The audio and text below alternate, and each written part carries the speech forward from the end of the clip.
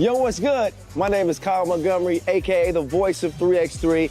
And if for some reason you still don't know the rules of 3x3, it is time to tap in. Class is officially in session. So on our half court, you got two teams of 3 players with 1 additional substitute on the bench. Yo, what's up, sub? Can I check in?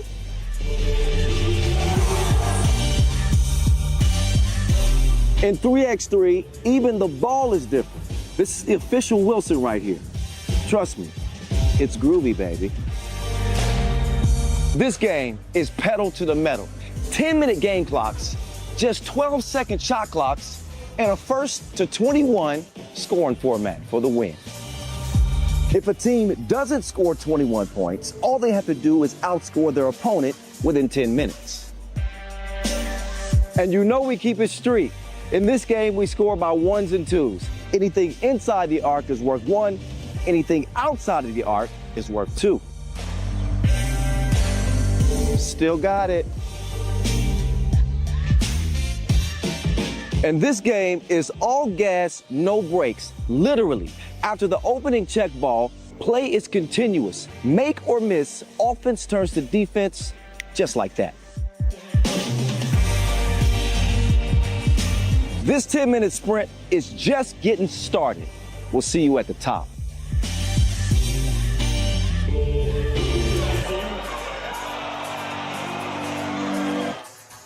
Consider yourself educated. Those are the rules of 3x3. This Amsterdam for the first ever women's series stop. The second stop of the year. And second in total, 17 stops announced for 2025. New places on the map this year, the Netherlands, of course, but also first ever event in Austria, as well as Indonesia, culminating in the women's series finals being played out in September. This tournament, though, is packed tighter than high school jeans with 4 of the world's top 5 players in action today. World number 1 Noortje Driessen, as well as Janice Boonstra, will suit up for the Netherlands, who are back after their win at the Gyor opener just a few weeks back. Powerhouse Canada, on the other hand, will make an appearance. First appearance on the Women's Series in 2025 for them after winning the 3x3 Champions Cup way back in March. You can see the crowd is coming into the venue. Other hopeful teams out of 12 trying to make it out of the pool today? Well, look no further than your Netherlands under-25 team meeting up with Czechia to duke it out in Pool D. Bonn Baskets Bonn a part of that pool as well. By the end of action today, we will know which teams will move on through the knockout rounds tomorrow and will compete for the first place as well as a bag of prize money. And a bag can be made here. The Women's Series features over $1 million in prize money all the season. These are your pools for the event. Netherlands,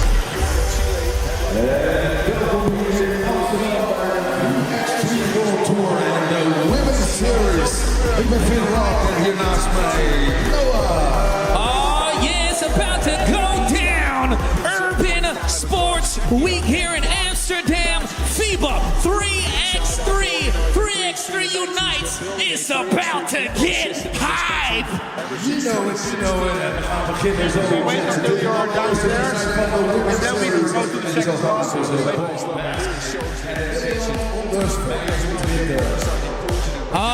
Yeah, so let's set it off. Representing Team Bonn Baskets, number 11, Zoe Perlin. We should say weather's a factor with Gyor in the tent. So no rain, no wind, just hoops. And we are about to get started with Bonn Baskets making it to the court. Number 5, Caroline Stefan.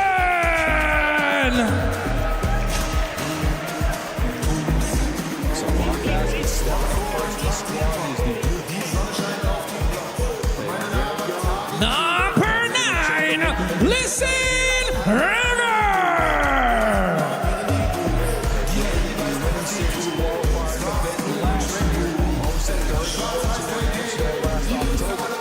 And number 24, Verena Solta.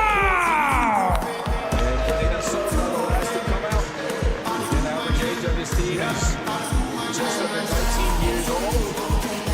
It's a young squad. Bonn baskets from Germany. En dan nu Amsterdam, laat je horen voor Nederland onder 25. Met de nummer 18. Give it up voor Alyssa van der Plas.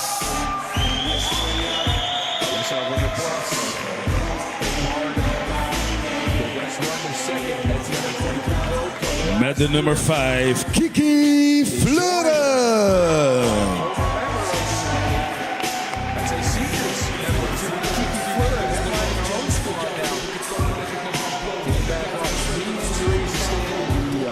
Bij de nummer 15, Lotte van Kruisten.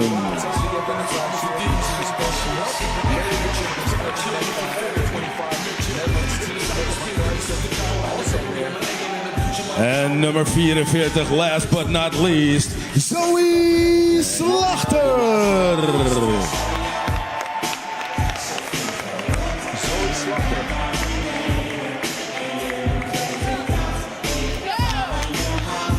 Amsterdam, laat je horen voor Nederland onder 25. Woehoe!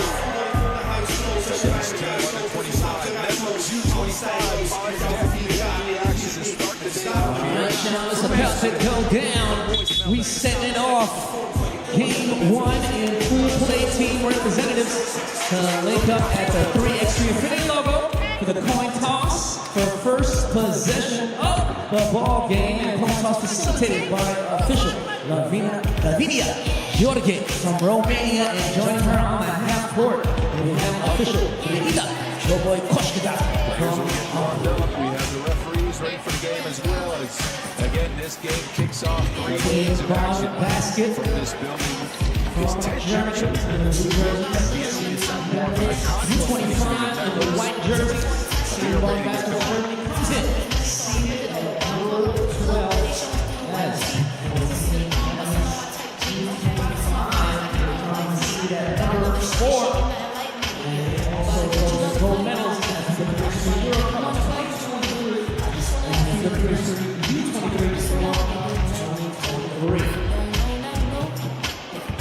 En natuurlijk Amsterdam hebben we heerlijke muziek vandaag weer. Mag ik een applaus voor onze DJ's. DJ Mike Lewis en DJ Last. Oh yeah, big shout-outs. Shout out DJ Mike Lewis, DJ Last out here in Amsterdam, hyping up the crowd with the music. MC Noah Lazarus, a part of the package here as well. Same thing with MC Vin Rock. To 21 points. Determined the winner of the game. We start today with 12 teams, a total of 12 teams on the state for pool play, and see the top teams that will advance. 2 teams each.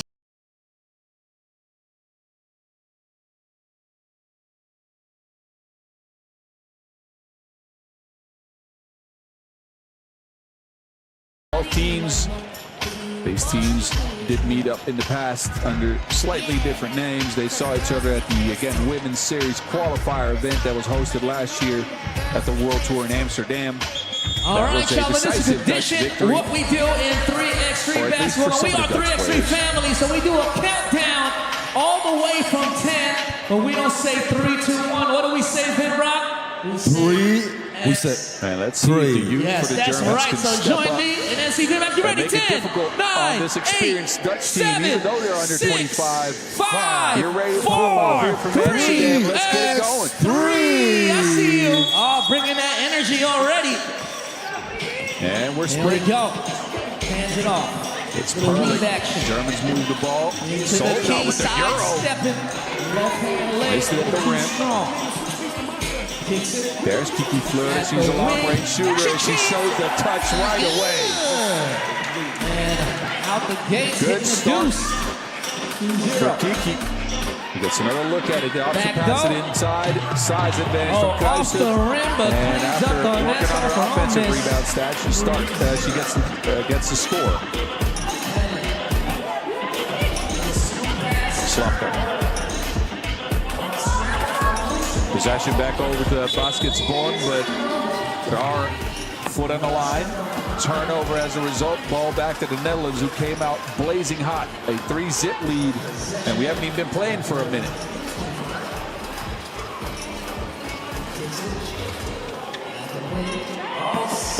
Dutch go to the size advantage yet again, but from the plus can't squeeze it. Baskets Bonn back in possession.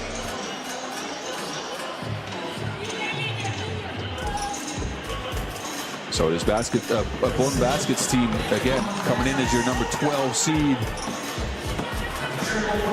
And these players are very young. Again, Lisanne Roar, fourth at the under-18 World Cup just last year. Solta, who was also in that under-18 World Cup team, also 18 years of age. So the youth truly coming through here in Pool D as we feature the quote-unquote youth team for the Netherlands, as well as Czechia. So he's Slachter now on the stripe. And that's easy breezy. Roar. No space for a shot. Opts for the scoop. Rebound over to Kiki Fleur.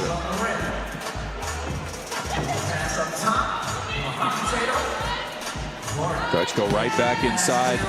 Trying to punish underneath the basket. A fade from the plus, no good.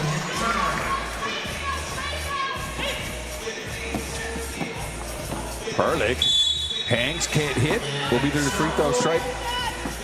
Try to get Bonn Baskets their first point. First foul on the Dutch.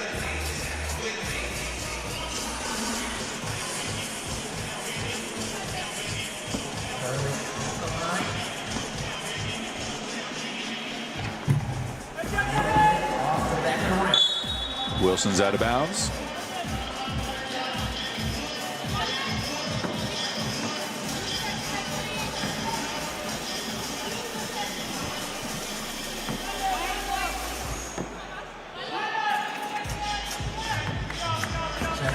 Perlik, high post action now for the Germans. Solta opts to take it herself. Almost loses to Wilson, and then a foul called. Too much physicality on Van Kruijsten. Second foul on the Dutch, who hold a 4-zip lead after a minute and a half.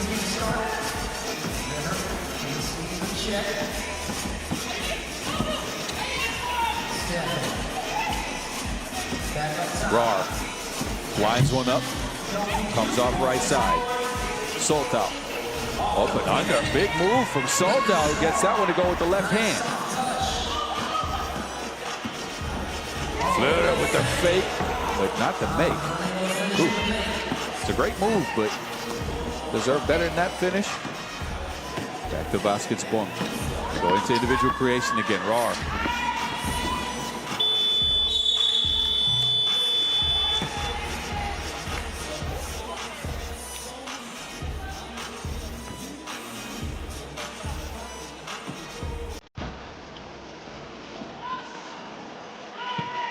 Size advantage again. The Dutch keep going inside.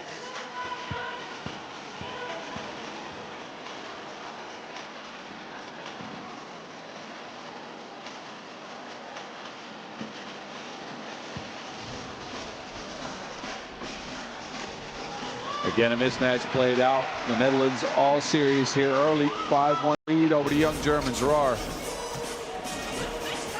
They get it to Perlik. Perlik with the hezzy. No good.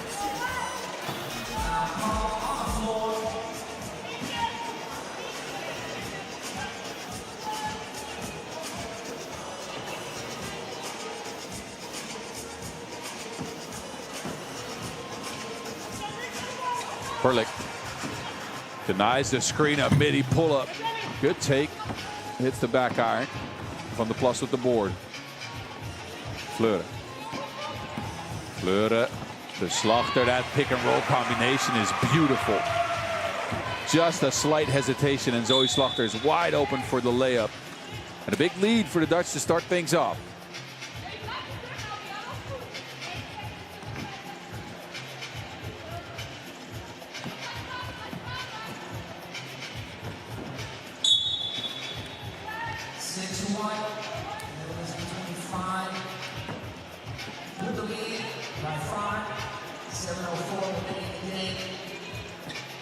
Fleur. Laplace is open, gets it back to Fleur. But an offensive foul called as Laplace and Gyor got tangled up. So first TV timeout. A 6-1 lead to the Dutch. They've been living on the block like Super Mario. That size advantage for this Netherlands under-25 team, huge. Germans have no answer for that just yet. But again, he's only been playing for right around 3 minutes.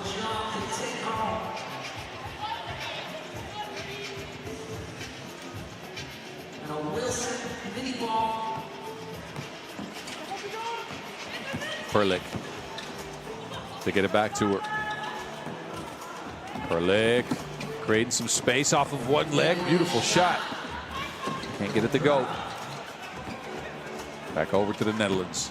Fluid on the move off of Stephen's foot. That is out of bounds and a fresh 12 for the Netherlands.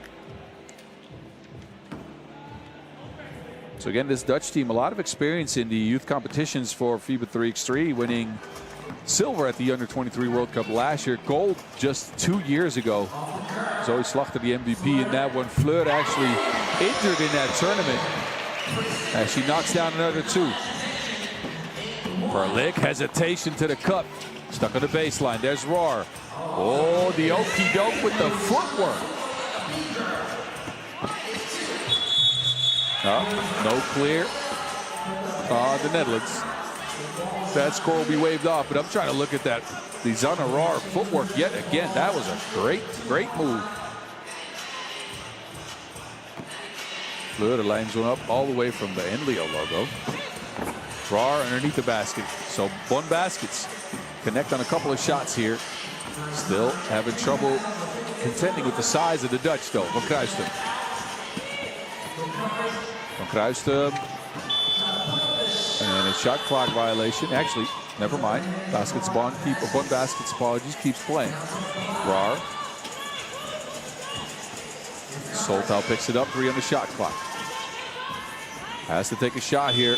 And that takes a little bit too long. Good defense on the Dutch as they get possession back of the Wilson.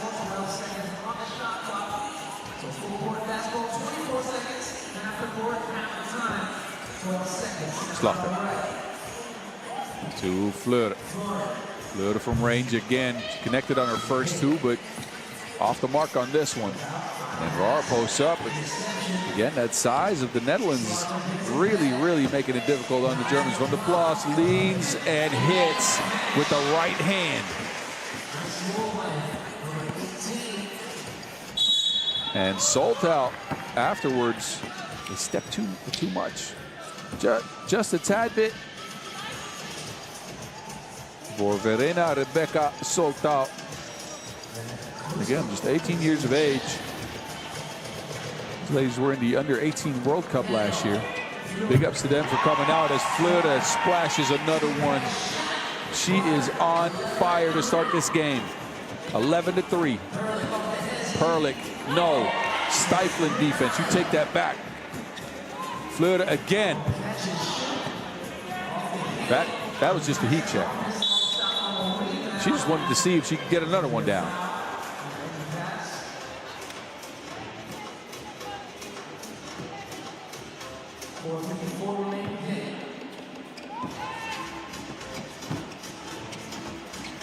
Fleur kicks it this time from Kruijstum. All the Dutch players able to shoot it. 13-3, a huge lead. This one's getting out of hand here. Fleur wide open from the plus. Couldn't read. Fleur with the scoop up. There's Van Kruijstum underneath. Trying to create some space, but shuffle the foot. So possession back over to Bonn baskets.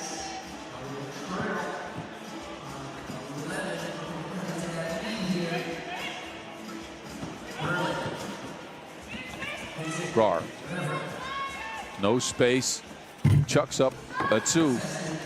Rebound to Slachter, who hasn't had to do much this game. Usually she's one of the driving forces of this team, and right as I say that, she scores underneath the basket. But look, she hasn't had to post up and create her own shot all that much. We've seen her do that in the past. Gyor goes down hard. Foul in the Netherlands. That is number 5. And we've gotten to our second TV timeout in a game that's gotten out of hand. A 15-3 lead for the Dutch ladies, who are hitting from all levels of the court. Kiki Fleuter with 3 2s to her name. And the size advantage this team possesses with 3 out of 4 players. So everyone besides Kiki Fleuter surpassing 183 in centimeters. If you go by feet and inches, I mean, that's up to you. I mean, you get to work out the math on your own.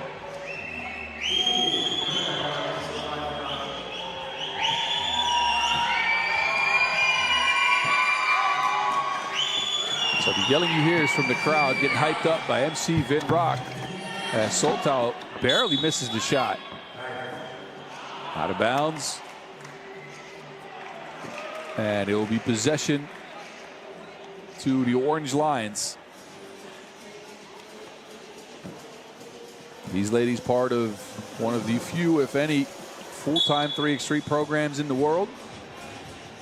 Netherlands have a training facility right here in Amsterdam where they can practice as much as they want. Kruistum travels on the drive.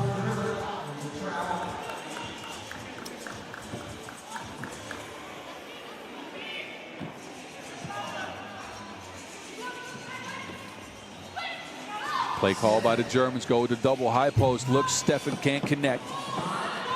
And from Kruistum picks up the Wilson. Slachter pops. She's been known to hit those. Traces down her own rebound. Kruistum this time. Shares it with Van der Plas. Ooh, Rar with the rejection. Van der Plas gets it back. Can't connect. So these are Rar flying in and smacking that Wilson out of there.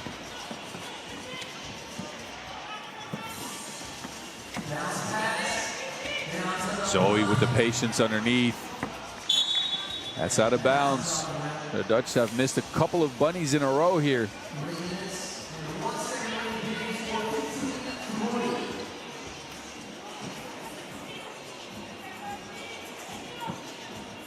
So waiting in the rafters in this pool is Czechia. Also quite the young team. And an interesting matchup for both these German and Dutch ladies.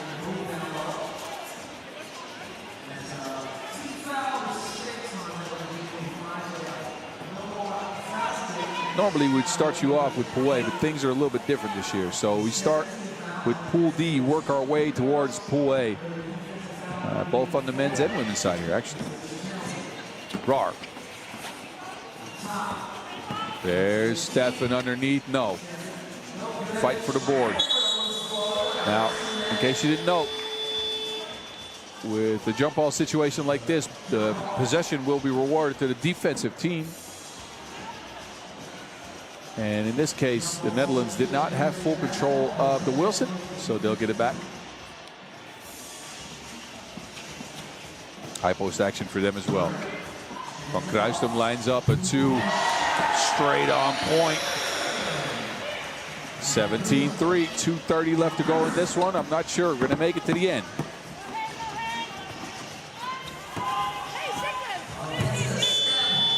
Good take there. 4 points for Bonn Baskets. Kiki Fleuter, no.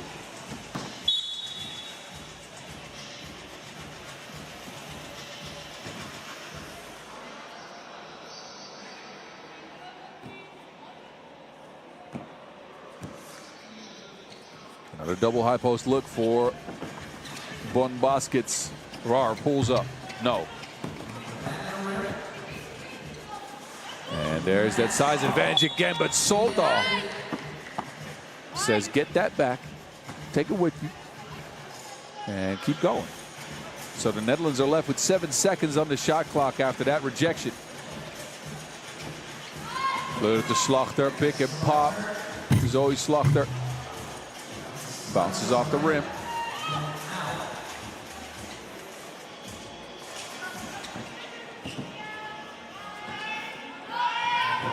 There's Gyor, has to take a shot again at the end of the shot clock. And the Netherlands gets Slachter open under the basket. The start of the game, the Dutch could get anything they want down there and just kept scoring underneath the basket. The last few minutes, though, they've missed a couple of easy looks. Shots you think would fall are not connecting, but a fresh 12 for the Dutch nonetheless. Slachter, high post action. Alyssa on their plus on the cut. And that layup's good. Soltau. Oh. That was a spin cycle and a half, but an adage of elbow in there. And she did take down Alyssa van der Plas right in the nostrils with that one. Not on purpose, of course. Netherlands getting close to that victory. Big lead still. Fleuter. Hangs and hits off the glass. The body control for Fleuter. And then gets a steal right away. So the Netherlands at game point. A 2 would end the game here. Van der Plas. Floaty. Yeah, take that to Katwijk Beach.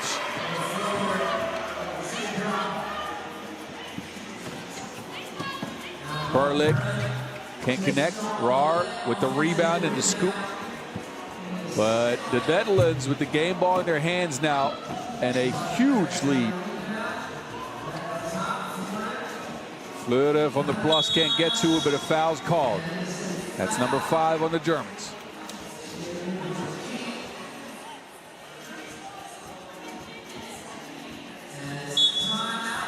And a timeout called as we are under 30 seconds to go in this one, 28 seconds to be precise. And a 15-point lead for the Netherlands under-25 team, who came out blazing to start this game. Inside scores combined with 2-point shots from Van Kruistum and Fleuter. And they are in the driver's seat in this one with an opportunity here to end the game.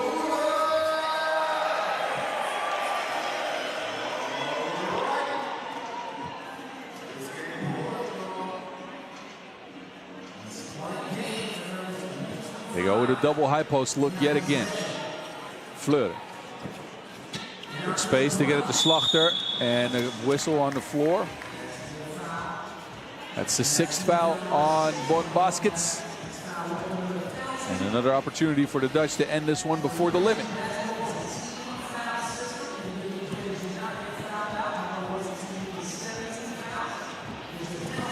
And Fleuter the one to, well, I thought that was going to be the one to end it, but missed the layup. Perlik. 11 seconds left. Perlik from range. No, Gyor can't squeeze the rebound. Out of bounds.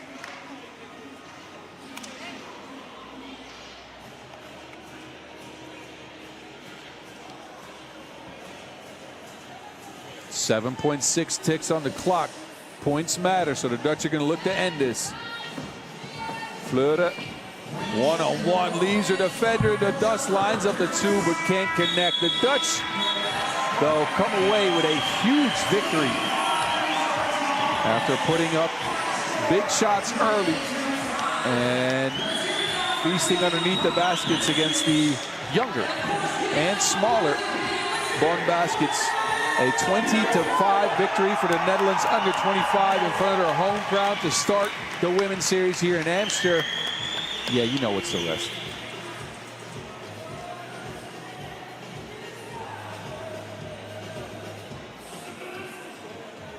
So Kiki Fleuter, Zoe Slachter, Alyssa van der Plas and Lotte van Kruistum pick up a dub and have the advantage heading into a matchup with Czechia. Y'all enjoy the moving pictures from this game as we get ready to shift our attention to Pool C.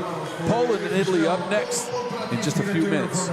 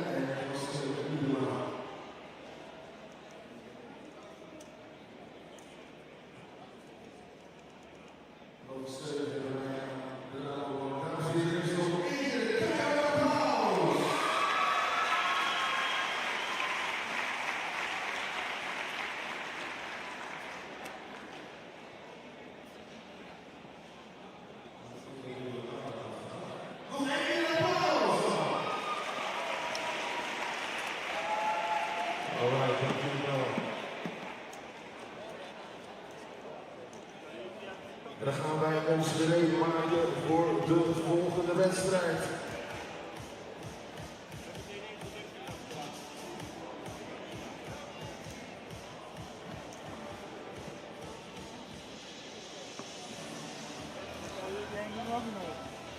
En voor het voorstellen van die teams hebben wij een trap helemaal vrij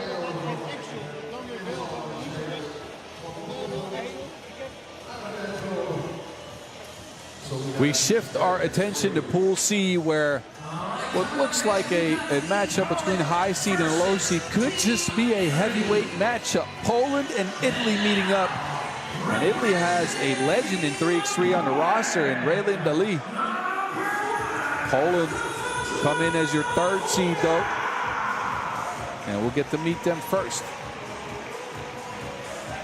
It's Tavadzwa Mavunga coming out for the squad.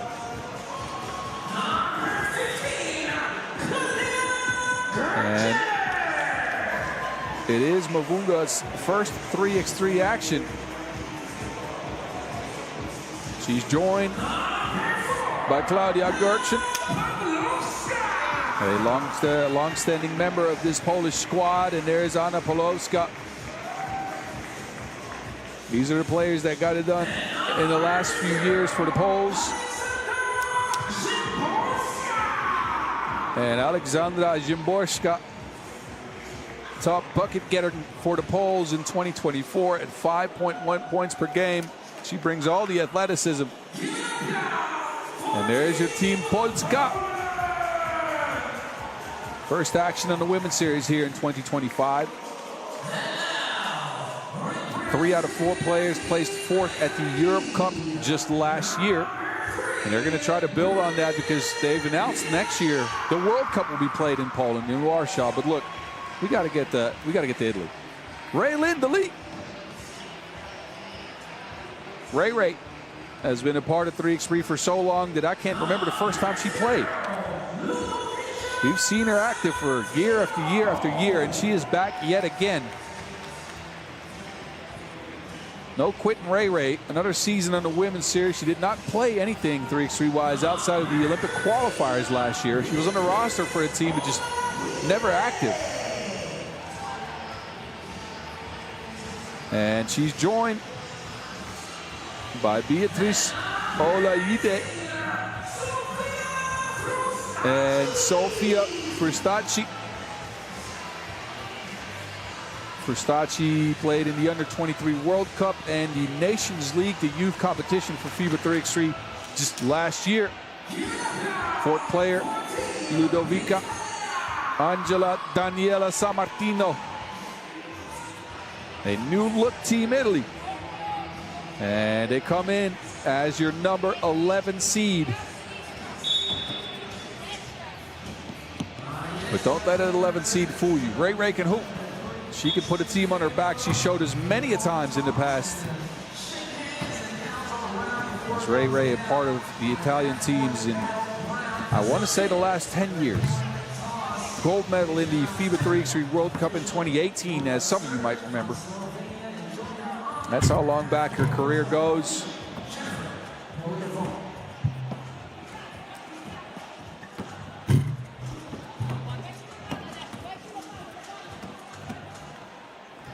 So it's curious to see this combination for Team Polska.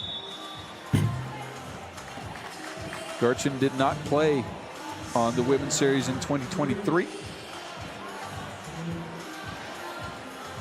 Usually one of the better rebounding teams in the field. They play a big drive and kick game with Szymborska and Pawlowska leading the way. They finished second last year in one of the Women's Series event. First they played in the season, but they never got the better than fourth after that. The matchup with Italy has also been very, very lopsided. Poland has not beaten Italy in the last 2 years. They are 0-6. So a chance for the Poles to reverse that, and a chance for Italy to show off their new look. Ray on the move. Oh, stops on a dime. First bucket, Italy.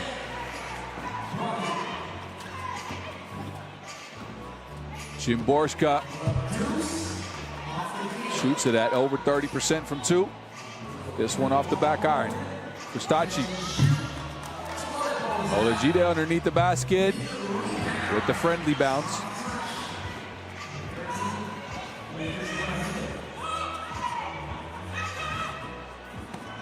Szymborska hangs, can't hit, but a foul on the play.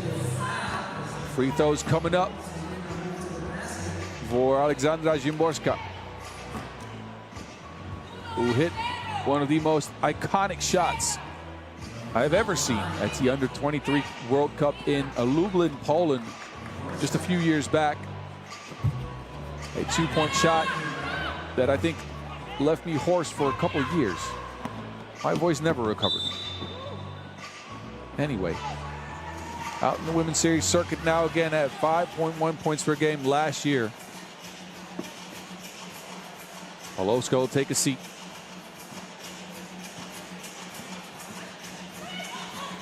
Ray. Oh, splits the defenders off the glass and in.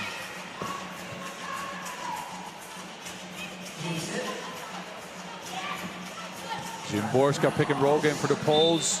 That pass a bit too low. Mavunga couldn't catch it.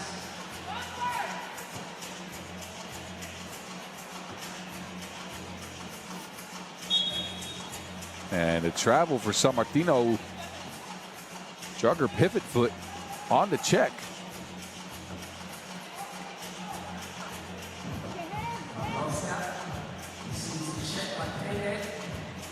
So no Consolini, no Madeira, no spray of Fico for the Italians this year, at least not so far. A fully new look for the gals in blue.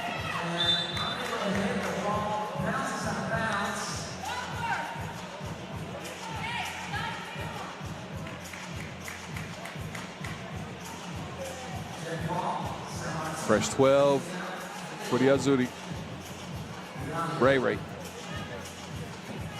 Gets it back, Ray, and an offensive foul called. Stacci, a little bit too much physicality on the screen there.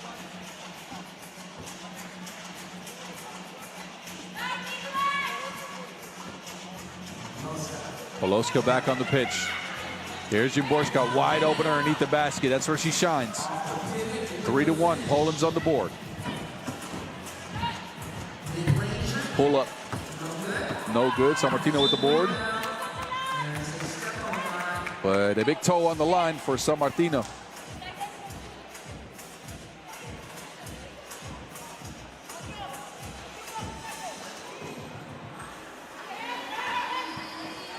They try to get it to Gertchen. She squeezed the Wilson, gets it off the glass.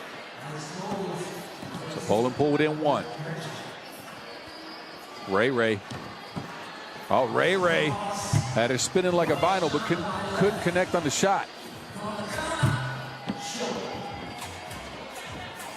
Ray again. Doesn't want to take the two, gets it back. 8 seconds on the shot clock. Dali all by herself. Just a slight deceleration, and everybody from Poland moved away. Great take by Ray. The answer there, though, for Mavunga. Olajide steps back, and that only grazes the iron. So Beatrice Olajide with the miss. Possession back over to Poland.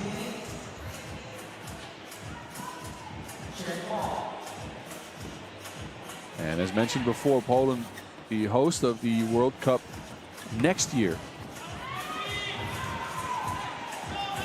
So I'm sure they're going to be looking to get their program right. They've been good for the last few years.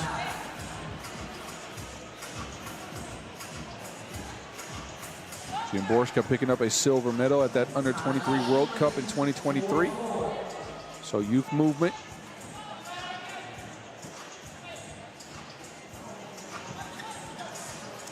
Ray on the drive. Opposite of the shot. San Martino now has to take it. Shot clock.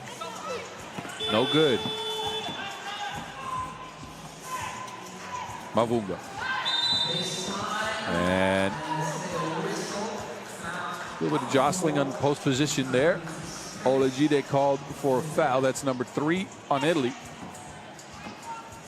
Olajide and Mavunga will take a seat.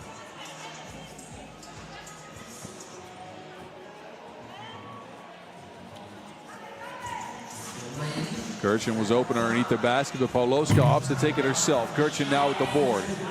Big work. 5-4 lead. Poland crawled out of that deficit and are now ahead. Ray lines one up. San Martino underneath, can't finish. Rebound Italy. Ray this time on the drive is grabbed by Szymborska. And that will get us to our first TV timeout. Italy came out very quick with a couple of buckets in a row there, but Poland dug themselves out of a hole. They're now up 5-4. But it was Ray early. Splitting the defenders, using their speed to get by. Poland started getting some scores underneath the basket from Szymborska. And again are now in position as they hold a 1-point lead.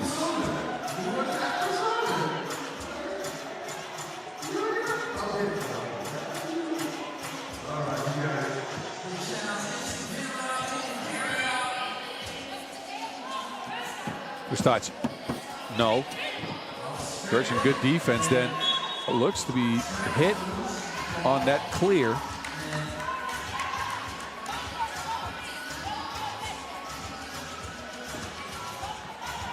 So Italy have 2.2 seconds left on the shot clock here. Olajide is going to have to take a quick shot. Olajide, no, back iron. And then Wilson goes out of bounds.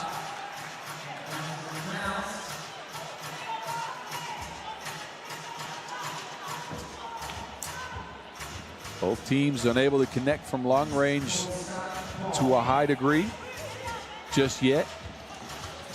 Gertchen to Pawlowska. Pawlowska wants a screen or a handoff. Mavunga, though, shares the rock. And there's Pawlowska. Straight line drive from 2. And it's up and in. Ray now.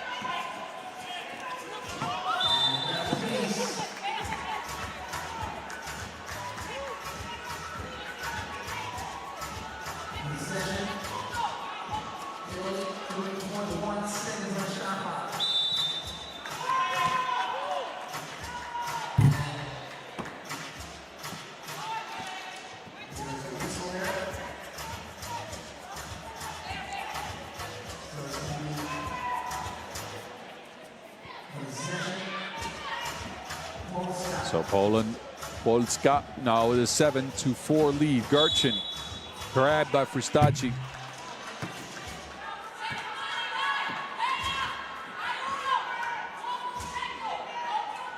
Italy in a bit of foul trouble here at 5 fouls with a little under 6 minutes to go.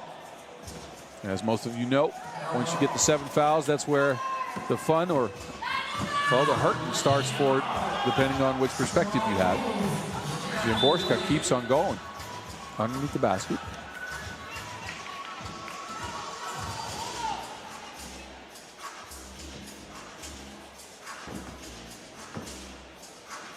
So Italy, after a hot start, now get hit with a 7-0 run. An offensive foul will put them at 6 fouls. There are a couple of easy buckets early. They have not been able to get anything going.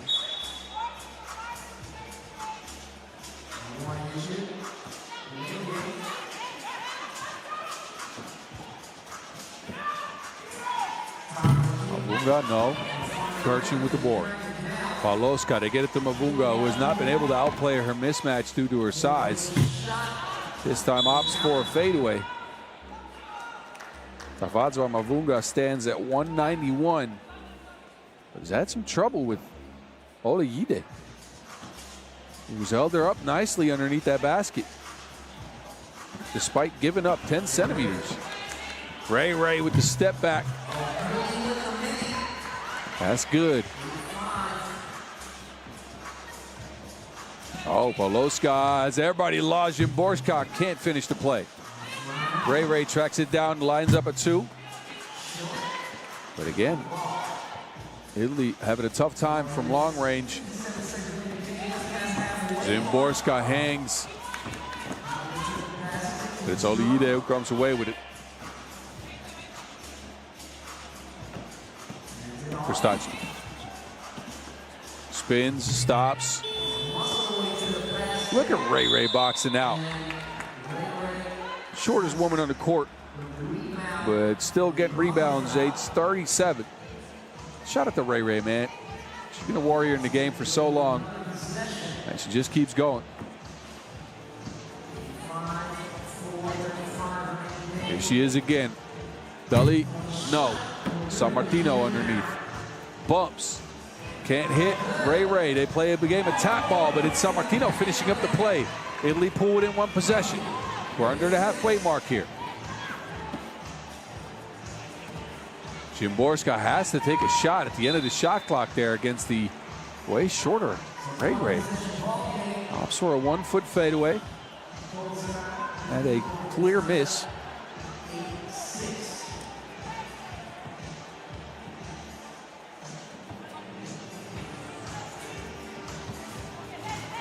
Olayide, lefty, no. So Poland's been decent at controlling the rebound. They got Mavunga down there, as well as the athleticism of Szymborska. Now to get Pauloska to take a shot, no. Szymborska, 4 in the shot clock, muscles one up.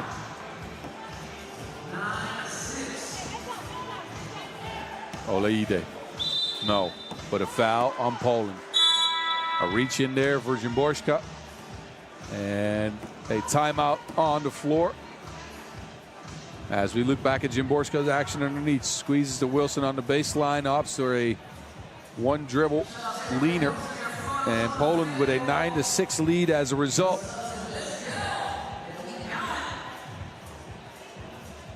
So going into the last 4 minutes, Poland will look to control the game at that 3-point lead, but Italy, they need some offense.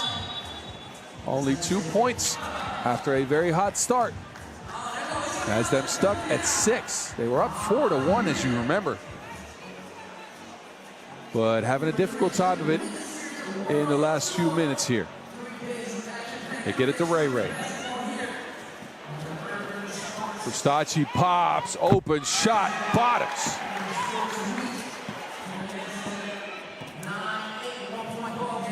Mavunga with the 1-foot leaner. But the answer is left short. So Italy stick around. Only down 1.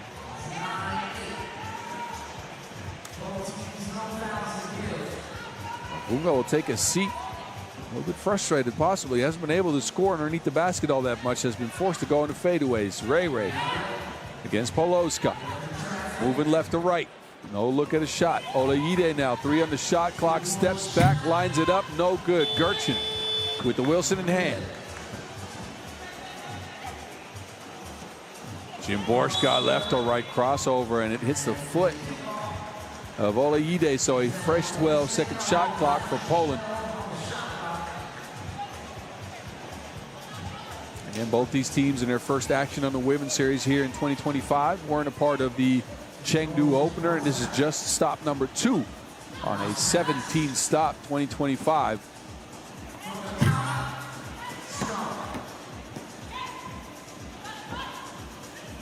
Ray in a crowd kicks it out. San Martino with some space, midi pull-up. Now to get it to Gertchen. Gertchen's got the size advantage there. Ray hits the deck, but Gertchen gets the bucket. Ray from 2 tries to tie the game. Off right.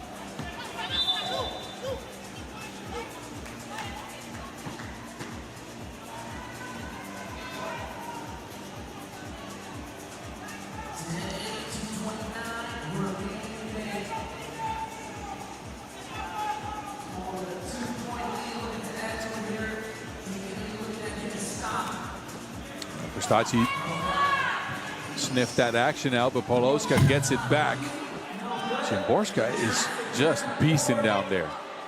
Out jumping everybody to get to all those rebounds. San Martino open. Barely holds on to the Wilson there. 200 shot clock. San Martino leaves her in the dust, but an offensive foul called. So that is number 7 on Italy. And they are in the bonus, but because it's an offensive foul, no free throws as a result. Because as you possibly know, at 7 fouls, every defensive foul is 2 free throws. Mavunga has to drive, but again, he's been having trouble with Beatriz Olajide. So Mavunga will take a seat after that turnover.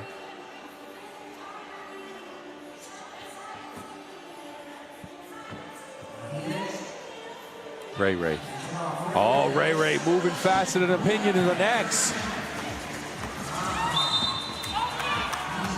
Raylin Daly showing off that blazing speed. Still got it at 37. A wide open layup for her, and then a foul on the other end. And now, I mentioned the 7 fouls before. This is number 8, so Polowska on this free throw stripe with a chance at 2 points. Splashes the first one.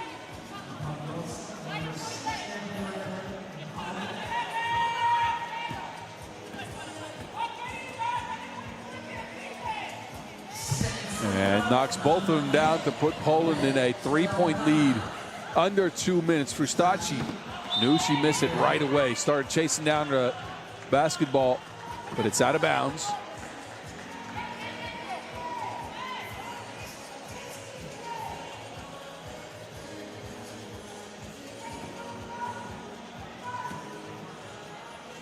Gertchen.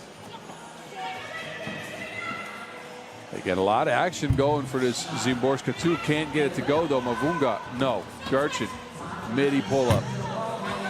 The Poles again controlling the rebound. They get to every basketball faster than Italy. Although they do something back here with Olajide, but it's still a 3-point lead for the ladies in red and white.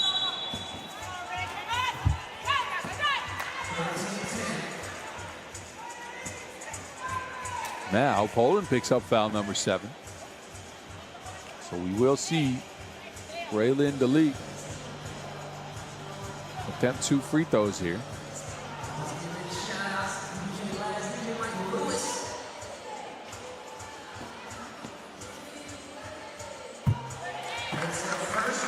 Money on the first. Back within 1 possession, a 13-11 game as we approach the 1-minute mark. And on that free throw, Italy pull within 1.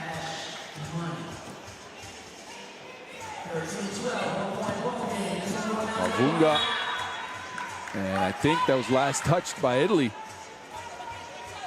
4.8 seconds remaining in this possession for Poland. Gertchen will get it. To Polowska, no space behind the screen, so a floaty. And again, that rebound, Gertchen skying over Daly. Gertchen, midi, money. Italy, they need a bucket here to try to keep themselves in the game. Ray underneath the basket with all that quickness yet again, and then a turnover for Verstachi. Opportunistic shot from the corner, but can't get it to go. 40 seconds to go, tight game here, 14-13. It's a nail biter from Amsterdam. Polowska stuck. Verstachi again grabbing that steal. Ray's asking for a screen. A pick and pop. Olajide tried a few, hasn't gotten any to go. Verstachi, very important at this phase of the game, getting a rebound after 2 steals. Ray spinning like a vinyl, no.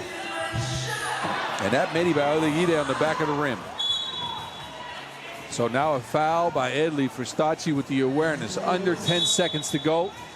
9th foul on Italy. We'll see Poland on the stripe for 2 free throws. And then possibly a last shot for Italy after this timeout. Smart foul by Stacci. The only way to keep Poland from dribbling out the basketball game was to stop the clock and foul quickly. Look at Gertchen though. This is the shot that made the difference so far. A midi pull-up for Claudia Gertchen. Gertchen, a part of the Polish team that won a bronze medal at the 3x3 Europe Cup in 22. Been around the game for a long time. Did not play on the women's series last year. Back this year in the first stop for Poland. Players do their dance. They try to get position on the free throw. So Gertchen will get 2 tries. Her team is up 1. Gertchen short on the first one.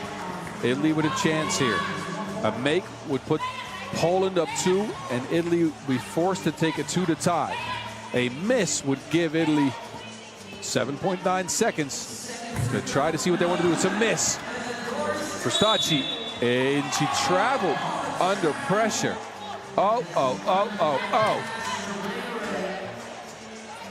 Stacci, who showed out earlier with all the steals and the rebound, now turns the ball over to Poland. Italy is forced to probably foul again. Stacci right away fouls Gertchen. Referees don't call it though, so 2 seconds, valuable time, ticks off the clock. But this means Italy is in a double penalty, so this foul will be to, well, little to no effect actually. And let me try to help you out here if you don't know this rule. 10 fouls in 3x3 means 2 free throws for the team that's being fouled, and then possession. So I know Italy wanted to stop the clock and try to force Gertchen into some missed free throws, and she's making them, by the way. But Poland will get possession back. And Gertchen puts the game away with 16-13, a 3-point lead for Poland in a game that lived up to, well, my hype. I hyped it up a little bit beforehand. Anyway, last shot here. Pawlowska steps back, can't get it to go, but Poland come away with a hard-fought victory against Italy, who stuck around this game for longer than the Poles wanted. Italy picked up an early lead at 4-1, and then it was a huge Poland run to put them in the lead. Raylin, the lead, put their team on her back, though, brought them all the way back to tie the game. But it was too much Poland, too much of their size, too much of their rebounding down the stretch, and they get away here with a 16-13 victory in their first Pool C action here from Amsterdam. Italy will be left scratching their heads. They had some opportunities there with Beatrice Olegide missing a few easy ones. Anyway, enjoy the moving pictures from this game as we get ready to head into Pool B action here from the Dam.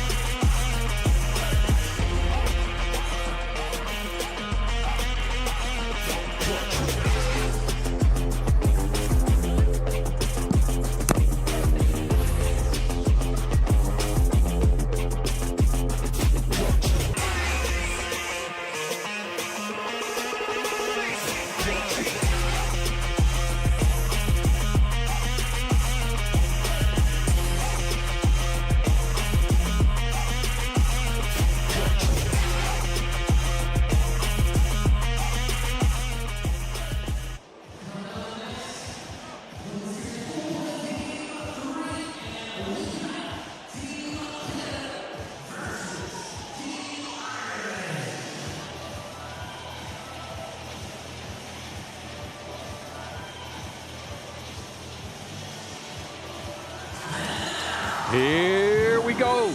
Pool B action. And we get our first look at, Canada. And look at this. There is the Champions Cup MVP. Saishak Grant Allen, number 77.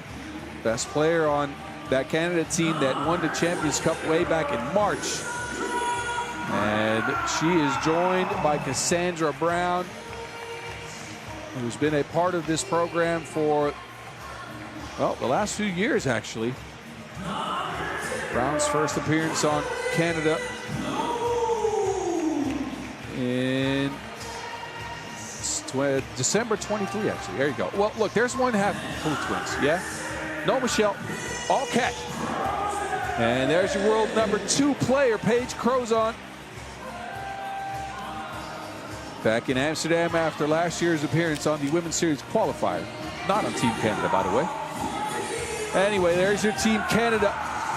A team with a ton of size.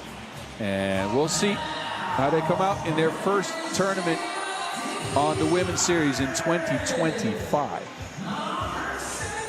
They face off with the Irish. Team Ireland coming in as your 10th seed. And Fitzpatrick comes out first. First ever 3x3 event for her. She's joined by Claire Rockall.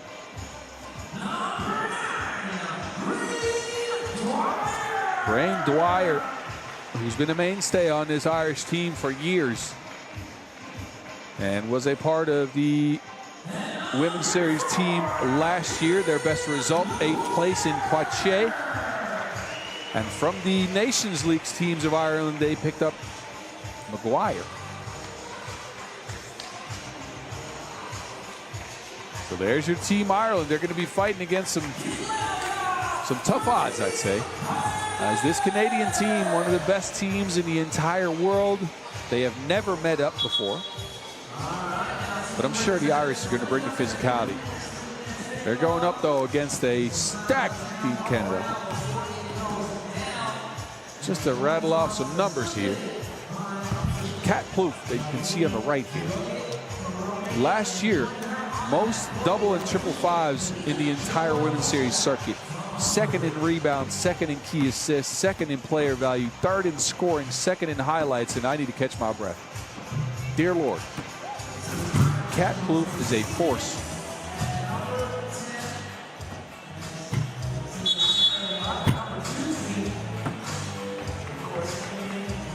So Canada, get ready to get going at this 2025 Women's Series season after what I would call, by their own standards, a slightly disappointing last year. Their standard of excellence has been extremely high. And of course, they won the AmeriCup last year, but they only placed 3rd at the Hangzhou final after winning the Women's Series in previous years. And again, that 4th place at the Olympics, after being tabbed as one of the teams to be able to go all the way there. But look, they started the year off hot with a win at the Champions Cup. Grant Allen looks to be all that she's advertised. And Canada may be the tallest team in the tournament. Ireland, we'll see how they fare against this squad. They go and get first possession. Fitzpatrick. And an offensive foul called. So a turnover right away for the Irish.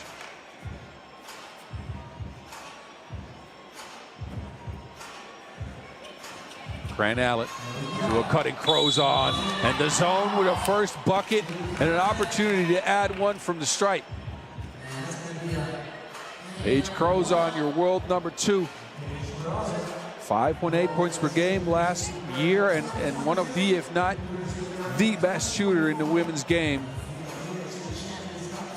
Second in makes from long range in 2024. Can't get it to go from the free throw stripe. See, this is what happens when you're positive about someone. It's all right, though. High post look here for Canada. Grant Allen on the drive. Crozon underneath the basket. Gets a fresh 12-second shot clock at least. And then Grant Allen from range. No. McGuire with the board. And a foul called away from the play. Plouffe back in. Crows on to the bench. So no Michelle Plouffe on the squad, and no Casey Bosch either for now. As they roll with a bit of a different lineup in this one. Grant Allen, good defense. Stifles McGuire, can't go anywhere. A 12-second violation as Saisha Grant Allen. Wow, moving her feet like that, standing at 196. What a play.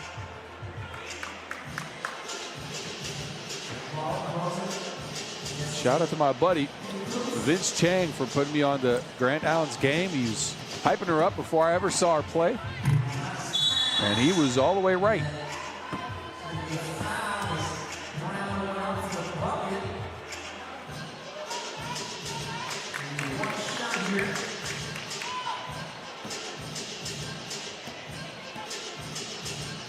Brown. Good from free throw stripe. Canada up 2-zip. We have a Plouffe down. Ireland can't take advantage though. McGuire gets a screen from Rockall. Rockall rolls, but there's a long arm in between that. Rozon knocks it out of bounds.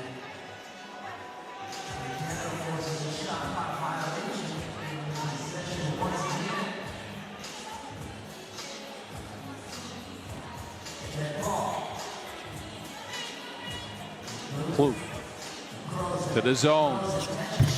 Money for Paige Crozon. You don't want to leave her open. Plouffe almost with the steal. 7 seconds on the shot clock remain for Ireland, who've had trouble against this tall Canada team. Can McGuire make it happen here in the next 7 seconds? McGuire, quick takeoff, but a step too many. Outspeeding herself.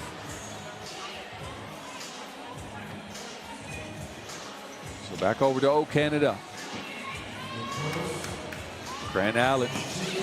Grant Allen inside, lefty off the glass. Canada's off to the races. 5-zip. McGuire. Oh, Cat Plouffe out there putting up a wall like she's guarding the family recipe. Grows on.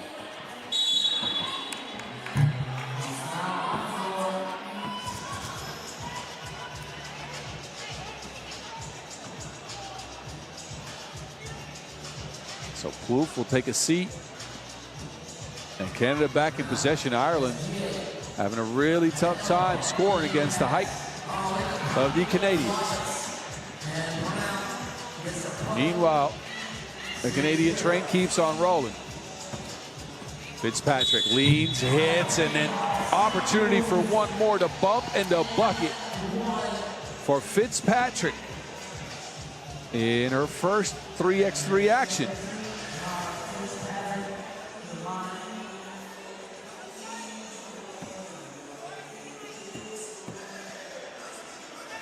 And Fitzpatrick connects from the stripe as well. Ireland at 2 points.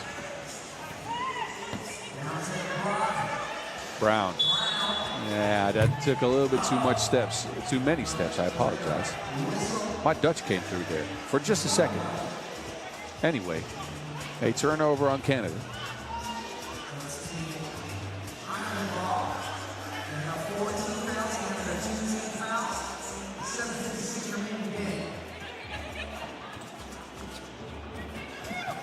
Fitzpatrick to Rockall. Rockall gets it back to Fitzpatrick, who has to force up a shot. You try to get a shot up over the long arms of Saisha Grant Allen. I dare you. I don't think you could. I don't think I could, and I'm 7 foot tall.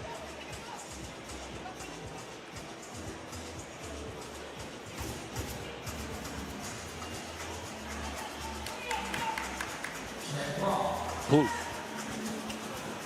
Crows on. Can't connect it. Out of bounds it goes.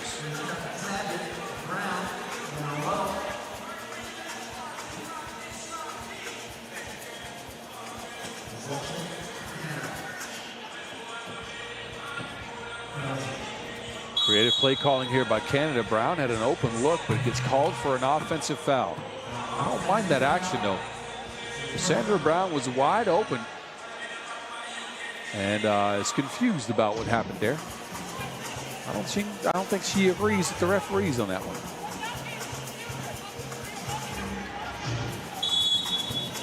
And an offensive foul in Ireland, who pick up their 5th. But as we saw in the last game, foul trouble can come back to haunt you.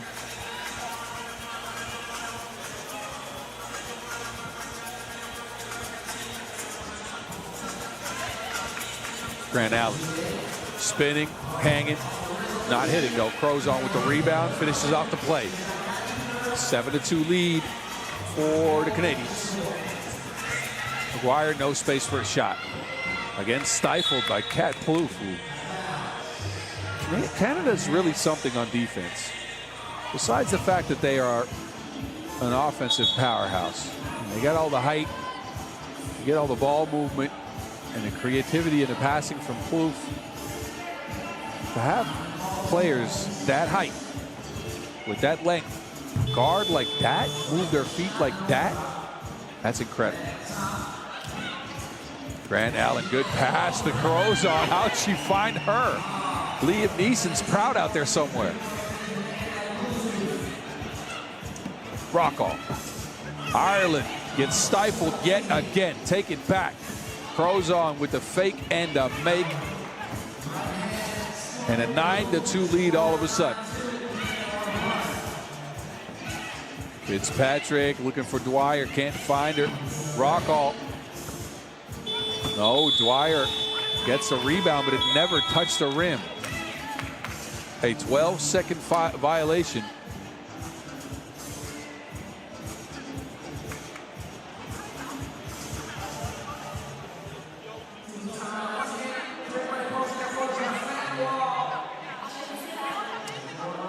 So first TV timeout, and it's been all Canada all the way. As they've been very good on offense, patient, using their size, coming up with clever plays. But it's been their defense that has shown here in this game against Ireland. The length of Plouffe, Brown, Grant Allen. And I mentioned Crozon last. She's not short. Paige Crozon, 185. And she's the shortest player on the squad. That's just insane. Brown. Get it down to Plouffe. Off-ball movement. Brown open for a shot. Splash of money. Dwyer trying to force something here. Stuck. 4 on the shot clock. She passed it in to McGuire. McGuire in between the trees is pushed. Erin McGuire will move to the free throw line.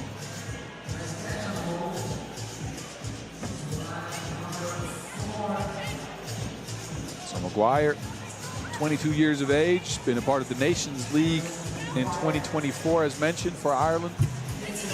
Gets them their 3rd point as we approach the 6-minute mark. The defense by Dwyer. Gets her hands in there. Dwyer going at against Kat. McGuire this time, a drive. Dwyer not open for the shot.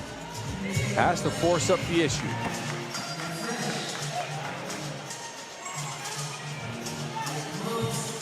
Short for Kat Plouffe, but Brown there to pick up the loose ball. A foul on the play. And that is the 6th foul on Ireland. Brown will go to the free throw strike. Grant Allen back on the court. Crozon on the bench.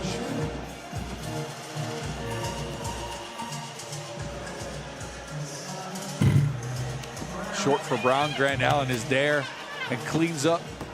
12-3.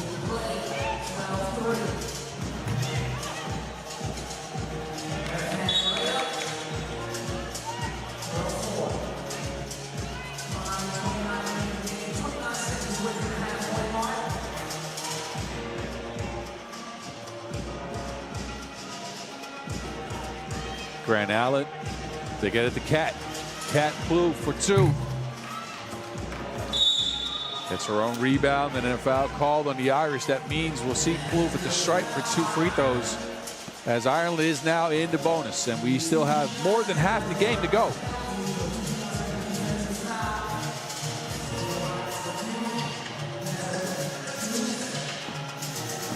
So Cat calmly knocks down the first. Ranked third in the world, behind Paige Crozon, obviously. And again, top of the field last year in so many categories, or almost top of the field. She was top 3. Usually plays with her twin sister Michelle, but they opt for a little bit of a different look this year. And they feature a heavy dose of Saisha Grand Allen.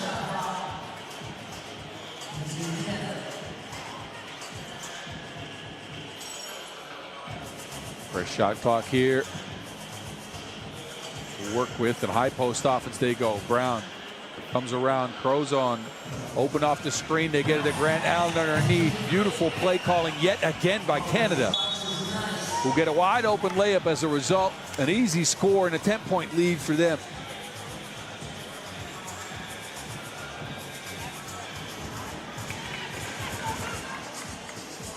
So we saw a bit of a lopsided contest to start today's action, with the Dutch team under 25 taking care of Baskets Bonn. Then we had a nail-biter, Poland against Italy. It was a one-possession game all the way down to the end.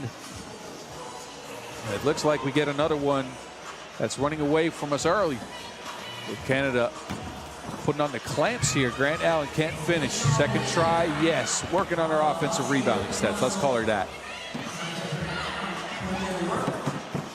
Gyor open. 5th point for Ireland. But they're struggling to find any offense against this Canada defense. And look at this. It's passes like that. Easy layup for Brown. Good pass, Grant Allen.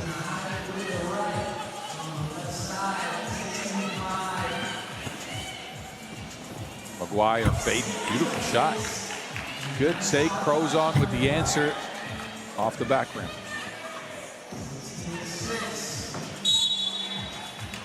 And then a foul called on Canada on defense. It's number 5 on the team in white. Not in trouble just yet. Getting closer to that bonus, though. Underneath, Dwyer blocked. Foul called on the play. Grant Allen can't believe it. That is number 6. They're in a little bit more trouble now. Just a tiny bit.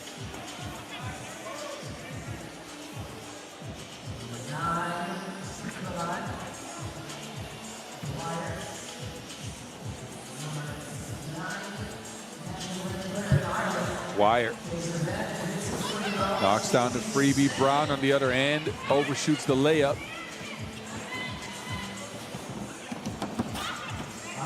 Ireland's forced into one-on-one action on pretty much every single play, and then they have to shoot over some really long arms. Grant Allen crosses over, leans, and is fouled. So 2 free throws coming up for your Champions Cup MVP.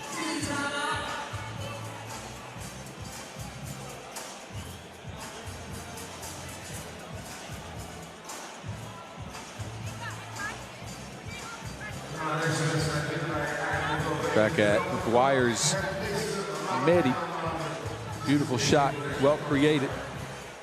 But it's Grant Allen that's been the troublemaker for Canada underneath the basket. Her height and her length have been troublesome for the Irish.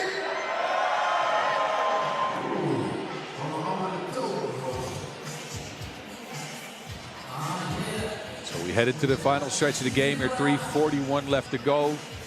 Although I'd say we probably not make it all the way down that time. As we'll probably get to 21 points before that. Possibly. Who knows?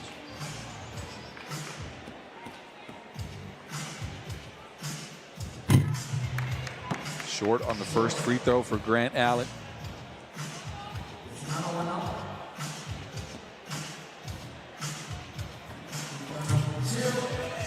Misses Grant Allen, gets her own rebound back and flips up a shot.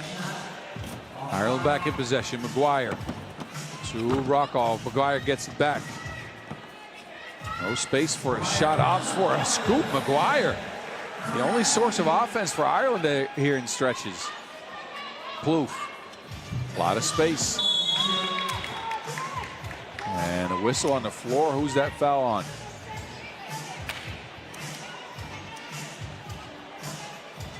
So that is number 9 on the Irish, who are now at the double bonus, which means one more foul will put Canada on the free throw stripe for 2 and possession.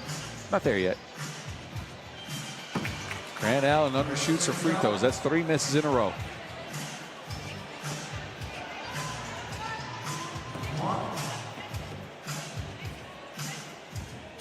And another miss for Grant Allen, who can't capitalize on the fouls for the Irish here. Good defense by Brown. Hustle play, both players dive for the ball. It is a jump ball situation, which means defense will be rewarded possession. And defense was Canada.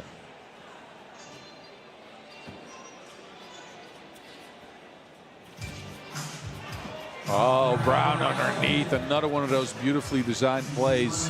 Rub screen for the Canadians. An easy score, 17-8.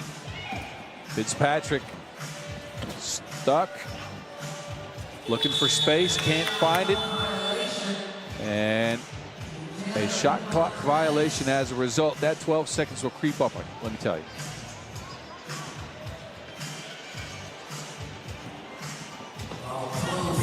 Oh, Cat Plouffe. This game has gotten away from Ireland quick.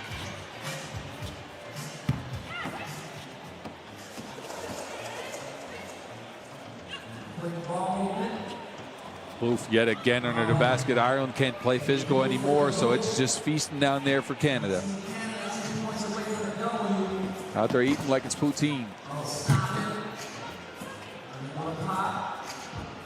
Plouffe to Brown.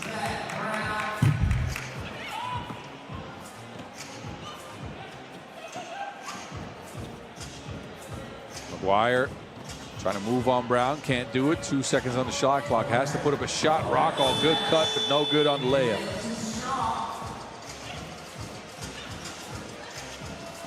Oh, another one of those slip screen actions. Canada now at game point. They warmed up. It comes easy. Pro zone. No good from 2.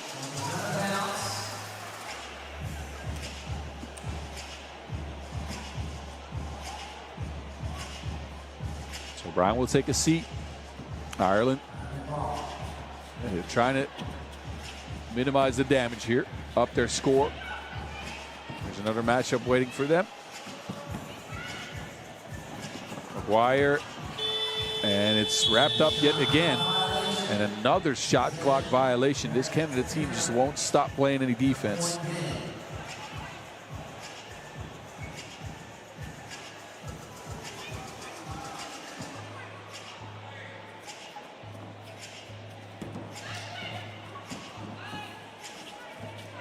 Pro zone.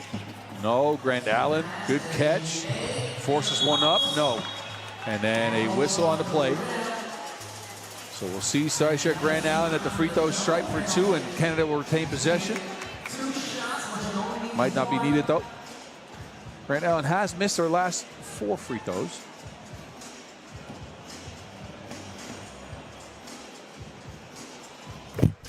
But finishes the game for Canada right then, right there. Oh, Canada came out with their angry faces on today as they take care of Ireland 21-8 at the back of some stifling defense. They locked down and they locked up, and they put Ireland down fast. Their height was a problem underneath the basket. And Ireland again, they're going to be left waiting for that second matchup, but this one was over quickly as Canada took care of business. Y'all enjoy the highlights of this game. We have a little break coming afterwards. Next game on deck. Pool A action, the Netherlands and Chile. That game slated to start in 7 minutes from now. Don't go anywhere. I'll be here.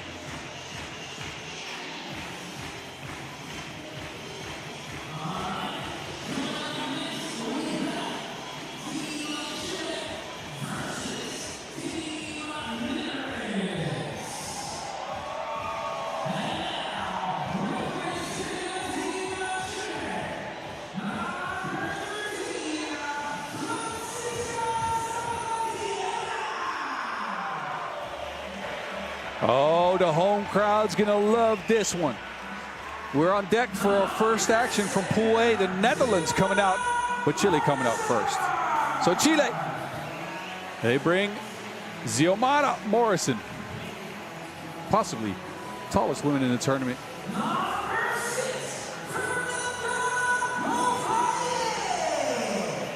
And joining her is Fernanda Ovalle.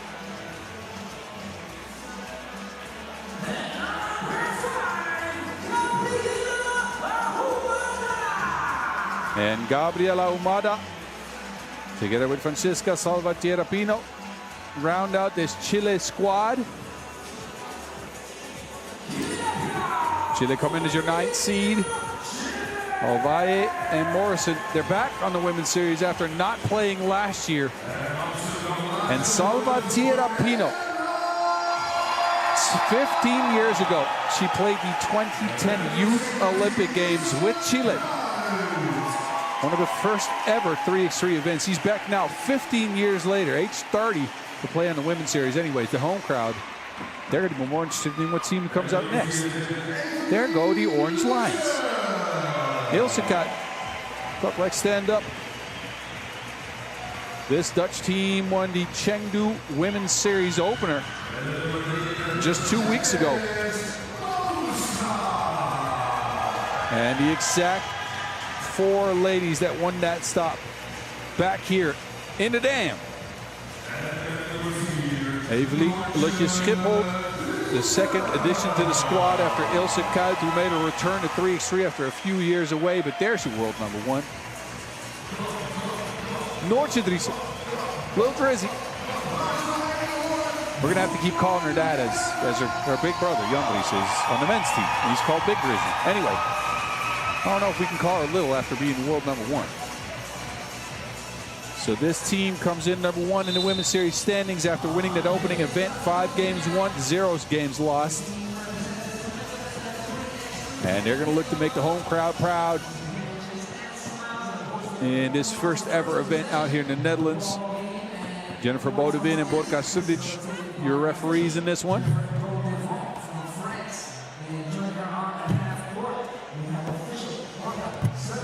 Now the Netherlands and Chile have played twice over the last few years. Those both have been a Netherlands win.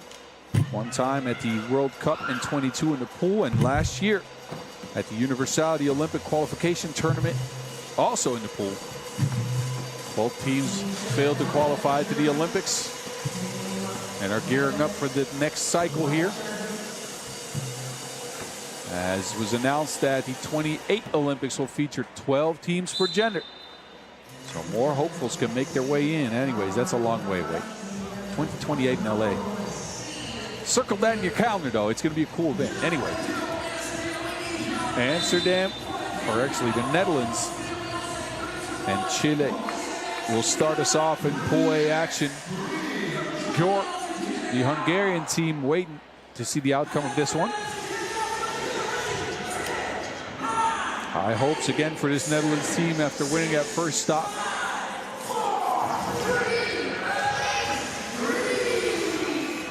And we're ready to get it going here. 10-minute sprint. Chile starts in possession. Driessen with the turnover right away, and she lays it up. This was a talking point after that Chengdu opener. The Dutch average margin of victory around 11 points per game. And their defense is what really shown in that tournament. As they got clicking on offense, but they kept teams to 9.2 points per game, which is ridiculous. Just ridiculous. Anyway, Chile, Morrison gets hacked, I'd say. Morrison, again, a part of the 2023 Women's Series. 7 points per game in that season is a problem underneath the basket. Morrison standing 195.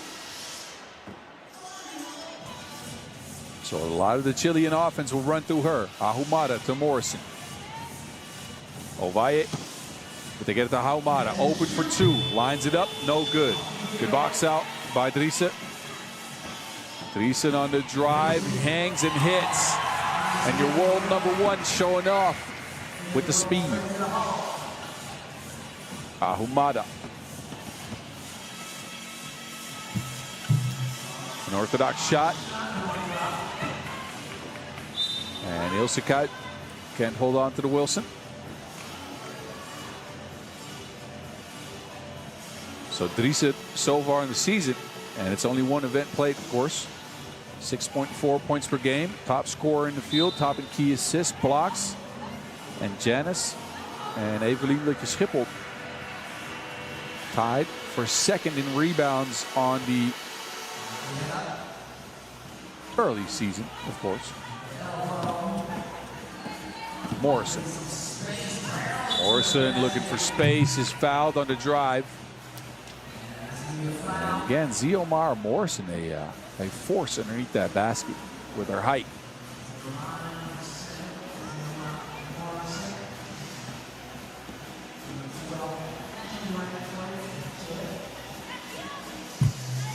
And Chile is on the board. Driessen can't connect over the long arms of Morrison. Cleared by Chile.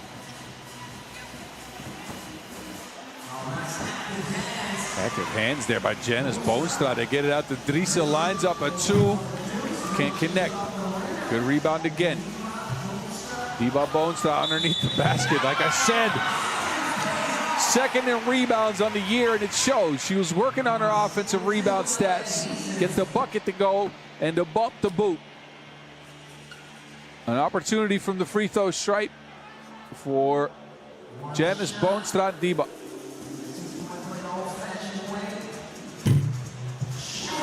And a 4-1 lead for the Dutch. We're off to the races in front of the home crowd. Ahumada. Chile need an answer. They go to Morrison. Gets the ball far away from the basket, though. Active hands again by Boonstra. Guys, Ilse could be the X factor for this team. She knocked down 6 twos in an event in Chengdu just 2 weeks ago. But her ceiling when it comes to offense is extremely high. And again, just made a return to the squad after being away for a few years. She was a part of that 2020 Olympic cycle.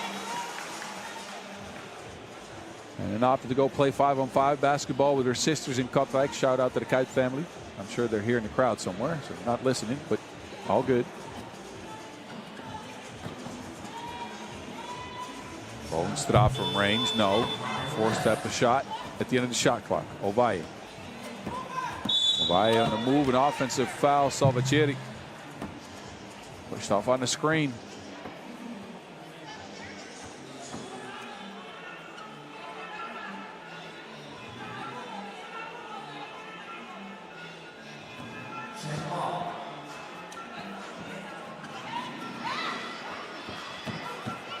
Got a clean look from 2, and it is burning the nets off.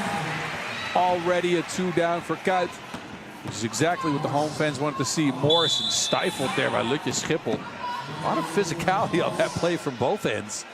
A whistle against the Dutch.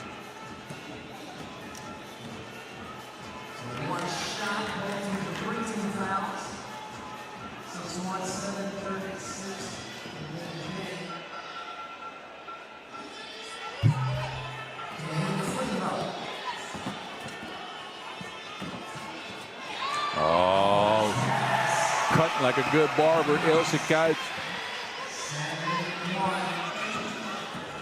Ovalle with the answer in her hands, blocked by Drisa, but a whistle on the play.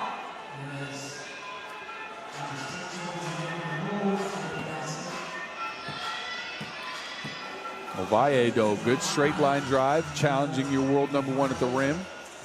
And a free throw as a result. The Netherlands at 4 fouls.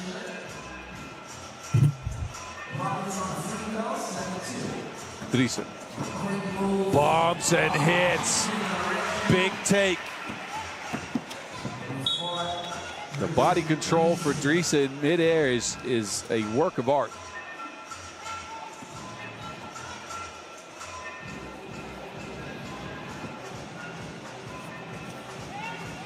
Morrison passes off target.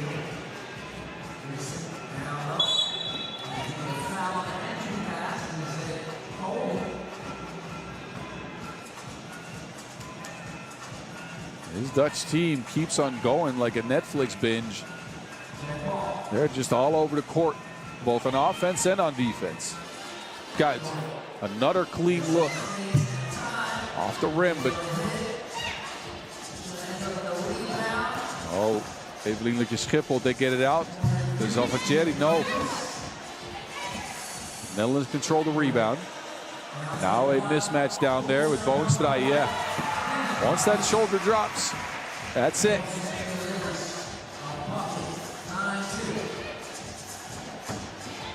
So the new additions for the Netherlands making themselves known. Kuyt and Schiphol. Look at the okey doke from Boonstra. Up and under. And we've gotten to our first TV timeout. And this game is going one way and one way only. It's the Dutch in the first few minutes grabbing control. So Kuyt came through with a couple of looks from long range, decided to knock one down there. But just like in the last game that we watched with Canada. It's the defense that's really shining for this team.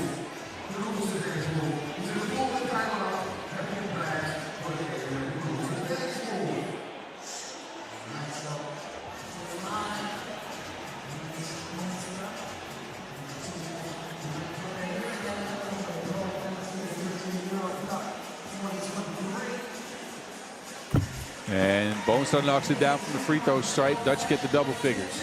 10-2 lead. We're approaching the 6-minute mark. Ahumada.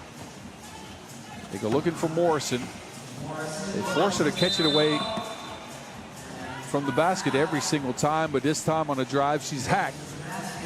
5th foul on the Netherlands.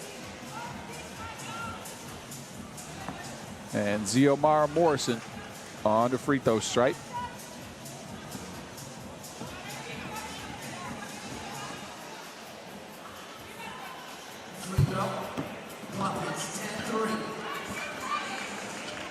Got pick and roll game for the Dutch. Driessen. Nothing on the first one. Then she is blocked by Xiomara. Ovalle.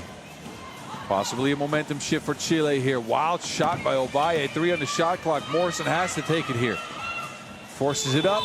It's out of bounds, and the Dutch will get possession back.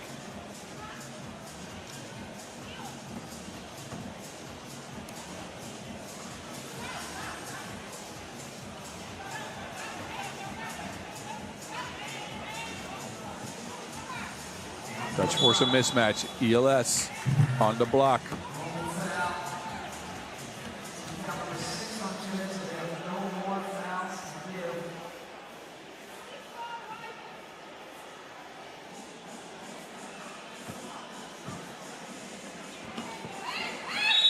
And same play, same result. As the Dutch utilize their size here. Go into a mismatch with new addition Evelien Lukje-Schipholt. And that's the 7th foul on Chile, so they're not just in trouble in the scoring category. They've racked up 7 fouls and are in the bonus. ELS with 2 free throws, misses the first.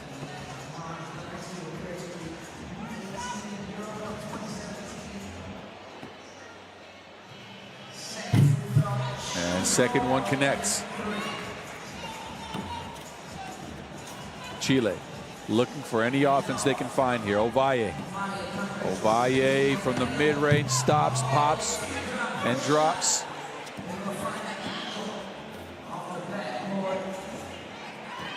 Driessen on the move. Crossing left to right.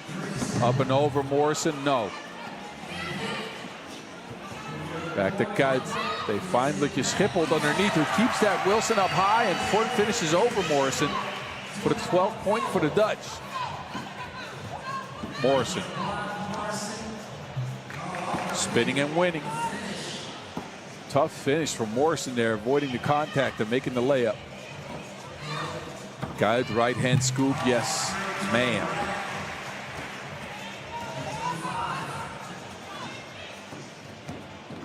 Ovalle, great pass. Salvacherry from the mid-range. Just like they drew it up. Driessen. Morrison back to it on the block. And an offensive foul on Morrison. Grabbing hold of the off-arm for Ilse Kuyt. That's the 8th on Chile. Possession back over to the Netherlands here. Wait a minute. Morrison setting up at the line. So instead of an offensive foul, like I thought the baseline referee gave, it's changed into a defensive foul. Now, is that number 6 or 7 on the Dutch? Otherwise, you'd see some free throws.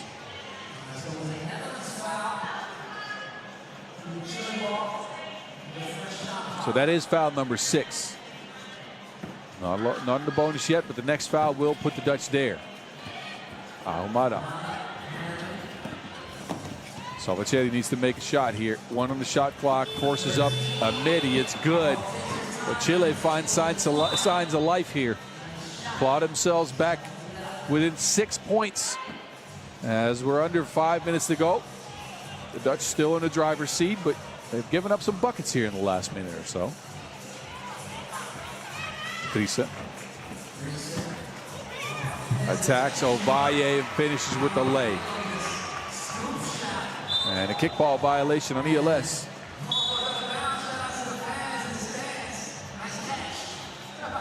And that will get us to our second TV timeout. Both teams locked in for the last few minutes here. Chile actually got some offense. It was Salvatierra Pino. The Dutch, too much on the roll here. This is it though. Stop and pop for Obaye for the pretty bucket. And Chile not out of this one yet, although a 7-point deficit to this team, Netherlands, is tough to climb out of.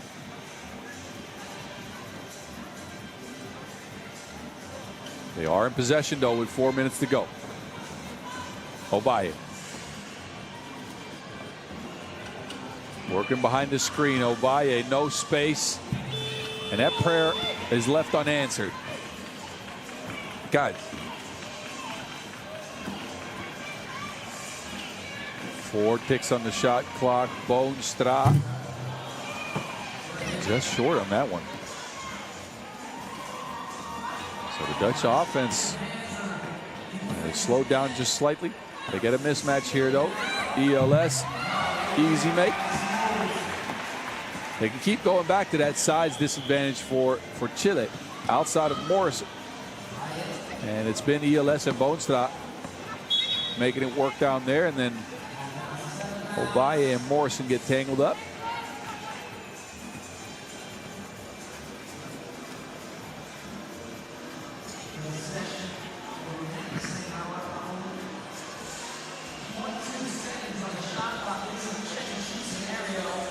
Morrison blocked by Driessen, and a 12-second violation as a result. Driessen just stepped forward and reached out and punched that Wilson back.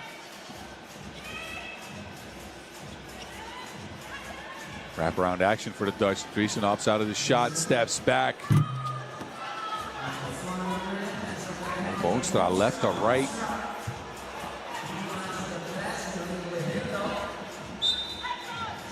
Possession back over to Chile.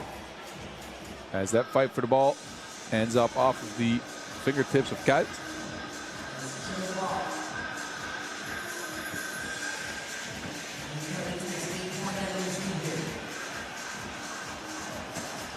Salvatierra has hit a couple from mid-range now. They go looking for Morrison again, but the Dutch have kept Morrison out of the game pretty well here. They've played physical with her, and they're using their athletic ability to snuff out the lob passes. Chile out there looking for answers for that.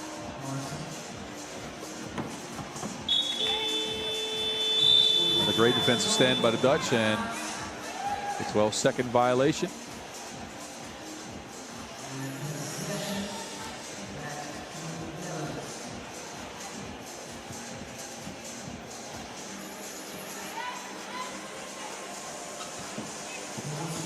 Pick and pop action.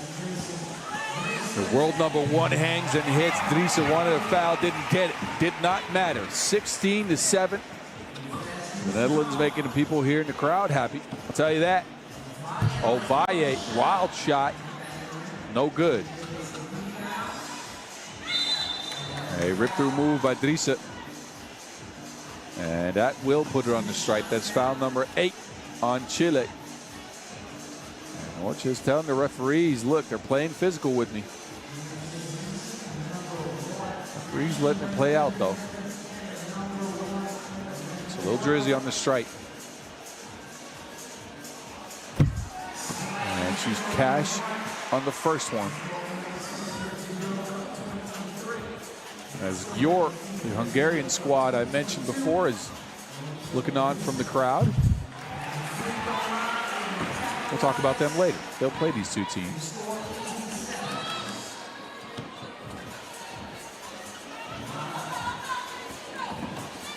Humada looking for space. Obaye, no, another 12-second shot clock violation, and the Dutch defense.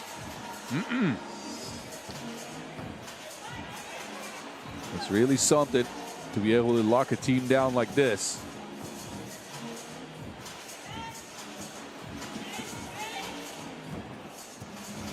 Guys. And there's another two-made cash-like collection at church. Morrison ran off the line by Janis. And the Dutch at game point. Ilse Kat up and in. Beautifully played by the Netherlands, who get a 21-7 beatdown of Chile. Ran away with the game in the last few minutes here. As you remember, it was 14-7 at the second TV timeout, but a 7-zip run to close out the game for the Dutch and a standing ovation. Of course. Of course. Home crowd loves it, as you do. So the Netherlands come away with one. A big victory for them. Chile, again, they'll be looking for different results in their return against Gyor. And we'll take a look back at the highlights in this one before we shift our attention back to Pool D. The Netherlands under 25 and Czechia coming up in that game. It's slated to start at 7:20, so 6 minutes from now. I expect you to be here. I'll be here. I'm not going anywhere. So be here. I'll see you there.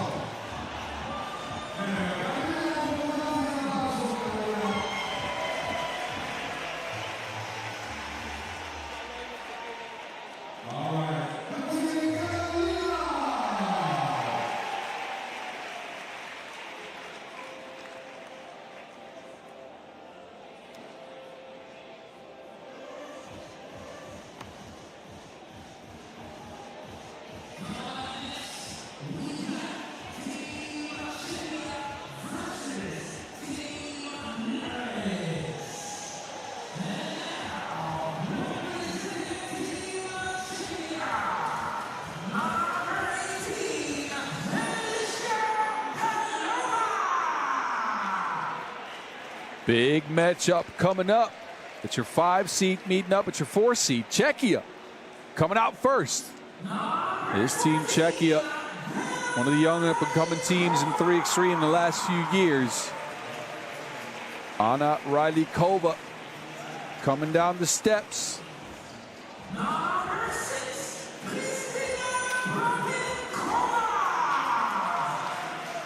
Kristina Babenkova joining us in the arena. And there is the Gatling gun that leads this team's offense. Katarina Galichkova, straight shooter, 31% from range, can get hot in a hurry, close to 6 points per game last year. And this Czechia team, a good 2024 for them, a finals run at the Debrecen stop, second place finish there. Babenkova leads them in rebounds. And I didn't even mention Halova, the returning member from 2023 who did not play 2024, only played the Nations Leagues. So a talented team, Czechia. And they're contending with this Netherlands squad who came out and put some points on the board in the first game of the day. A 20-5 win for them over Bonn Baskets. And Kiki Fleur. And the lead of the offense for this team, 7 points for her, 3 of 8 from range. Wolfman Kruistem's second leading scorer for them at 6 points. She did not miss from the 2-point arc. And there's Zoe Slachter. Wasn't needed on offense as much. 6 big rebounds for her, though. And there's your team, Netherlands under 25. Will be taking on this Czechia team in a quest to go undefeated in Pool B.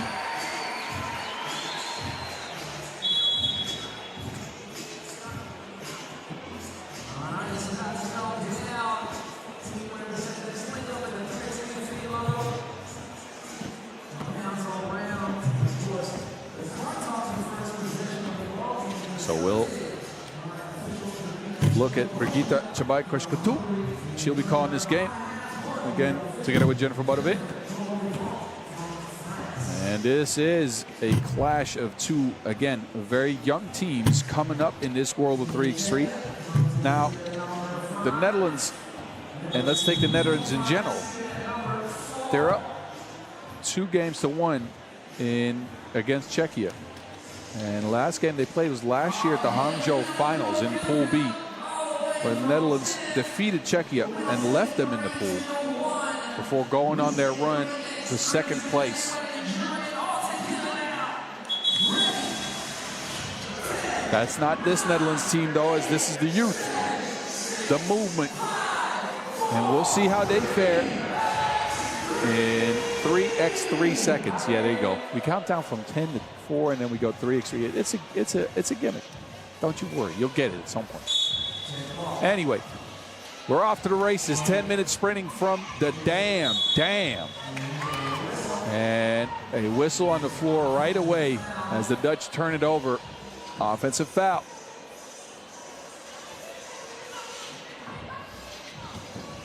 Galichkova. Looking for a shot from range right away. Ralikova snatches the rebound. Galichkova now from the mid-range, no good. Now, I would say the Dutch have the size advantage, but they also have Kiki Fleur.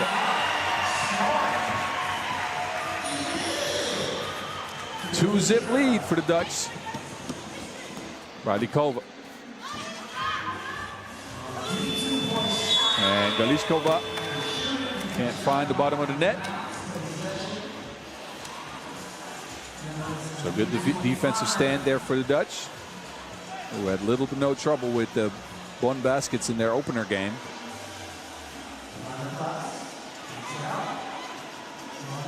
Kruistem. 2-point shot is off the mark. Tracks down her own board. And from the plus now by herself, up, under, no good.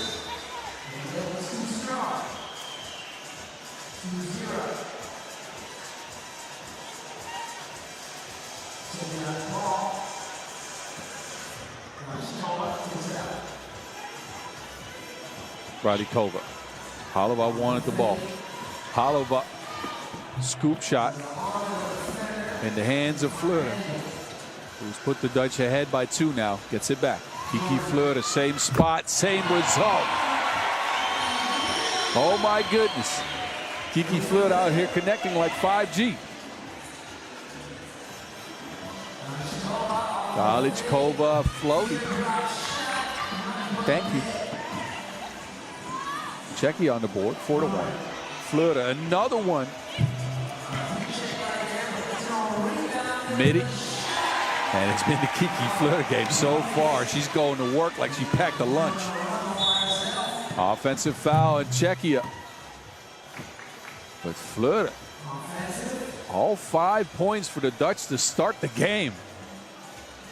Connecting from everywhere. Long range, mid range. Now we just need a layup. That may be wishful thinking, though.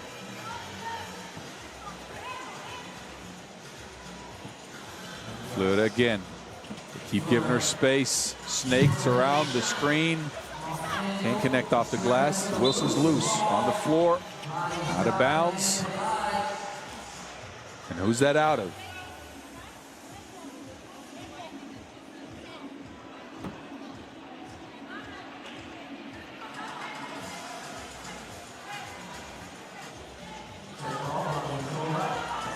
Possession of Czechia then. 8 on the shot clock. Halova. Shot clock down to 4.3. Quick hands by the Dutch.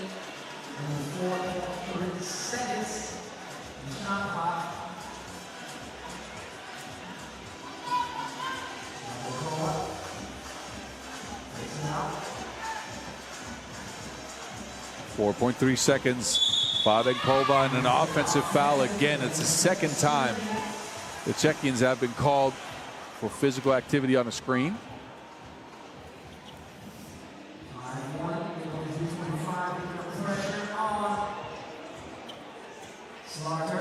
Handoff, Slachter to Fleur.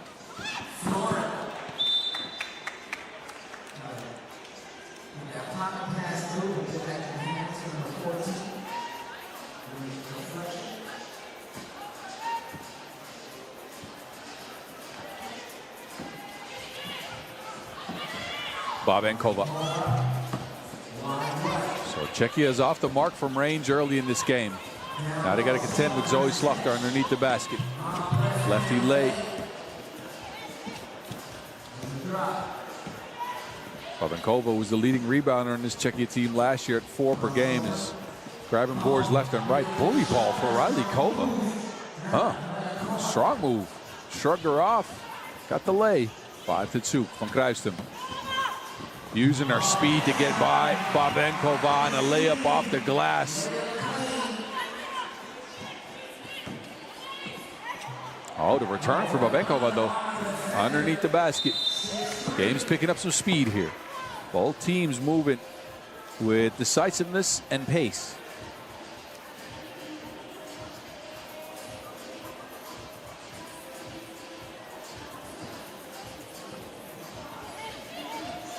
And there's Zoe underneath the basket again. That's easy money. Galichkova grabs her own rebound. But Galichkova has not been able to connect at all. Halova, again, no. This time the Dutch control the board. Fleur. Told you we wanted the layup. We still didn't get it, though. 7-3. Halova, and a foul on the play.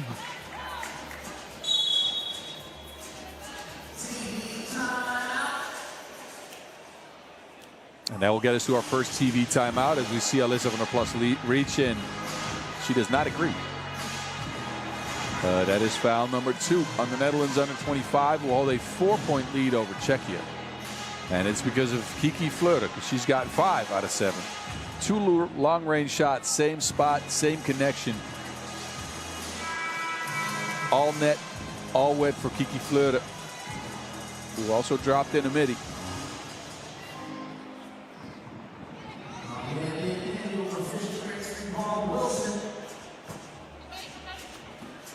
Czechia back to it.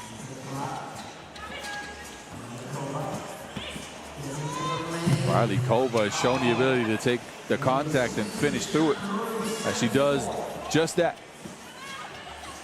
Fleur. Forced shot blocked. Van Kruijstum picks it up, leans and lays off the glass.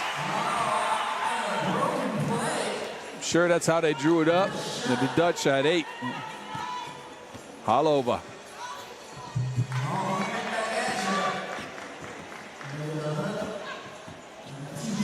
Fleur tries to feed Van der Plas underneath the basket. Van der Plas keeps a Wilson on the team. Fleur blocked again on a 2-point attempt. And Galichkova finally gets the lid off the basket and scores her first points of the game. Van Kruijstum. Oh, spin cycle.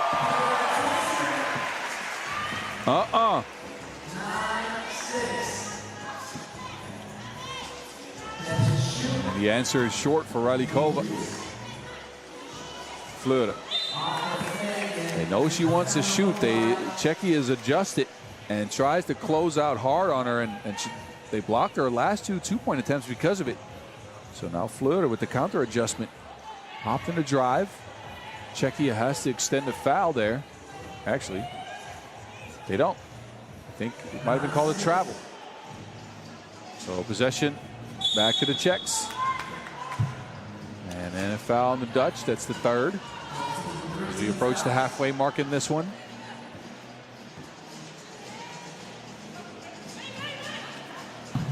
Oh, Halova. All glass, all cash.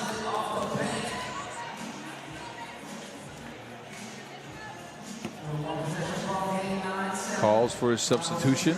So we'll see Rylikova back on the court in a one-possession game here, as Czechia has stormed back in this one.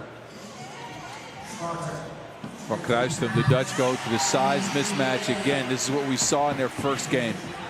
They are pretty tall. Rylikova. That pivot foot is doing some work, let me tell you. Slachter underneath, no.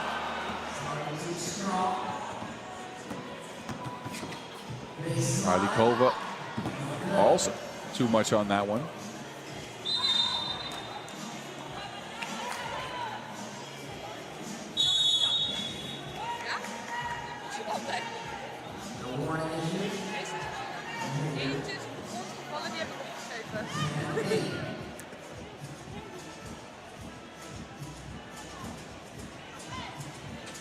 So, a bit of confusion, but the Dutch back to it. From Kruijstum with a look. On the plus with the board. Gets thrown to the floor. And that's foul number 5 on Czechia. And we've seen earlier in this tournament, foul trouble can come back to haunt you. So Czechia is to be careful not to overextend themselves physically here. From Kruijstum. Lost to Wilson. 7 on the shot clock. They go to Zoe. Zoe, pull up. No.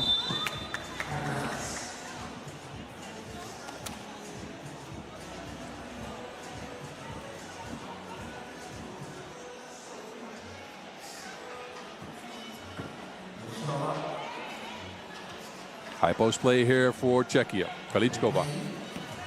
Kaličková using her speed. But it's not been her game yet. Missing the layup. Zoe stepping back. Good rebound. And Alyssa now tries a 2. The Dutch keep out rebounding Czechia, and it's Zoe finally finishing up the play. A 3-point lead for the Netherlands.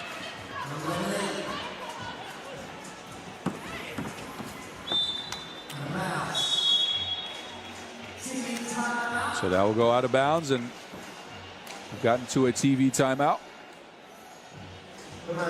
Not a very high scoring affair.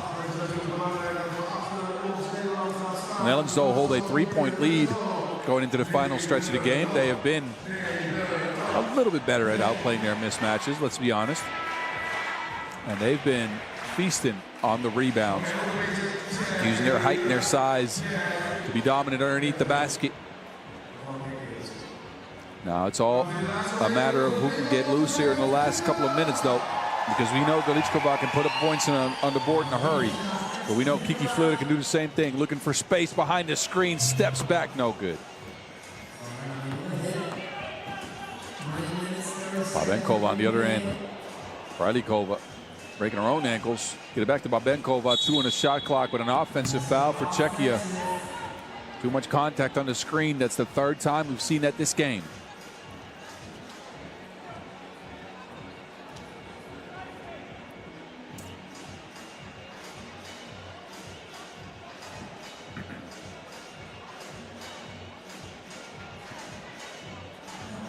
Van Kruijstum. Flare screen action from Kruijstum. Open up the screen. What a pass by Slachter. Snuck that through. And the Dutch with a 2-possession lead. Rylikova looking to change that. Comes off left. Opportunity for the Dutch here to take a commanding lead. Van Kruijstum, no. Slachter can't squeeze the Wilson. That's a jump ball situation. So Czechia, being the defensive team, will take it. It's a good possession for the Dutch. The shot they wanted, but they just couldn't connect on it.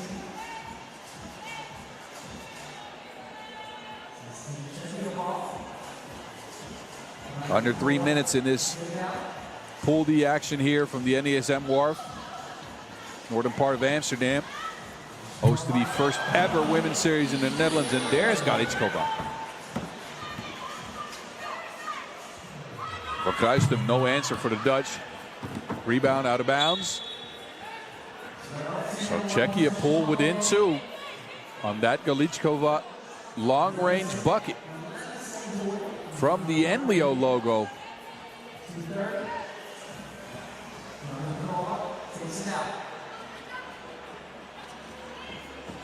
They get it back to Galichkova. Drives this time. Babenkova from the corner. No. Body's hitting the floor. An offensive foul. Czechia in the bonus. No free throws coming off of this, though, as actually, yes, free throws coming off of this. It was a rebound foul. Kruijstum will step to the line for 2.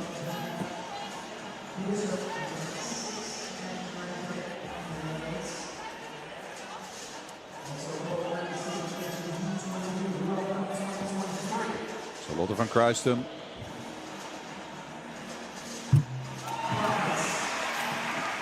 Buckets on the first.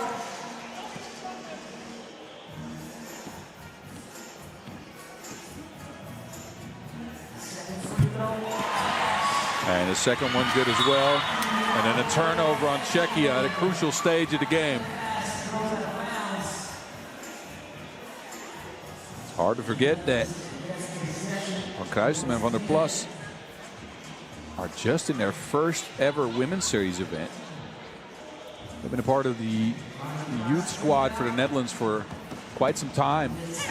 Van der Plas sent back.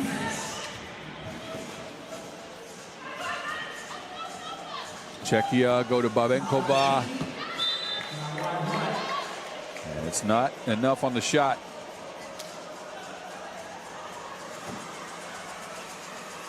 Galichkova will come back in for the last 2 minutes. Czechia needs some of her magic if they want to survive this game. Kiki, though, has other ideas.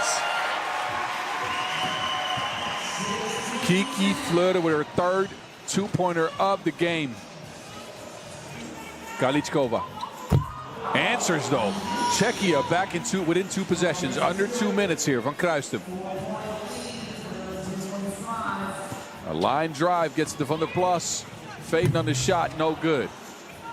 Czechia secure the board. Alova stuck. And Kiki Fleur just takes the Wilson from her. Van der Plas to the cup.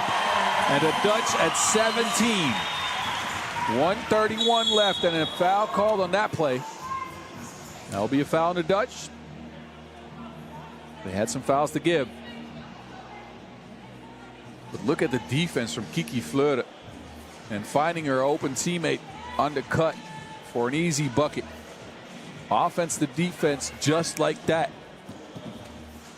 Or actually the other way around. I was just trying to quote my esteemed colleague, Mr. Kyle Montgomery. Anyway, there's Slachter underneath.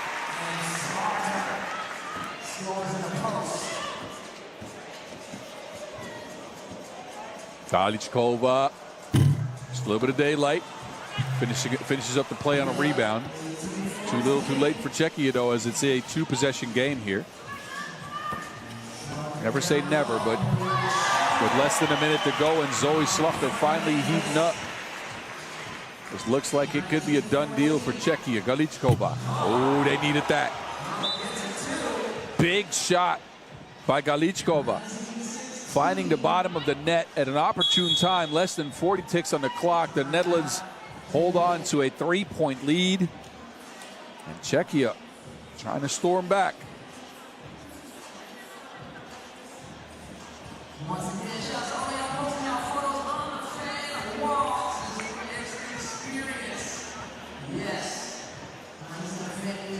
No space needed for Galichkova to get her shot off. And it's smoother than silk sheets.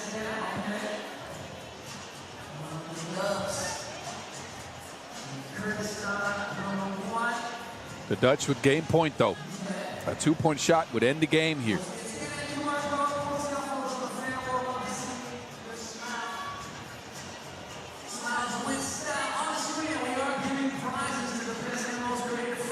They go to the mismatch from Kruisem under the basket. All business, 20-16. Czechia need a miracle. Galichkova, no space, good defense. Radikova gets the board, crosses, a look. Halfway down, Radikova, no on the rebound, underneath the basket, and one for Radikova, who get a bucket and a bump. So Czechia, an opportunity here, a slim chance. Radikova puts point number 17 on the board and could extend that to 18 points, bring the game back to 1 possession. Radikova does just that. The Dutch now, game point. Fleuren, bumps, no. Ball's out of bounds, 9 seconds on the shot clock. A defensive stance here by Czechia.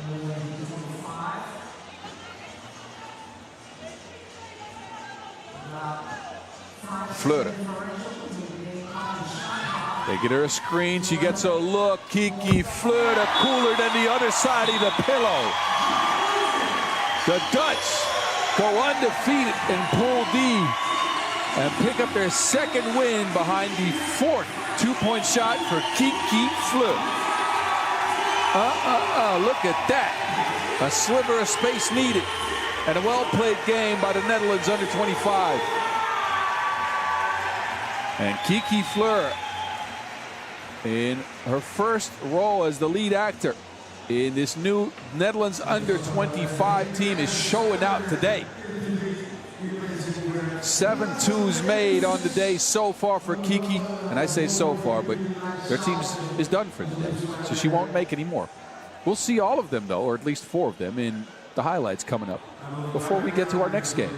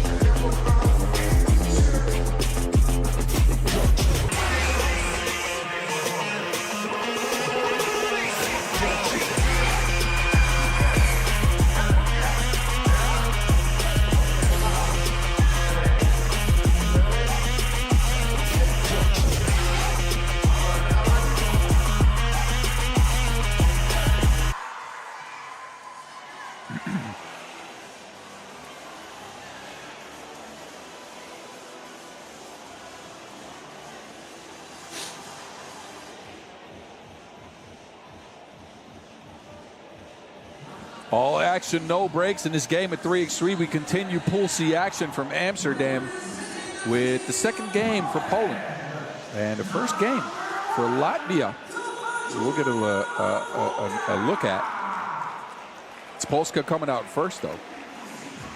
And Polska, they picked up a victory in their 1st game of the day. A narrow victory over Italy. 16-13.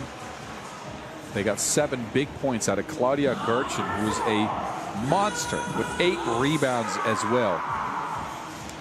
Poloska knocked down the only 2-point shot for the squad on her way to 4 points. And Alexandra Szymborska may not have been as secure in offense with 3 points, but also 5 rebounds for her. And a lot of defensive stop with that athletic ability. Team Polska. Let's see if they can shake off the rust from range. And if they can get close with this Latvian squad.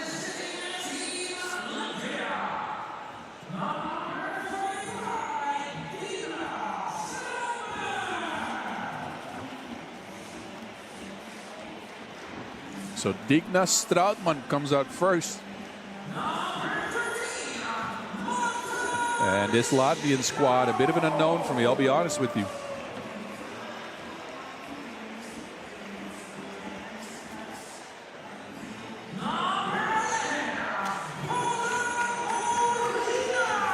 Marta Mischenko played in the Europe Cup last year together with Paula Marinha. And there's Ketchup Vimano, also a part of that Europe Cup team last year, who made a surprise run to 7th. Came in as a 12th seed, beat Hungary, a long-standing 3x3 power. So this Latvian team did not play on the Women's Series last year. They returned after they were a part of our 2023 season. And again, as mentioned before, a bit of an unknown to me. I watched them last year at the Europe Cup, obviously. We'll see what they can bring to the field here as you get ready to get sprinting yet again.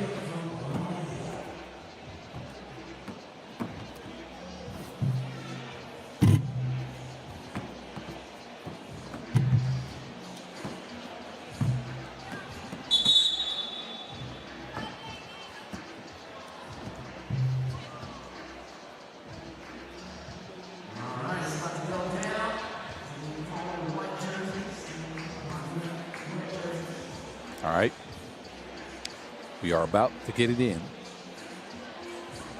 Our last game before you have a bit of a tiny break, just a tiny one. Don't worry, the action continues here. We got plenty of more to go.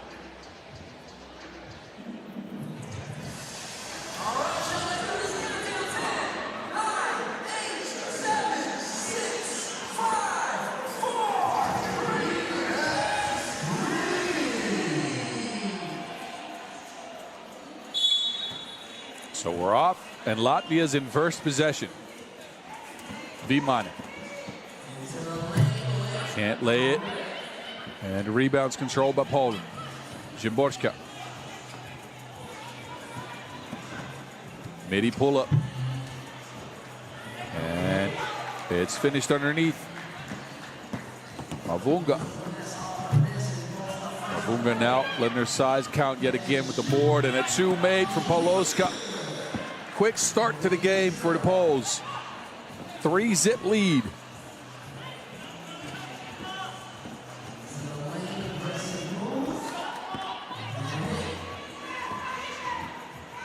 Szymborska. Mavuna. Stuck on the baseline. Big up and under move, though. It drops in off the rim. What a move. Tafadzo Mavunga. Vimane can't answer. Mischenko squeezes the board, puts it in. Latvia's on the board as well.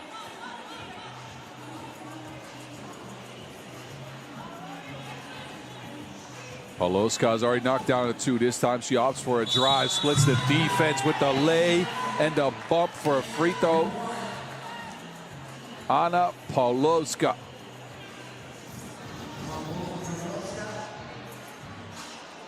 There's Poloska with the number 4.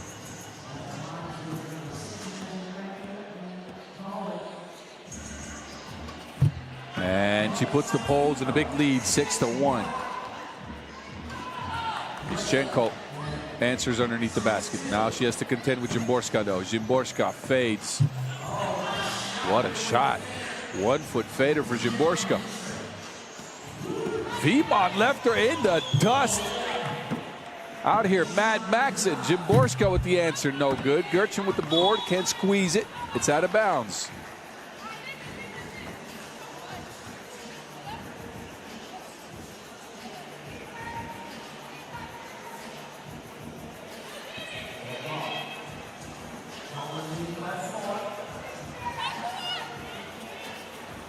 Szymborska to Gyorchin. Back to Szymborska, has to take a shot here. And a whistle on the play. Foul on Latvia on that 2-point attempt. So Aleksandra Szymborska will step to the line for 2 with an opportunity to put Poland in a big lead here. 7-3 as it stands. Number 0 with the Wilson in hand. An orthodox form for Szymborska, who shoots from the left side of her face with the right hand, reminiscent of, as you may know, Stojacic.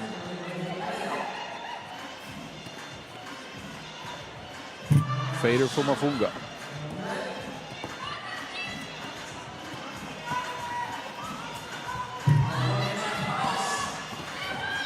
And Latvia get their 4th point. Poloska can't connect. Yushchenko with the board. Latvia, they keep trying to play into mismatches. Great move to finish underneath the basket. Big take by Stratmane. Look at the spin move. And then the awareness to finish up the play. An opportunity for one more from the stripe. And Latvia could keep hanging in this game. That could be the connection.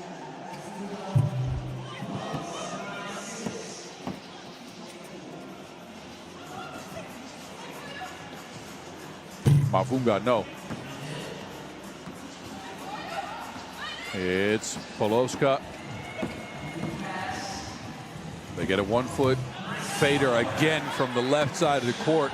And this time it's Mavunga splashing it.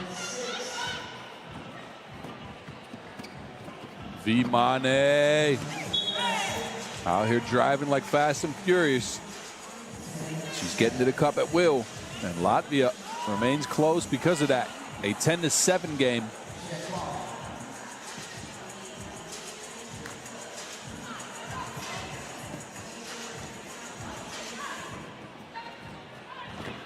Pick and roll action for Szymborska, who has forced into a fader. Good defense by Yushchenko.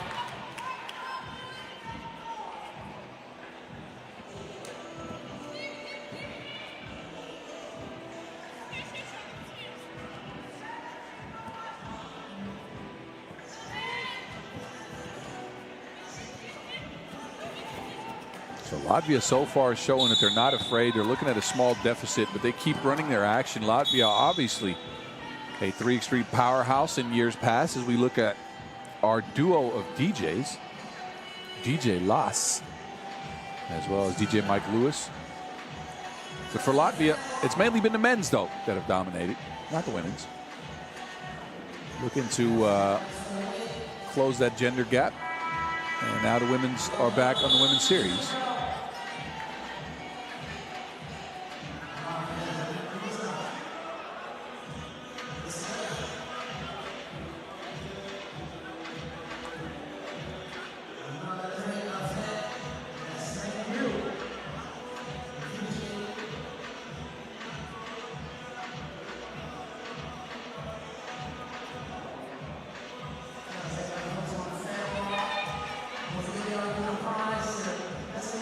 Latvia will take the check here with a fresh 12.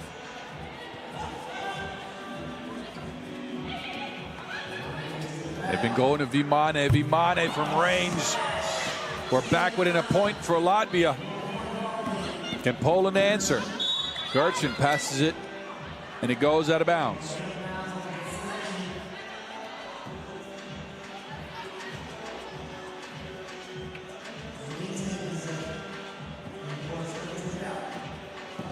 Szymborska to get Poloska a look.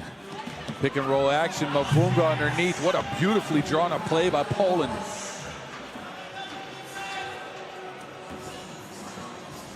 And miscommunication on the Latvian end.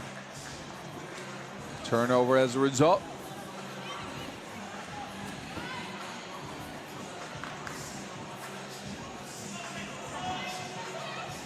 Here's Gertchen again. You get it to Poloska. Hangs. Doesn't hit. But a foul called on the plate.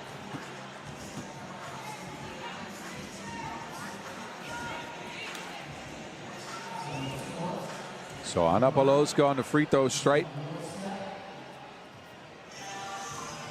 Again, motor on the squad last year, didn't lead in points, but a good 1-2 drive and kick combination with Szymborska. And Poloska in this one, lifting her team to 12. Good cut. And Latvia, they remain close in this one. It's again a tight game for Poland, who already duked one out with Italy in a tight game. They ended up on top by 3 points. They're letting Latvia stick around in this one. And I'm saying let, but I think it's due to Latvia's scoring prowess. They keep going. Mavunga now from the stripe. Cash.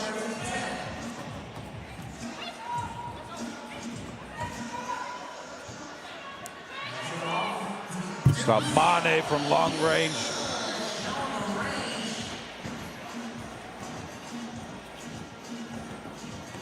Timely bucket for Latvia. Szymborska off of one leg, no good. Mavunga, Starmane comes away with it. Is open for a look from 2, lines another one up, but misses everything.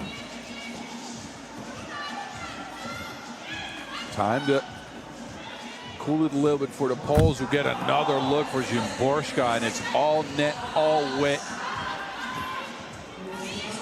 Beautiful shot from Szymborska, and then an offensive foul called on the Latvians. This could be a big momentum swing.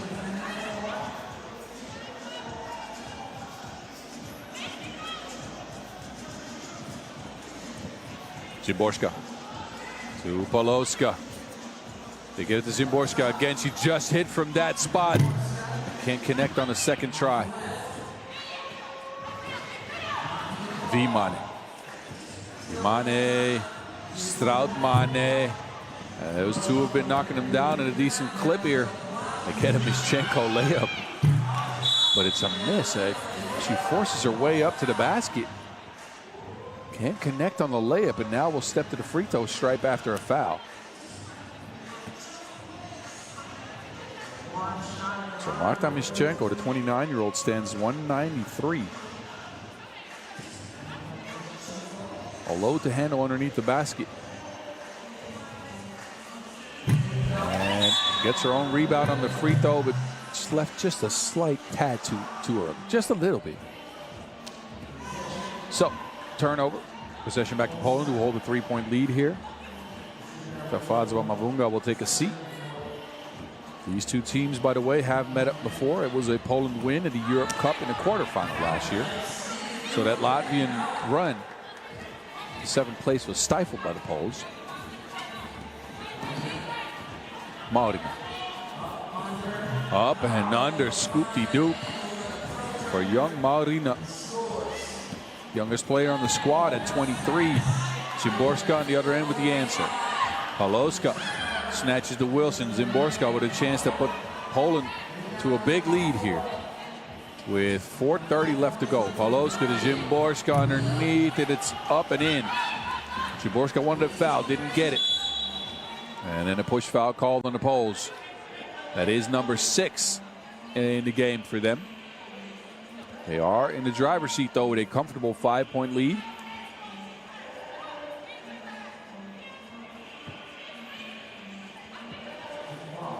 Latvia need a bucket here. Vimane. Vimane trying to break her off, can't get it. Strautmane open. And this time it's Vimane lining one up. They can't get it to go. Strautmane cleans up the miss. 2-possession game. Poland go looking for Mavunga. And an offensive foul called. So that'll be number 7 on Poland. No free throws coming up as a result, as we've gotten to our second TV timeout. Poland on the back of some opportunistic shooting by Szymborska. Hold a 4-point lead. Latvia keeps scrapping and clawing to get back in it.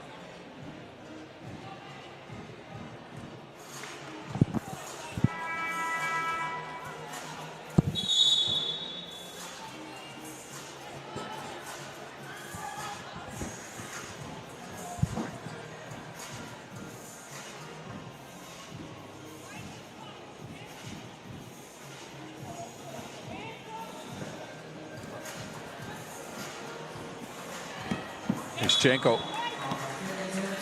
That is off her fingertips. No connection on the pass. Out of bounds it goes. And that was a crucial possession for Latvia. Out of a timeout, couldn't get anything. Poloska now. As he waits, Mavunga's in position, flips it backwards. Great shot by Mavunga, and then Latvia turn it over. Rush the shot.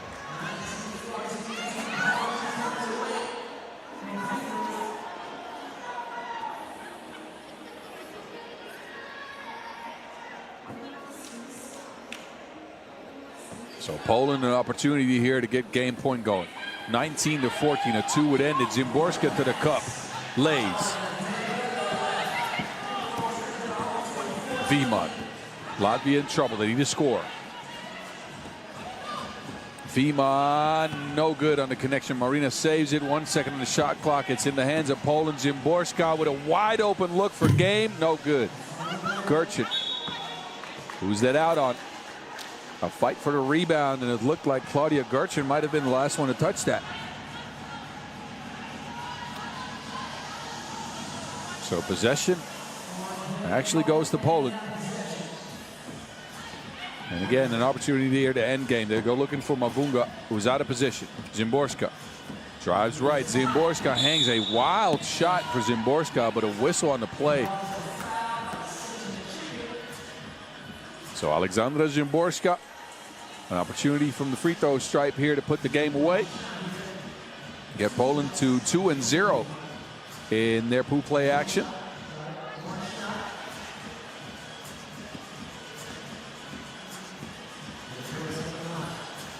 And Zimborska delivers the kill shot. Polska go 2-0 on day one here at the Women's Series stop in Amsterdam. A well-balanced effort with Gertchen controlling the rebound. Mavunga strong underneath the basket. Zimborska leading the squad in points. And Poloska directing traffic here. Your final score in this one, 21-14. A good fight from Latvia for the first, I would say, 6 minutes of the game. And they let it get away from them down the stretch there. I'm sure they're going to look to try to change that up in their last pool play game. They have one more opportunity at it.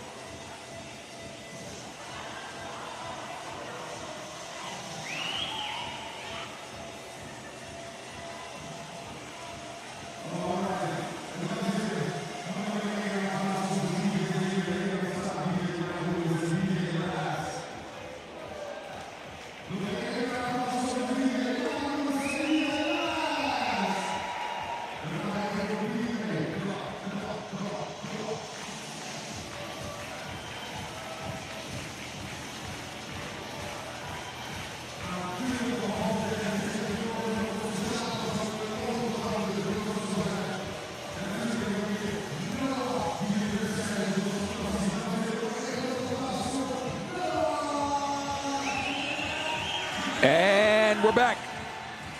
Amsterdam, we continue our action here in Pool B in the first ever Women's Series event out in the Dam Dam. We get our second look at Team Canada, who, let's be quite frank, demolished Ireland. And our first look at Team Puerto Rico. And Puerto Rico coming out first. And Puerto Rican team ranked 7th, or coming in as your 7th seed in this tournament. They had 2 5th-place finishes last year in Quebec and Saskatoon. Actually, never mind. See, I'm all confused. Canada coming out first, of course. Saisha Grant Allen, 5 points, 4 boards. A very balanced effort for Team Canada in that win over Ireland. Cassandra Brown with 6 and 4. Kat Plouffe was good. 4 and 6. I mean, yeah, these numbers all kind of look alike. I told you. A balanced effort. And Paige Crozon, 6, 1 2-point shot down. And Canada picked up a 21-8 victory. As said before, they looked dominant. Their defense was incredible. Go watch that game, please. Ireland couldn't get close to the shot. Anyway, look, they're going to have to take matters in their own hands again against Puerto Rico. History's been in their favor, though. They have a 7-0 overall record against Puerto Rico. Last time these teams played was in Saskatoon or Edmonton last year. And this is your Team Puerto Rico coming out. Alicia Penzo with the shimmy shakes.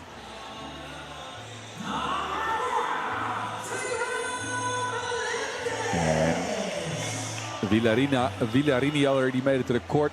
Tyre Melendez. Villarini in her first ever 3x3 action for Puerto Rico. Last but not least, Ashley Torres rounds out the squad.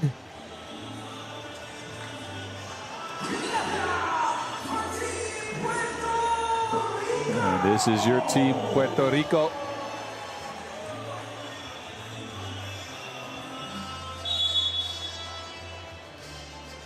Again, their first action in the women's series in 2025. And a tall task, literally. As you can see the height difference here. Jennifer Bodevin and Brigitte Chabay-Koshkatu calling the game. Shout out to the referees. Reffing's been good all day, I'd say.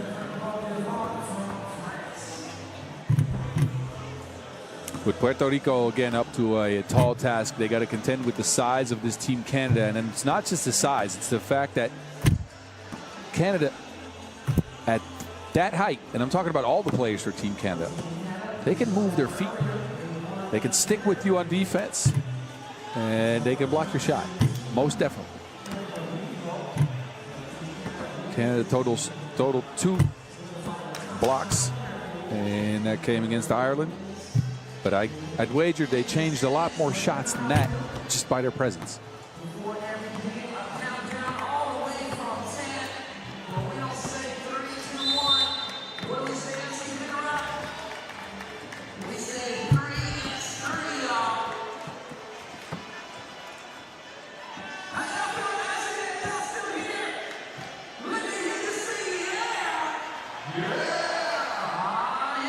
So you can hear MC Noah Lazarus and MC Vin Rock getting the crowd hyped. That means we are about to get 3x3ing here in the capital of the Netherlands for this first ever women's series stop, a part of the festivities for 750 years of the city of Amsterdam. We're celebrating a birthday, y'all, this year.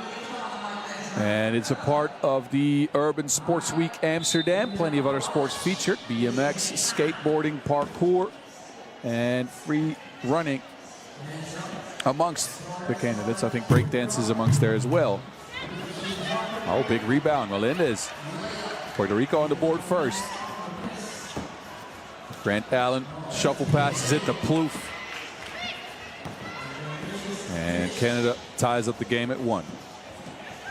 Torres steps back, blocked by Grant Allen. There's those long arms I told you about. Torres now on the floor, diving for the Wilson. Somehow gets the shot off. But it's not up, it's not in. Or actually, it was up, but not in. That's okay. I get to make mistakes too. Anyway,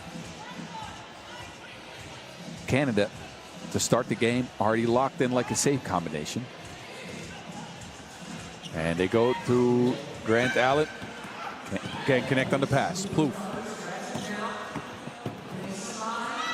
takes her on the drive. Grant Allen with the board. Skies over. Everybody finishes with the, I'd say left hand, but I couldn't quite see. 2-1 Canada. Villarini. And her first action on a 3x3 court. Villarini in trouble. Spins into a Plouffe sister. And again, that Canada defense and turning right into offense.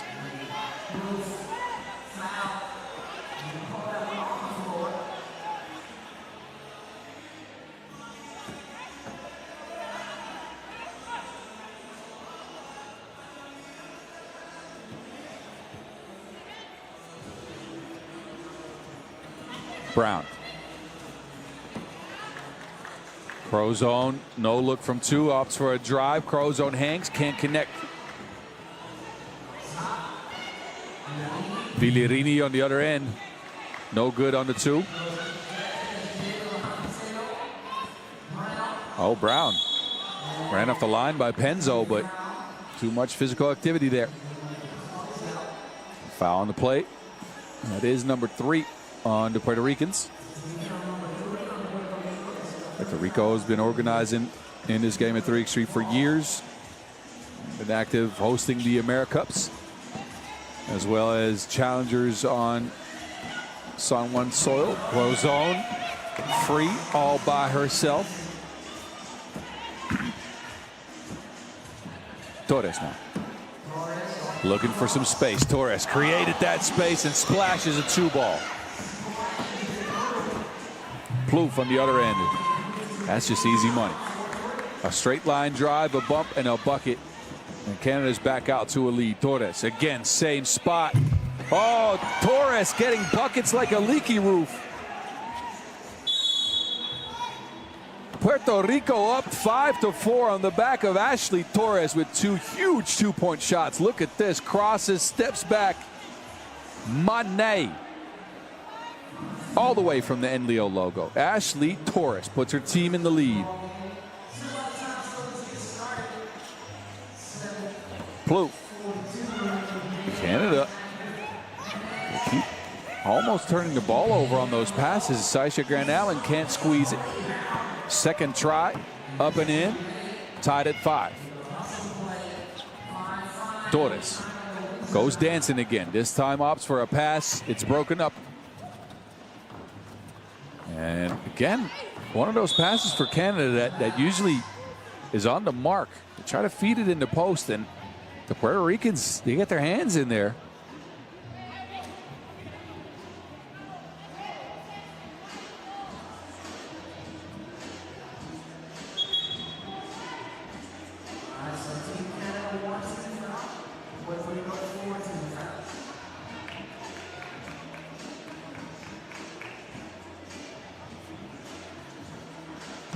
Melendez, and an offensive foul called on Puerto Rico. We're now at 5 fouls.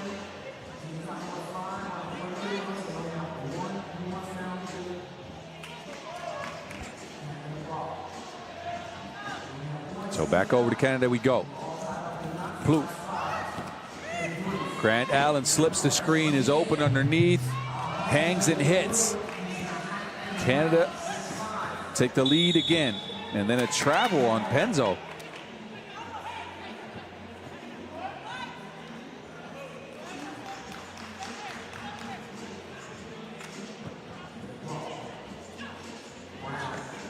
Brown to Plouffe. Crozon finally gets some daylight. I think that shot was touched. Asking for a foul, not getting it. Torres. Torres, no space, 3 seconds on the shot clock, now has to do something. Lefty is blocked. Plouffe, good patience, and Kat Plouffe is held up. But a shot clock violation called before that.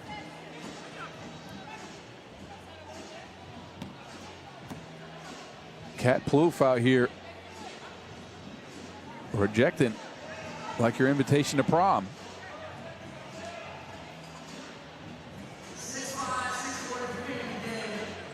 It is a tighter game than maybe expected beforehand. Again, Canada 7-0 all time against Puerto Rico, coming in as your 2 seed. And especially after that decisive win against Ireland, you'd expect Canada to jump out to an early lead, and they did just that. It was 5-1. And then Ashley Torres came to life and knocked down 2 huge long-range shots.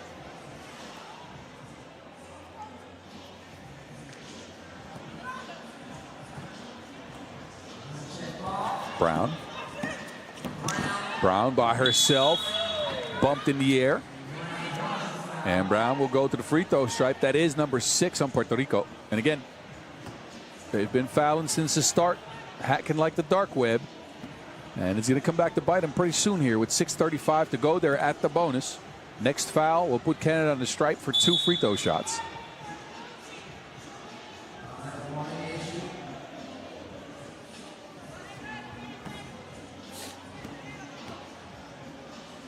Cassandra Brown calmly knocks down the freebie. Torres. She repeats some of that magic. Drives in amongst the trees. Melendez squeezes it. The righty hook is good, and these Puerto Ricans, they got some fight in them. I like this team. They're coming in and they're breaking up plays. They're hustling, they're fighting. And they're sticking with this Canada team here, as Melendez knocks down a running hook shot. Possession back to Puerto Rico. Villarini, no space, but a foul on the play. Brown got her hands in there, and referees thought it was too much. So 2 free throws coming up for Katie Marie Villarini, the 26-year-old. Again, no 3x3 experience on official tournaments, that is. Look, we don't keep track of practice, yes? And Puerto Rico putting things upside down like Stranger Things. They're up by 1 on a Canada team that are, well, sort of struggling to get into their rhythm.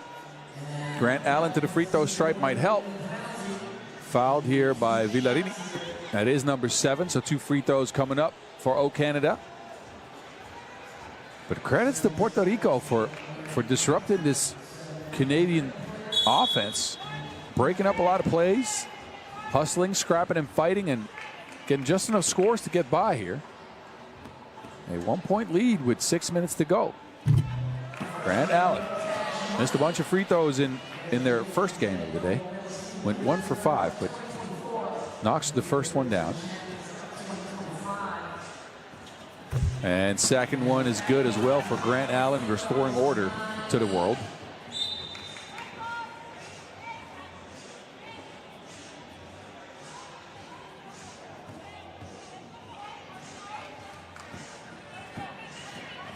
Puerto Ricans back to it.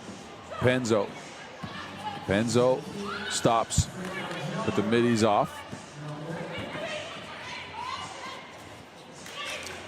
Oh, Penzo. And then some jostling for the ball there. Foul called on the play. Crozon got wrapped up here. And then look at this. Look at the fire. Penzo coming through, picking up a possession for her team. Melendez now. Torres looking to create some space. Torres, good pass, but it's a little bit off the mark. Can't get it to Melendez. It is out of bounds.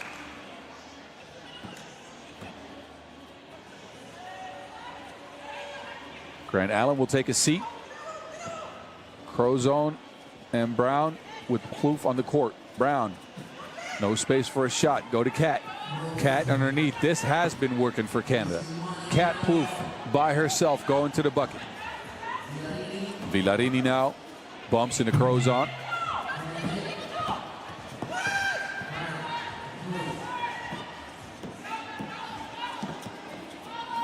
Brown fakes, drives, kicks it out. There's Crozon, but an offensive foul called. Good defense again by Puerto Rico, who keep chasing the Canadians, and it feels like they're rushed a little bit. Could just be the moment. But Villarini there in position to stop Brown. That's Canada's 5th foul as we approach the halfway mark in this one. Villarini to Torres. Torres lines one up. That spot is so good for her. That's the 3rd make from that exact position for Ashley Torres, who ties up the game at 10. Plouffe, no. Penzo on the floor. That is possession back to Canada with 8 seconds on the shot clock. And a thriller so far. Man, this game has seen more turns than the Mountain Road. Look at Ashley Torres with her 3rd double, actually.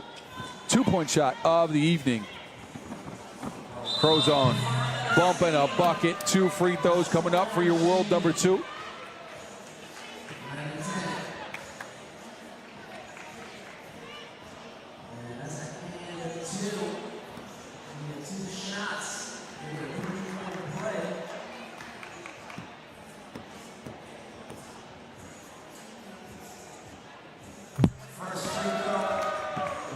Crozon good on the first. An opportunity to get her team up ahead by 2 possessions.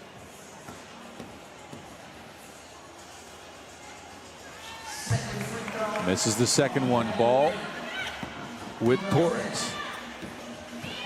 Villarini finally a little bit of daylight.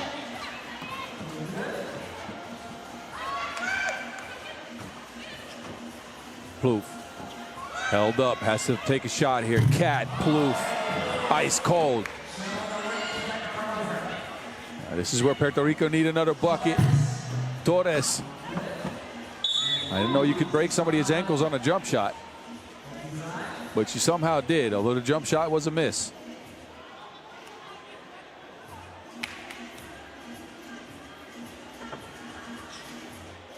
Grant Allen bit the dust and Torres couldn't connect, so Canada back in possession They could expend their lead from 4. Plouffe, midi, money.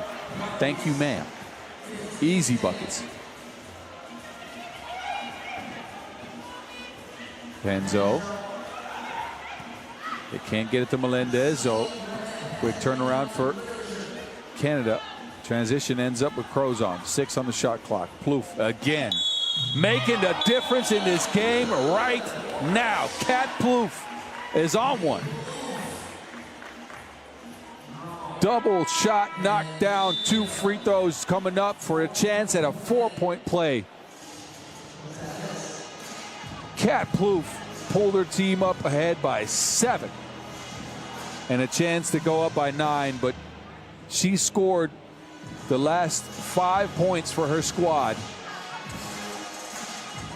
And Puerto Rico, they'll need some more of this Ashley Torres magic if they want to continue their good play against Canada, because all of a sudden the doors are blown off the game.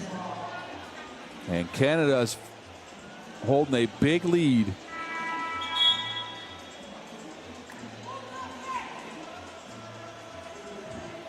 So Cat Plouffe again will go to the free throw stripe as Puerto Rico is at 9 fouls with an opportunity for 2 easy buckets.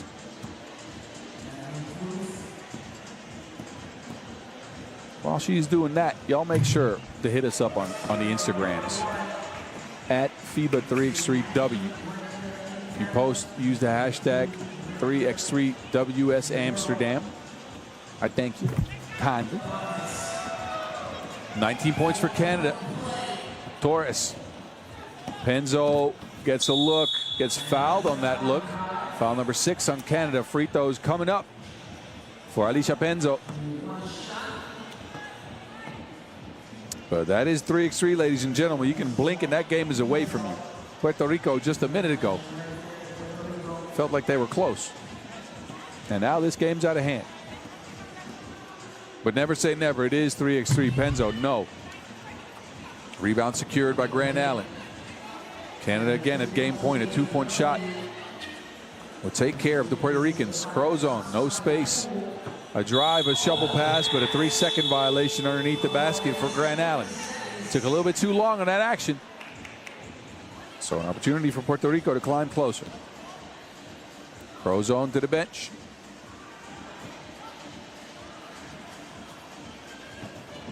They go looking for Torres. Of course, same spot. Back iron.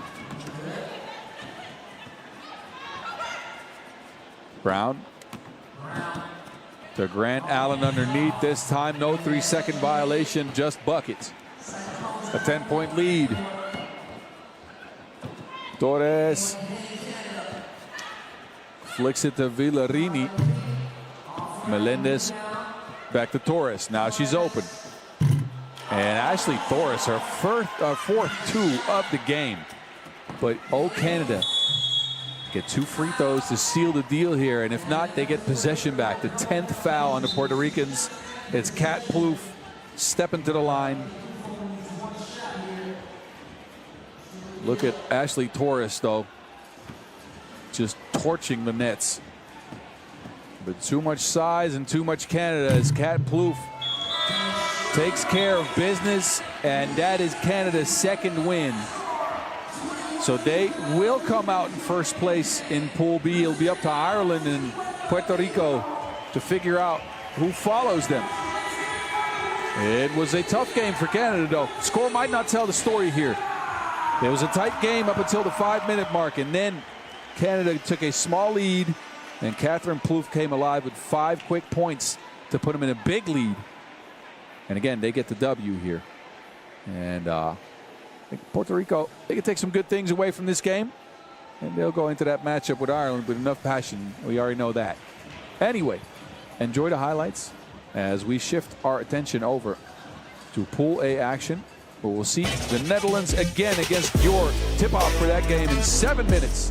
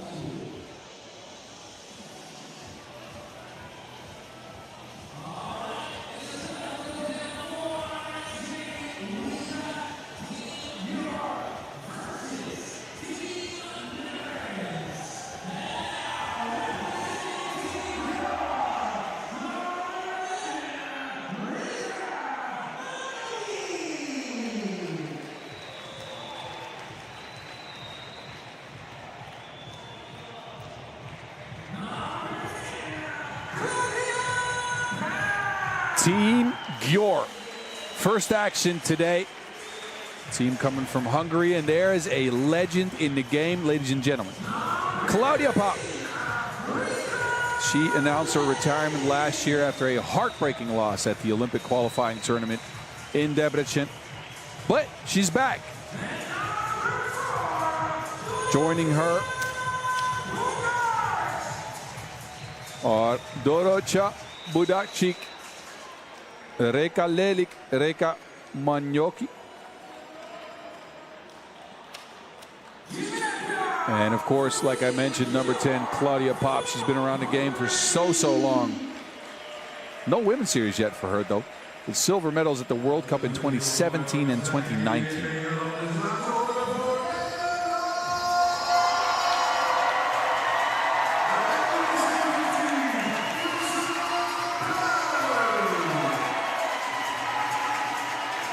And this is the team the home crowd is really waiting for. I'm sure they'd like Claudia Pop. But it's the Netherlands that they want to see here. The Netherlands taking care of Chile in that first game they played, a 21-7 defeat of the Chileans. And Ilse Kuiten and Evelien Lichte Schipholt coming out. There's Janice Boonstra. Led the team in rebounding, was a big force underneath the basket against Chile, but there was the driving force of the offense. Noortje Driessen, your world number 1, 5 drives, 7 points, 9 highlights, 3 rebounds. I'm just throwing out numbers here. No worries. If you really want to check them out, go to womenseries.FIBA3x3.com. Anyways, there's your team Netherlands. After picking up a win at the Chengdu stop on the women's series just 2 weeks ago, the season opener. They're back in front of their home crowd in the first ever Dutch women's series tournament.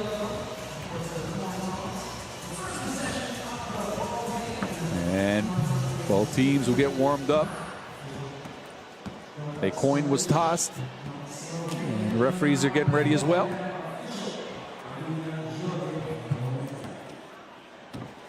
The action here continues all day tomorrow, where we'll take care of the knockout rounds on the women's end and start pool play in the men's tournament, the World Tour.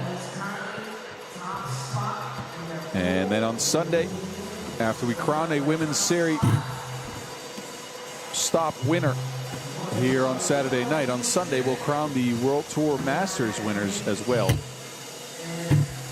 Not just that, the 3x3 NL Amsterdam Quest stop happening as well this weekend. All age categories are active. There's even a 3x3 on wheel stop. Shout out to the Dutch Federation for that one. It'll be hosted right outside the venue here on the iconic NDSM Wharf, north part of Amsterdam, just a boat rides away from the central station.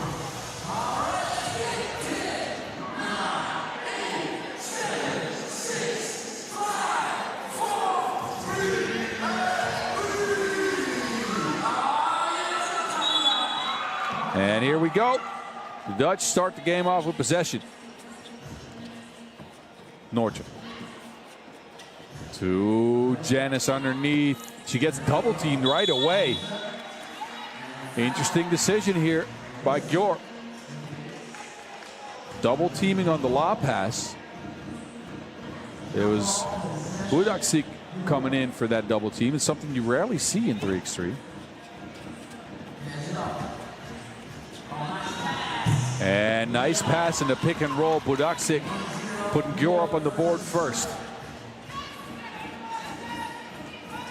Driessen steps back. Space for a 2, and it's money with a foul added to it. So a chance at a 3-point play for your world number 1. Actually, no free throws coming up. A foul after the play. Possession back over to the Netherlands. Janice now from range. And we got more deuces than a Japanese selfie out here already. Pop underneath.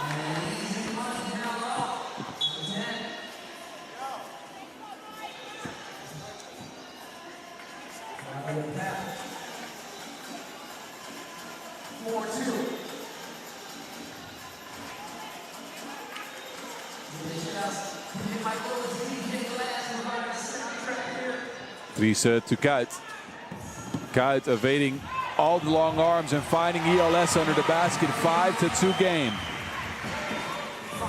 Gyor not laying down. Lelijk to Budaksik, fouled on the play.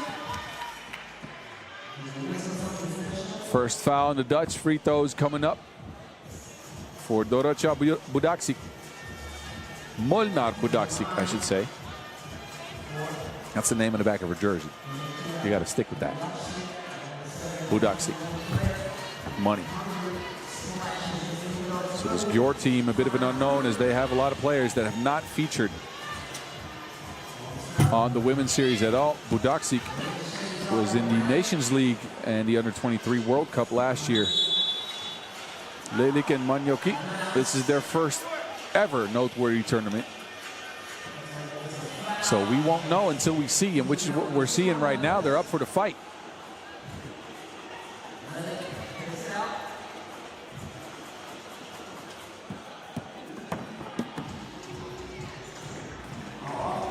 Off the mark. And a mismatch underneath. ELS finishes through the contact. Wants a foul, can't get it. 6-3 game. Lelijk. And an offensive foul as a moving screen was set. That is number 2 on Gyor. So nowhere close to the bonus just yet.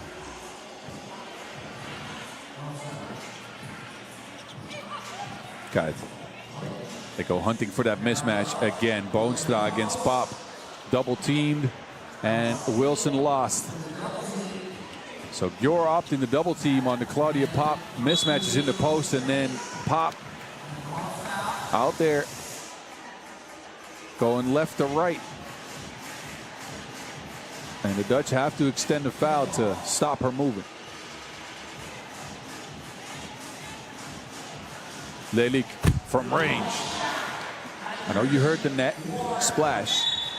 Boonstra on the other end, fouled.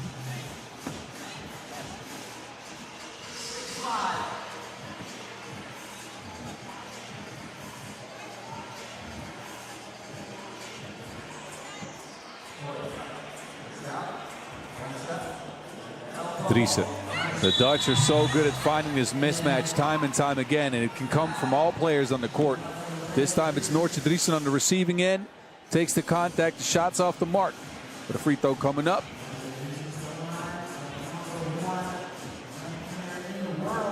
Drizzy. See, I skipped a little part. I can't do that. She's not little. Anyway, good hands by the Dutch. 8 seconds remain for Gyor. In a tightly contested game, I should say, 7-5.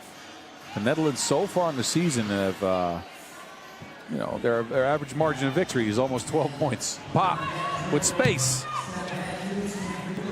Guys, who knows Pop well from their days back on the 3x2 court way back when. ELS now with the mismatch, a whistle on the floor though. A bump before the catch. And the Hungarians now at 5 fouls.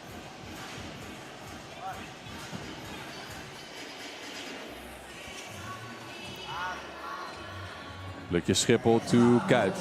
Kuyt hounded on defense. They throw it up to Noortje Driessen, who's open again on that spot underneath the basket.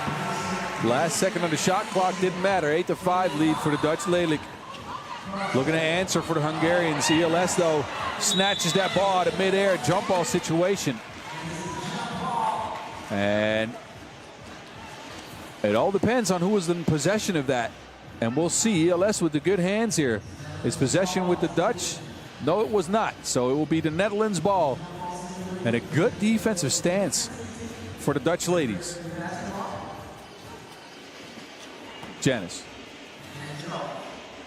Noortje moving sideways, open for 2. They have to take a shot here. Lukje Schiphol undershoots it, forced by the shot clock. And a TV timeout in an 8-5 game for the Netherlands.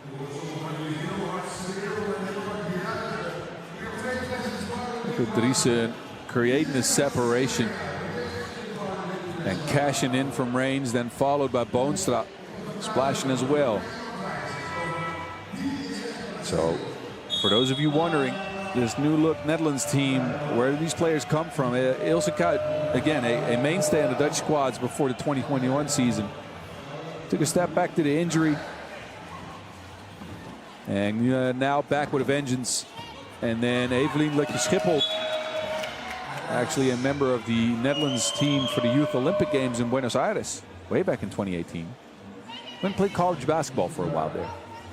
But back, sort of back to 3x3, I'd say. I don't know if she's ever a part of a full-time program. He is now, though. Gyor, though, will not go away. 8-6. Driessen leans. ELS with the board. They go hunting for mismatches again.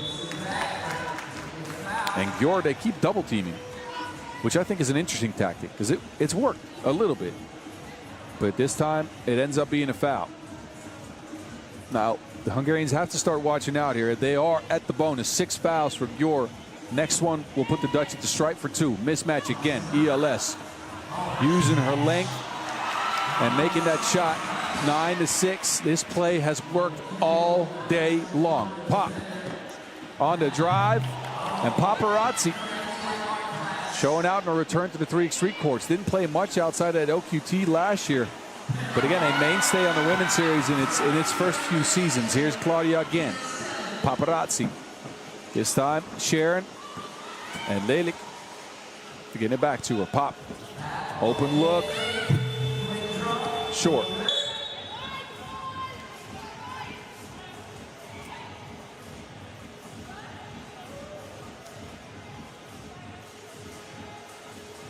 So we're under 6 minutes in a 3-point game. The Dutch now back in possession. And it's Kuyt. They go for a high post look here. Driessen off of the screen. Rescreen action. And there's that roll yet again. The Dutch are just surgical. Surgical on that pick and roll. If you heard that, that was worthy. Trying to claim that action. It's all right, though. We'll give it to him. Anyway, underneath the basket, Gyor doing something back. They're sticking in this game. They leave Noortje Driessen wide open, though. All by herself. Lelik stuck on the free throw stripe. Chucks up. Nothing. Out of bounds. So the Dutch are clamping again on defense. A 12-8 advantage to them. Janice takes a seat. Kuyt, Driessen, and ELS on the court. And Lelik has to take a shot, can't get it. Look at Schiphol. Kuyt's been quiet in this one so far, but I'd say remains quiet with that miss. Manjok. Oh, spin cycle. Lelik with the lefty floating.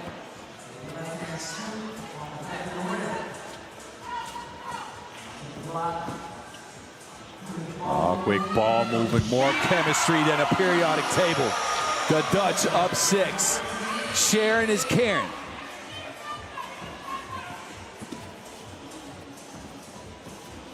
Gyor, it took a long time to get there, but it ended up getting a bucket with a bonus to it. Slow driving like Paul Wall, but it was enough. Bumping a bucket. They're at 9. Put the Dutch at 4 fouls.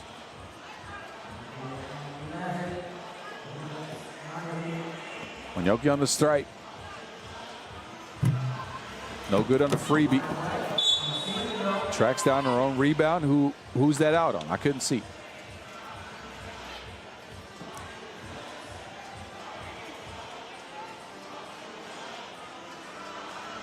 So possession to the Dutch.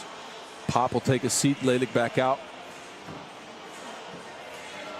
Driessen with the spin move. Bumps, hangs, can't hit. But that is the 7th foul on Gyor. Quick move by your world #1.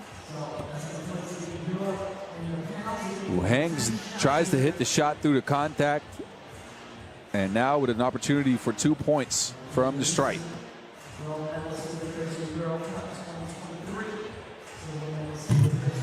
First one down the drain. That lead swelling up for the Dutch now.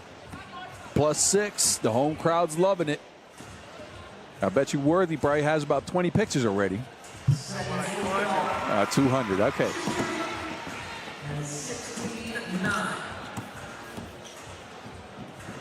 Manjoki lost to Wilson there. Somebody take a shot here. 2 on the shot clock are running. 2-point shot. Lelik. Somehow, some way. You won't hit that shot every time you make it, I'll tell you. Some extracurricular contact there after the play underneath the basket. But look at this. Lefty off the left foot. Magical. Harry Potter's proud out there somewhere.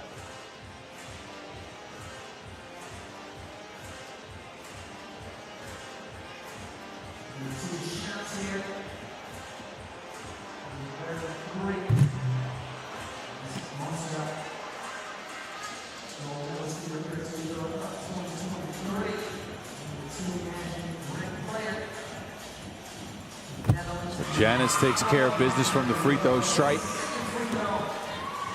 Gyor, they're in need of offense, and they're in need of it fast. A whistle on the play. Foul on the Dutch. That is number 5 on the Orange Lions.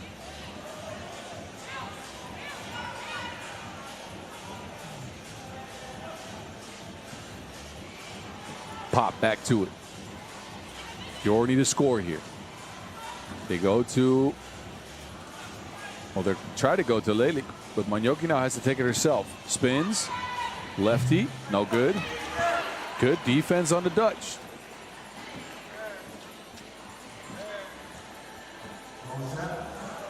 Evelien Likje Schiphol from range. Can't pull the 2. That Dutch defense, again, stifling. Just like in that first game. Gyor's got a few more points here. Oh, Pop. What a pass. Somehow, some way finds that. The Dutch can't challenge the play here, so that 2-point shot will count. But how did Pop get that pass here?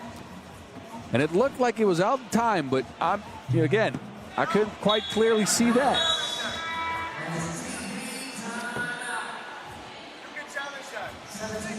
Look at Pop's pass there.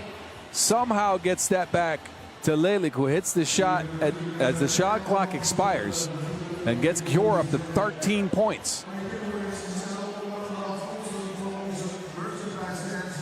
So the Dutch ladies not done yet with this game. They're up by 2 possessions, 4 points. But Gyor, they keep pulling these shots out of their head. First we had that lefty runner from the 2-point arc, and now a buzzer beater at the end of the shot clock. And possession now for Gyor with an opportunity to pull the game possibly within a possession.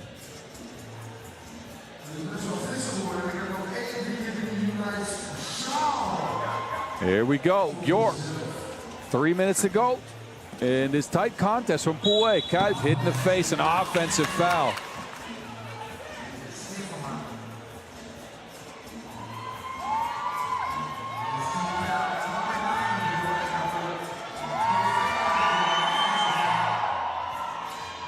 Possession back to the Dutch. Gyor at 9 fouls. They don't want to foul again, obviously.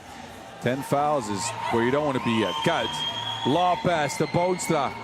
On the money. Boonstra can't squeeze it though. Back out to Driessen. Driessen left to right, left everyone in the dust.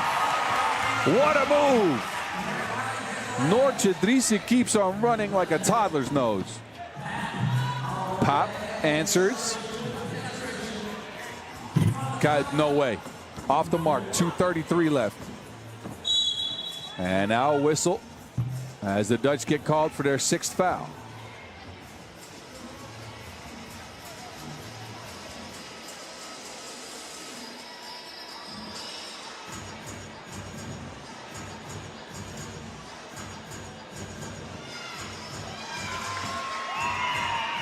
High post action for Gyor. Lelik to Pop. Pop hangs. No, it doesn't hit. Blocked. Boonstra splits the defenders up and in for Janis. We're changing that name. Janice.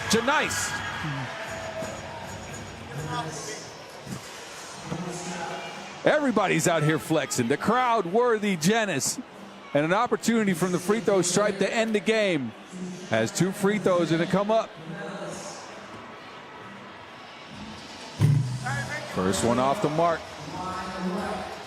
Crowd's cheering her on. The Dutch get their 20th point from the stripe and possession as well, as Gyor is in the double bonus. 2:19 to go, although I don't think we're making it to the end of this 10-minute sprint. Boonstraat to Driessen. Driessen lines one up, and that is all she wrote. The Netherlands, 2-0 on day one in front of their home crowd. Worthy's loving it. I told you he's up to 20 pictures. That might be 400 by now. It's a lot. That's 4 more. Anyway, the Netherlands take care of business against Gyor. A 22-14 victory off of the back of that Noortje Driessen 2-point shot. Surgical precision in the pick and roll for them. And they get a standing ovation from the crowd, and it's only day one from the dam. All right, we will get reset here as we shift our attention to the last 4 games of pool play. Czechia and Bonn Baskets up next. That game slated to start in 7 minutes. You enjoy the highlights of this one first.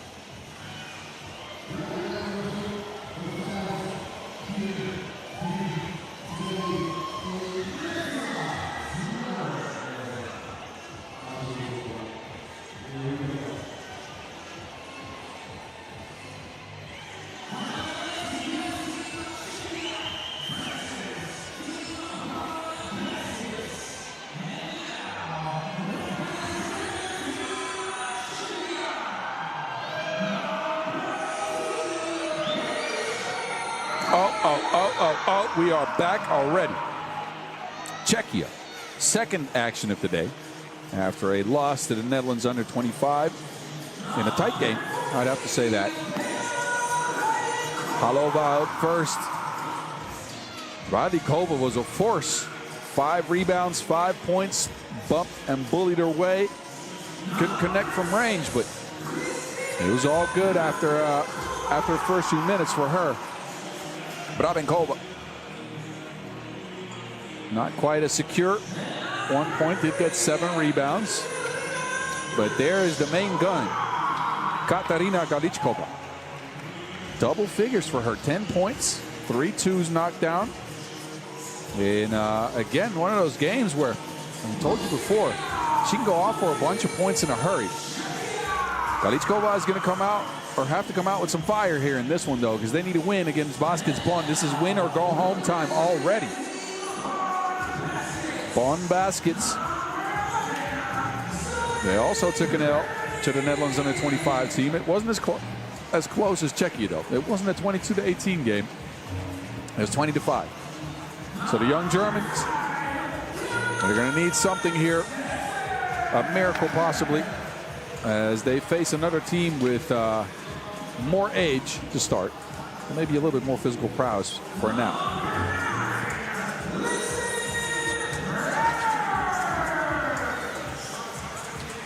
So Lisanne Rohr good for 3 out of those 5 points for the team.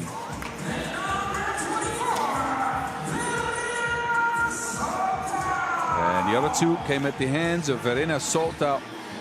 So the 2 18-year-olds for Bonn Baskets, the only 2 players able to score.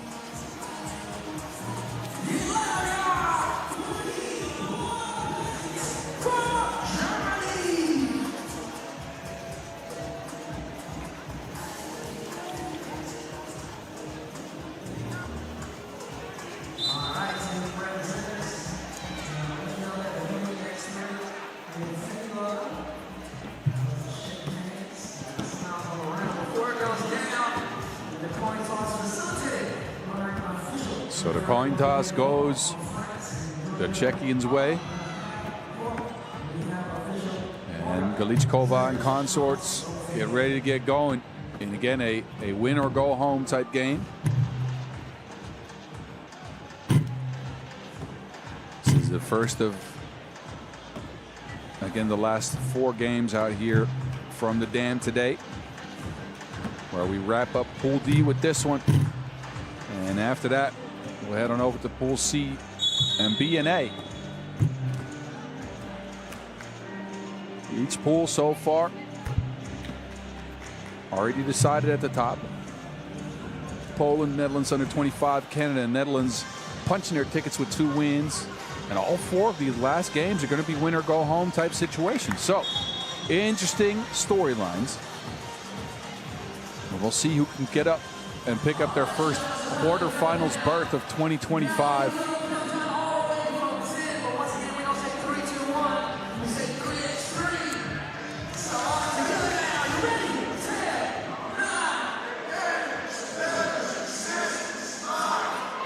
The Young Bucks will get us started.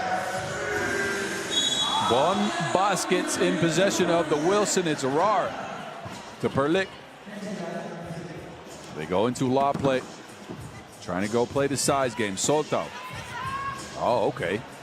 Well drawn up play.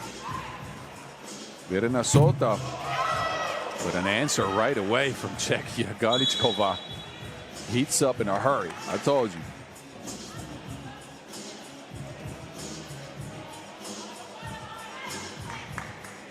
First long-range bucket knocked down for Galichkova. And Czechia hold the lead. Perlik.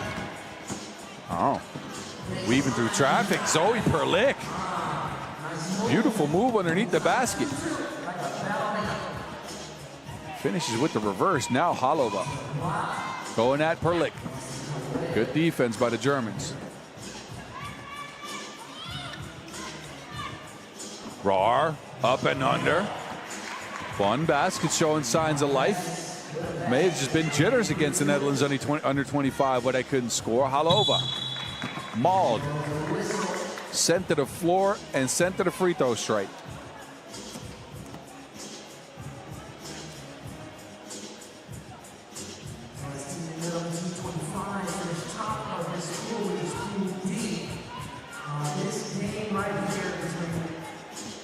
Halova cashes in from the free throw stripe. Scores tied at 3. Bonn Baskets Soltau holds her position and gets fouled on the play underneath the basket.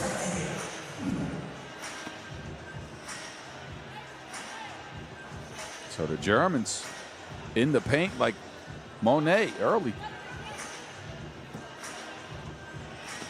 Trying to get a size advantage going underneath the basket. Czechia team is not that short, but apparently the Germans feel like they got a mismatch going down there. Galichkova.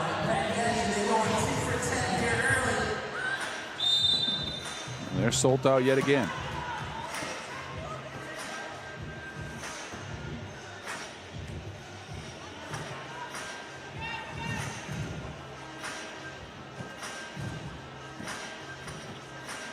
Herlich. Steffens come onto the court. They lob it to Soltau yet again, and Verena Soltau is going off in this one. Bonn Baskets already surpassed their total from the first game, and we're a minute and a half in.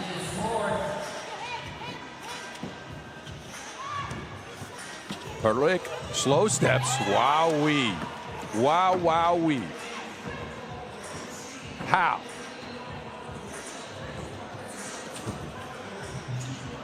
And they go punch for punch as the game's tied at 6 yet again. Not a lot of defense in this one so far.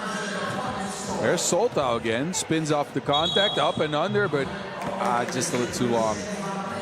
3-second violation for Verena Soltau, who'll take a seat. But she's been Bonn Basket's source of offense. Galichkova. Rar with the good hands. That's out of bounds. Possession back to Czechia.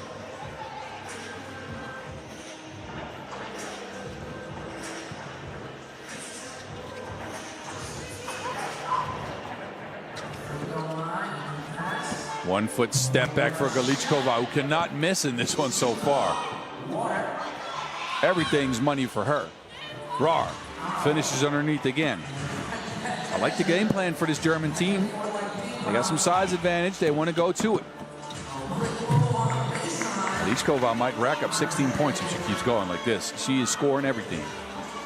Steal now. Galichkova passes Radikova underneath. Thank you, ma'am. A 9-7 lead for Czechia. There goes Rar. Off of the contact. Passes it out. 2-point shot, no good. Holobach controls the Wilson. There's Galichkova yet again. And another shot is down. Check out the arc on that one. That was incredible. I think it almost hit the LED lights at top here. Galichkova is just going nuts in this one. Look, the Wilson's out of frame here. It's gone, and then it pops back in and drops in for a 2. Love to know how many points she has now, but you know, we don't have that type of technology yet. At least I don't.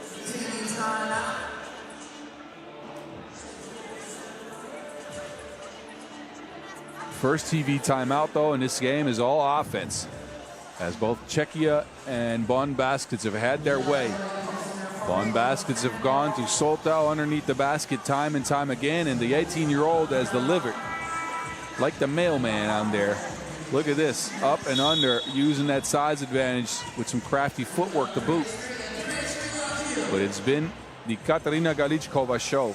We knew she could do it. We knew she could go off, but well, after that 10-point outing against the Netherlands, she's really getting into the next gear here. Soltau. Taking a long time, Verena Soltau can't connect. Travenkova with the rebound, lines it up. There's Holova bumping a bucket.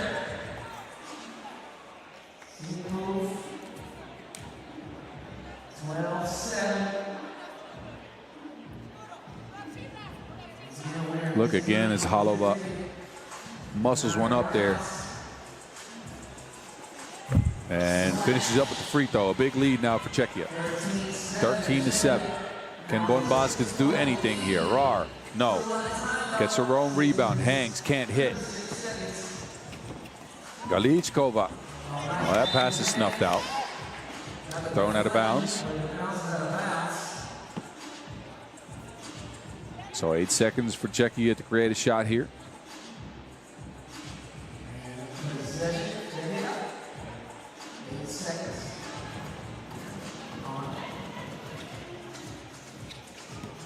Rylikova on the drive. If she makes up her mind and puts her head down, that thing's going in, I'll tell you. Rar. And a step too much. That will be a turnover.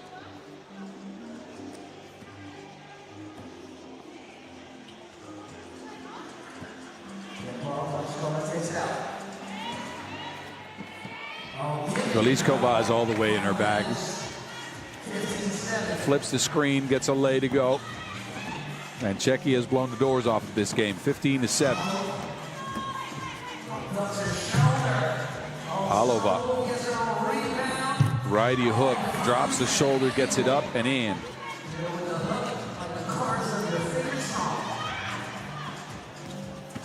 Stefan. Soltau. After a good start to the game, Soltau can't squeeze it.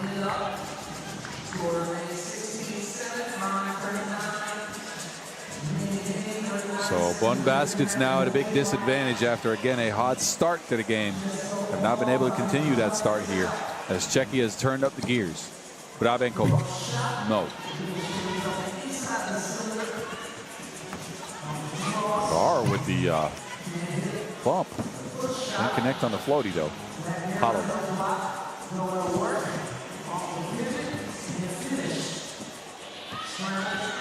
Stefan's by herself, lines up a 2.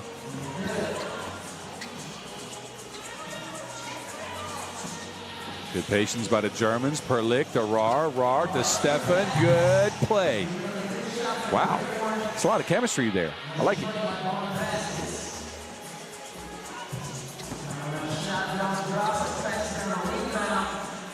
Rylikova, Medi. Thank you.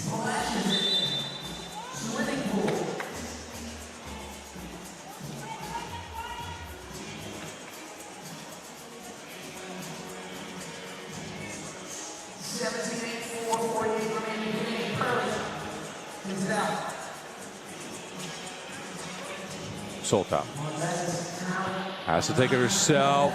The shimmy shake. Nuh-uh. They fight, they scrap, they can't get it to go down. And there's Galichkova again, just shooting flame balls. Galichkova everywhere on the court. She has to be in double figures by now.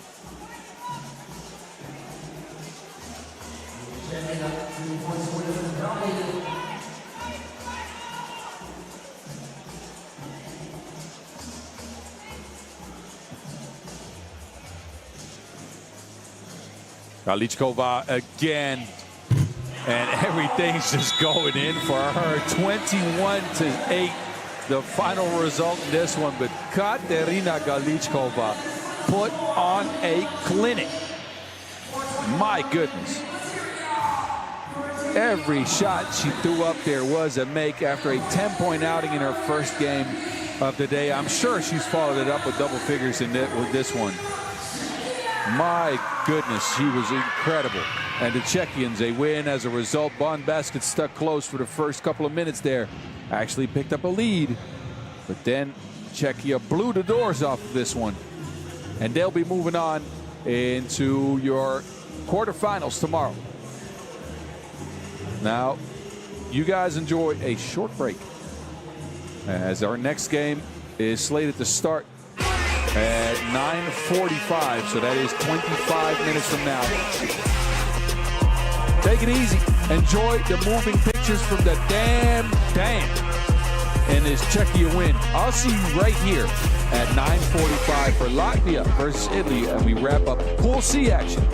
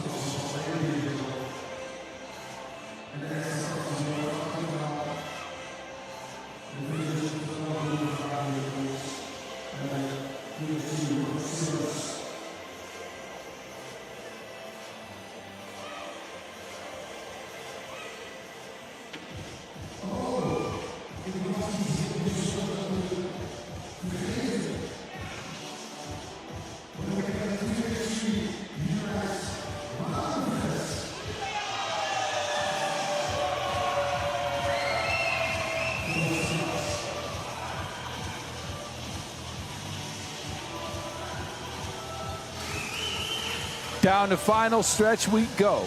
Pool C will be wrapped up with this one. Latvia meeting up with Italy in the Battle of the Beacons. First one to pick up a win will move on into the quarterfinal action here from the Dam tomorrow. And we will get to meet Latvia again. Tigna Strautman, leading scorer for the squad with 5 points. 1 2-point shot knocked down. Marta Mischenko, second one to the court. She led the squad in rebounding with 5. Paula Morina. And last but not least, Kitsia Viman. And I think she could be the key to this Latvia squad picking up a win. She's shifty. She can shoot from range. And this is your Latvian squad in the white. And is that Bordeaux red? Someone help me out. I'm a guy. I don't do colors well. Anyway, Italy. And there's your legend, Raylan Dalit. Ray. 8 points, 5 rebounds in that first game. Showed out in a return to the women's series. 5 drives to her name for a 5-5 there. 6 highlights in total. San Martino was a force on the boards with 7 rebounds. But it was the Ray show as the rest of Team Italy couldn't really score all that much. Beatrice Oleide, 2 points to her name. Sofia Fristacci had some good defensive moments. A couple of steals and a bunch of important rebounds, but 1 of 4 from range for Fristacci. So Italy's going to need some more out of the supporting cast next to Ray. But a dangerous team nonetheless, who stuck close with Poland on the back of their defense. And with an offensive spark like Ray, you never know. Both these teams, again, lost to the Poles. Latvia, a 21-14 defeat. Italy, a 16-13 loss. So win or go home time here from Amsterdam.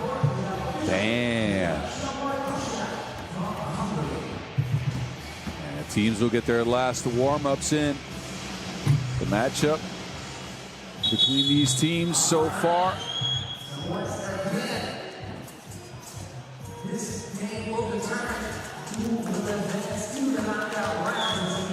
They have not played. Look, I had to look that up. I'll be honest with you guys. I had to look that up. It took a while. I thought it was going to be better than this, but it wasn't. Latvia and Italy have never played. First time meeting on an international level. And so far, advantage no one.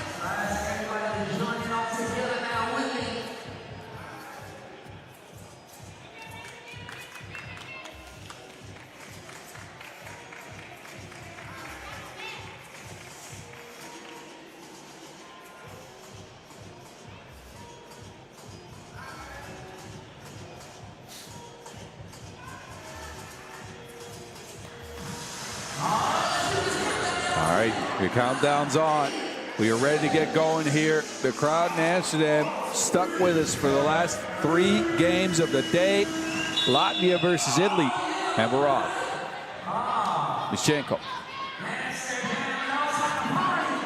Mischenko bullying inside. Lefty hook off the mark. Oleide played some really good defense in there. Game against Poland. I don't know, maybe she can hold her on against Mischenko. Ray with the moves. Oh, Ray gets an offensive rebound, and Italy on the board first.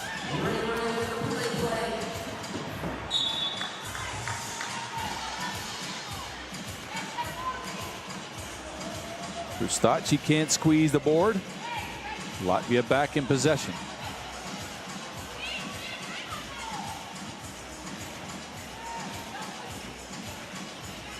Viman, no. Ray again with the board. They swing it around. Oleide Left to right cross.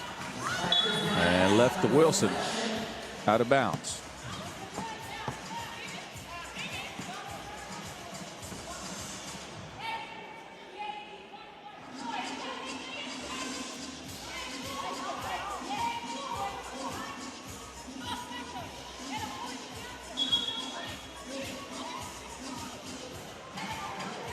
Referees are talking through what happened there.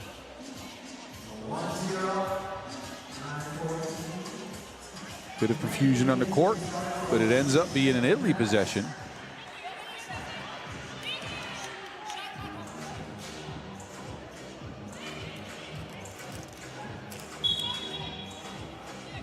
And then some words for the refs as they have to go look at the shot clock here.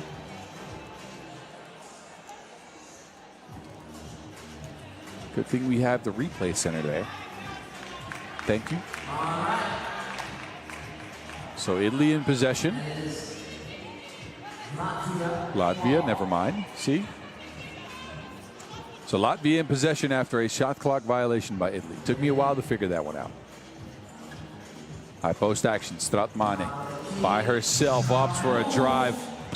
Comes back from out of bounds to get that, but did not establish position before hanging on to that Wilson. Turnover as a result.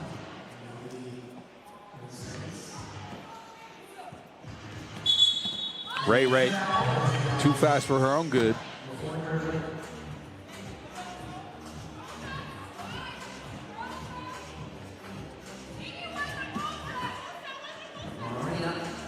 Back to Latvia we go.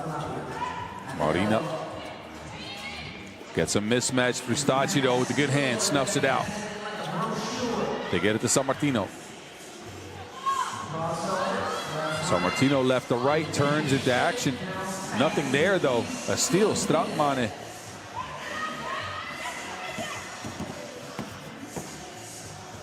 Marina scoops, is hit on the arm.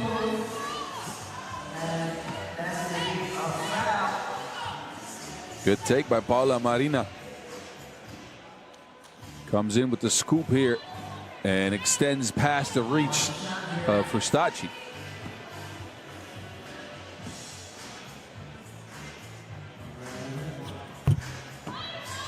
And Latvia, they tied the game at 1. Took them a while to get that first bucket. They did.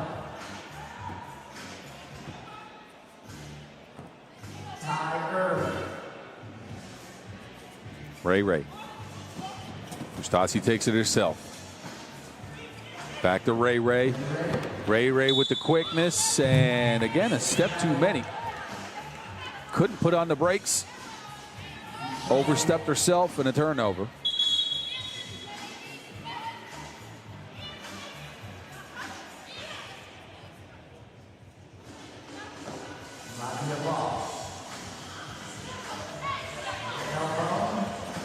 Stratmane. That is a double dribble. Picked up the ball with 2 hands and put it back down for a dribble. There'll be a turnover on Latvia. Yurchenko on the bench fixed her contacts.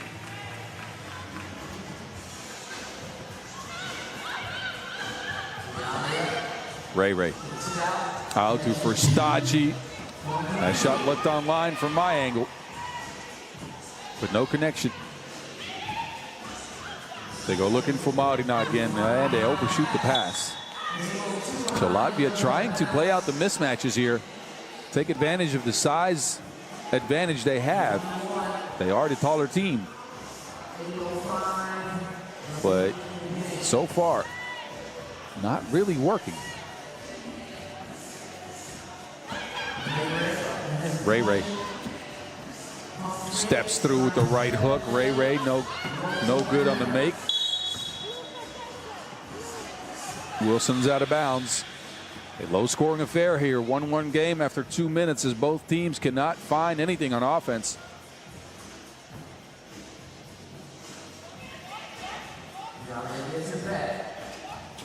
Ray.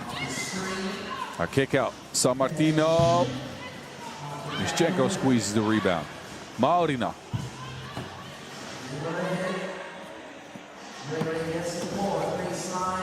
Oh, Ray stops on a dime, but it leaves it on the front rim.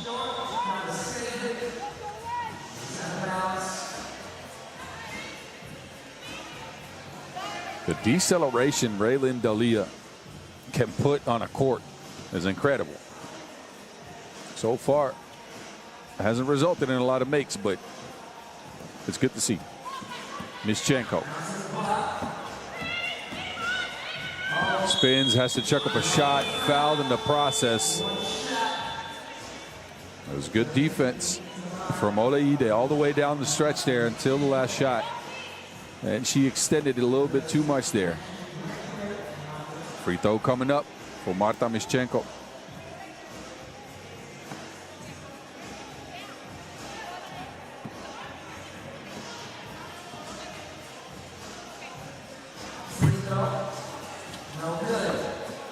And that is Italy's possession.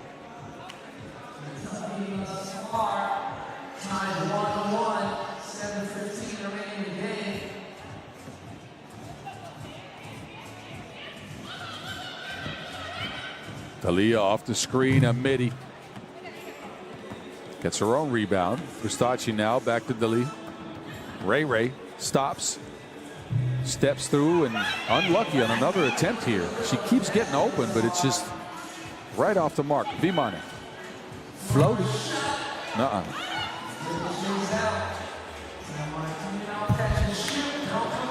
Sammartino can't get it to go.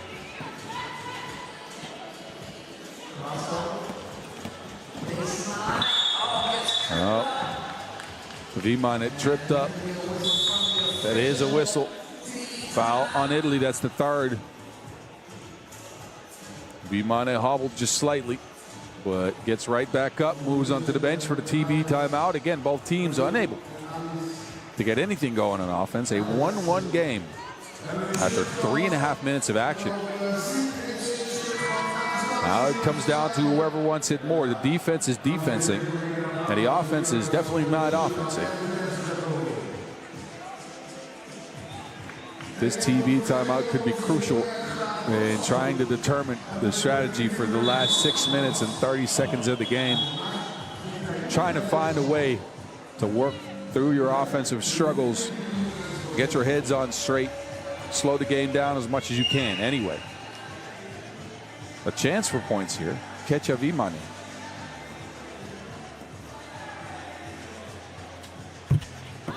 And Latvia the first one to break the tie. Sammartino steps back.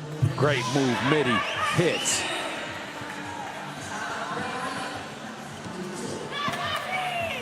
A bit of miscommunication there on the Latvian side.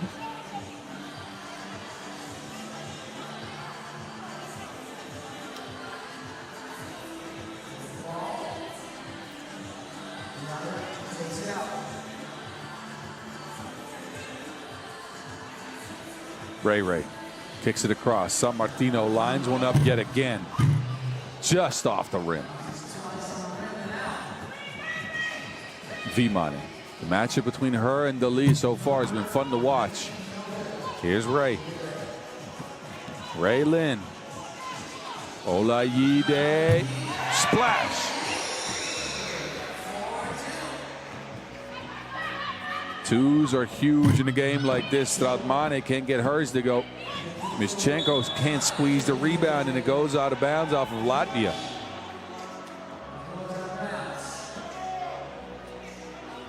But look at Ray distributing to Wilson. Olaide knocking down her first two of this game.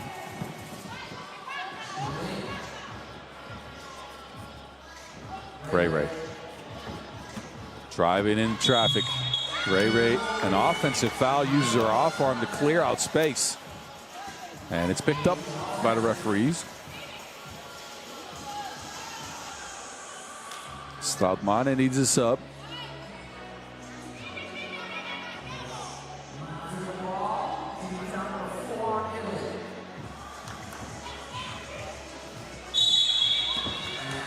And another whistle. That's foul number 5 on the Italians, who are now just racking them up. Foul trouble, a factor for them in that last game against Poland as they got to 10. And they do it again. Rack up fouls early. Vimane, no. Mischenko saves it inbounds. Vimane, second try at it. Don't leave her open for number 2. And she ties the game at 4 apiece.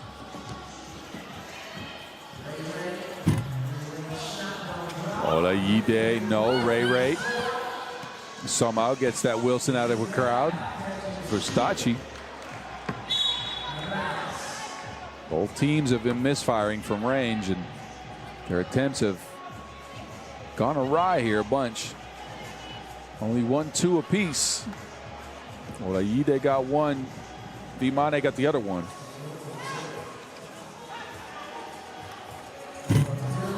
Vimane can't do it again. Strautmane can't get to it. Somehow saves it, but it's out of bounds.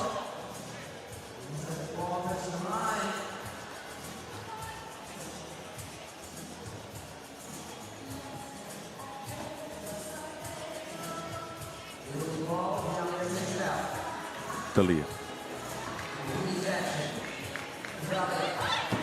Staci, good cut.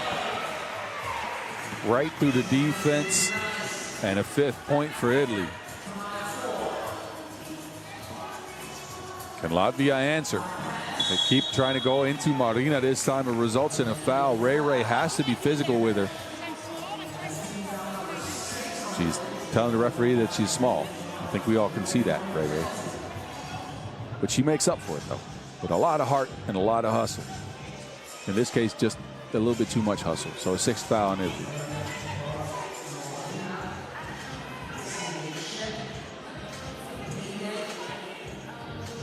Marina. Latvia struggled to score. How they get it? Strautmane at 2. No. Mischenko saves it inbounds. Marina, no again. And a pushing foul now on Latvia. That is the first foul, as the Latvian ladies are unable to outplay their size advantage. Olayide steps back. She hit one from that spot earlier, but no good.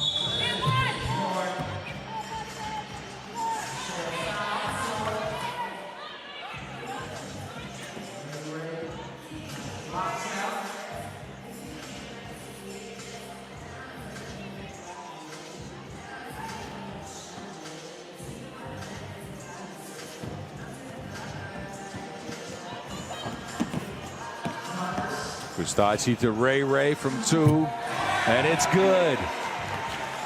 7-4, Italy taking the lead here. Mischenko leans, can't hit. Good defense again by Olayide, and now Mischenko extends a foul. So the Italians take a commanding lead here. In a low-scoring game with 4 minutes to go, a 3-point lead could mean everything. And who else but Raylin Dali, 2 feet behind the line like gym class. And a 2-ball down for the 37-year-old.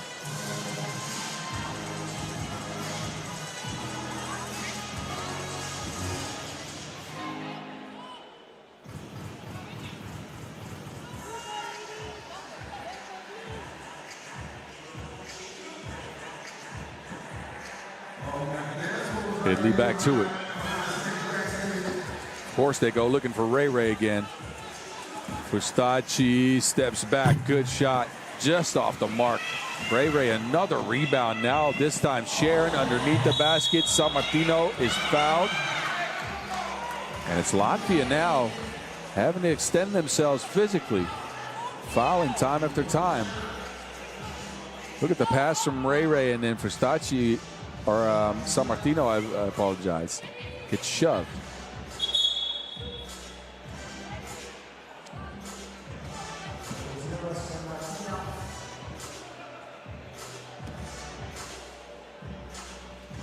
Sammartino calmly knocks it down. And Italy pick up a big lead here, 8-4. Vimane, no. Marina can't control the board.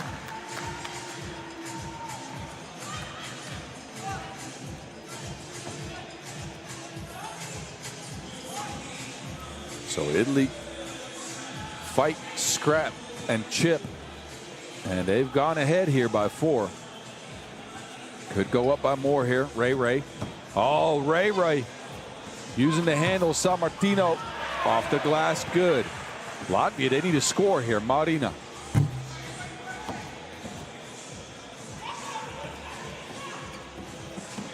Marina going at Ray. Shoots up over her. 9-5 with just over 3 minutes to go.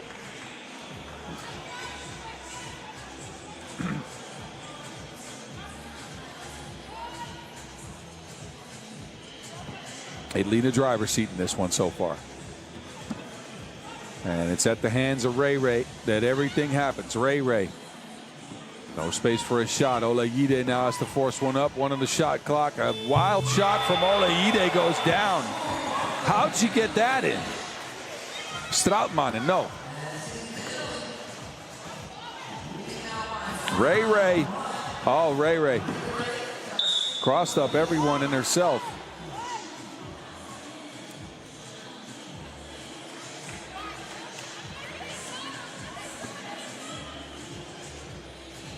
So Olayide somehow, some way gets that one to go. Phaeton with the right hand. Marina hangs but is patted out of there. Frustration on the face of San Martino. He says she got all balls. She gets a warning for behavior here.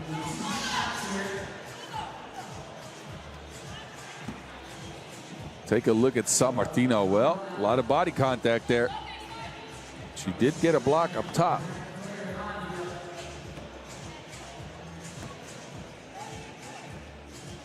Marina, no.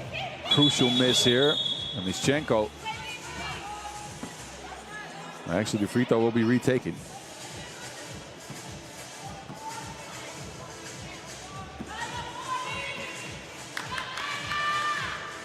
Marina knocks it down.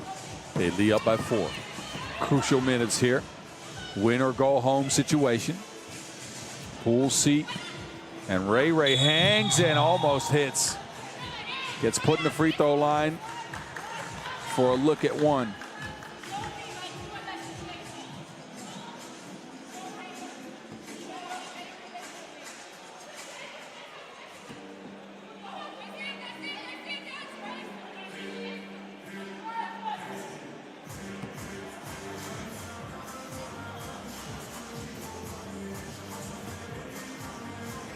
And Ray, oh, just a little long on that free throw.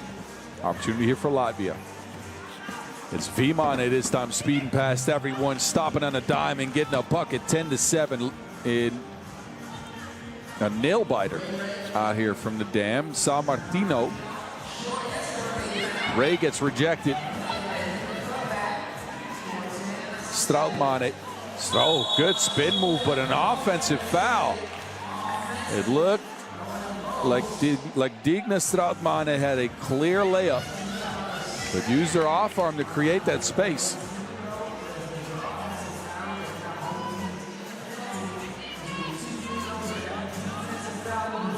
$120 seconds left in this one. Staci off the mark.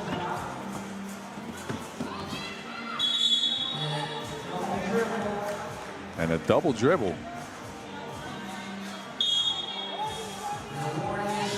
Now also a warning for behavior on the Latvians. Strautmanen with too many words for the referee after that double dribble. Ray asking for a screen. Ray now moving through a crowd. Hangs, can't hit. Strautmanen bumps, and that will be a foul. 8th foul on the Italians. So the Azzurri will put Digna Strautmanen to the stripe. Strong drive here from the 26-year-old.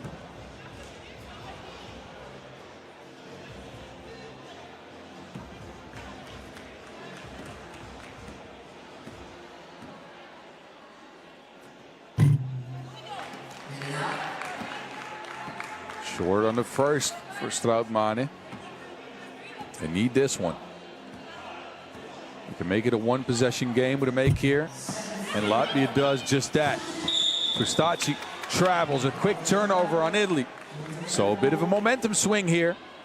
Look out now, the Italians who've been up in this game since the start. Still up by 2. Latvia working to get a score though. Vimane to Strautmane, who's open and double dips. Score tied at 10. Oh, San Martino. Not enough on the shot.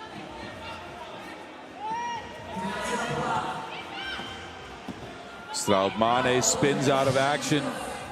Can't squeeze the rebound. Ray comes away with it. Ray. Bump. Nothing there. Under a minute to go. Win or go home. And the game is tied. Strautmane, no space for a shot. Vimane, 2 on the shot clock. Has to take the shot here.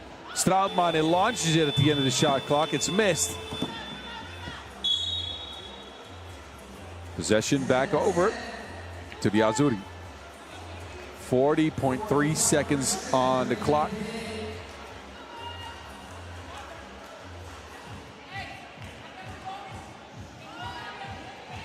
San Martino and Strautmane on the bench for both teams.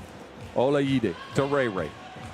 Ray trying to direct traffic. Fustacci to the crib. A big make off the glass. 1 point lead for Italy. Vimane. Inside out, Vimane hangs and hits the floaty.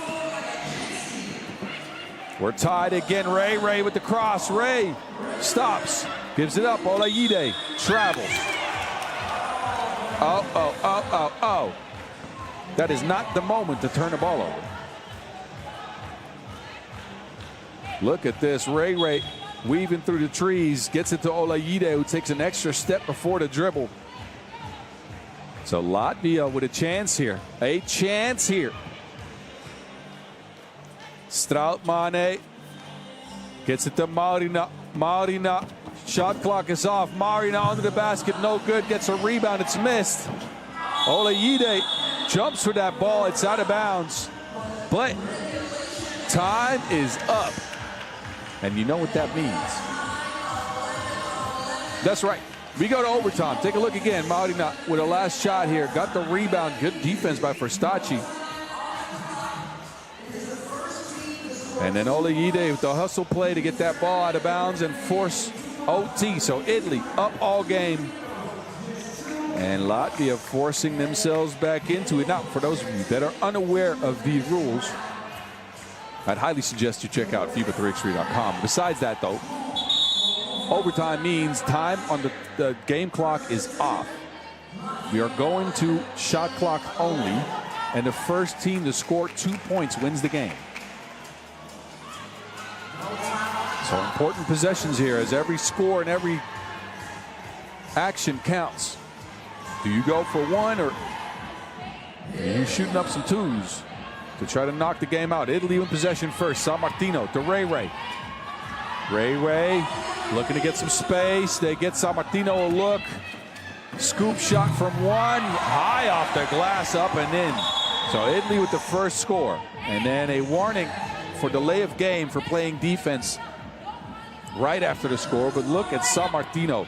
The unorthodox lay. Latvia. What do you do now? Do you go for one or do you go for two? It's Michenko to start us off. Marina.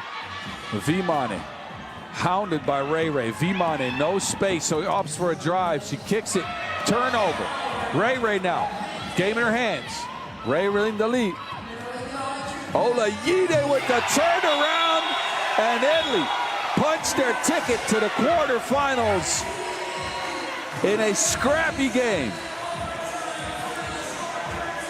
Beatrice Olaide made sure overtime happened right before it started, and then punched that ticket using the glass. Turnover here as miscommunication on the Latvian end. Then it's Ray trusting her teammate. Olaide turns good off the glass like a craft beer, and Italy are in the quarterfinals. We'll see them tomorrow. Latvia will bow out of Pool C action after that 13-11 defeat. Yeah, all smiles for Beatrice Olaide. I can imagine that. As Italy moves on to the quarterfinals, like I said. Y'all enjoy these images of the crowd and the moving pictures as we head into our last 2 games of today.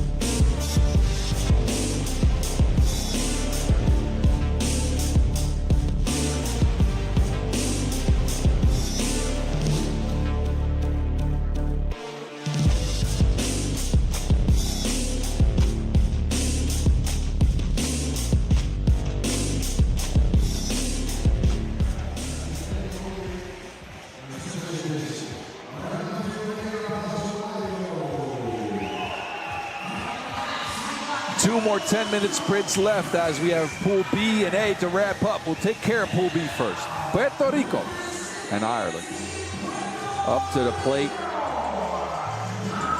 And both teams with an L to all Canada. It was Puerto Rico who fared a little better, though.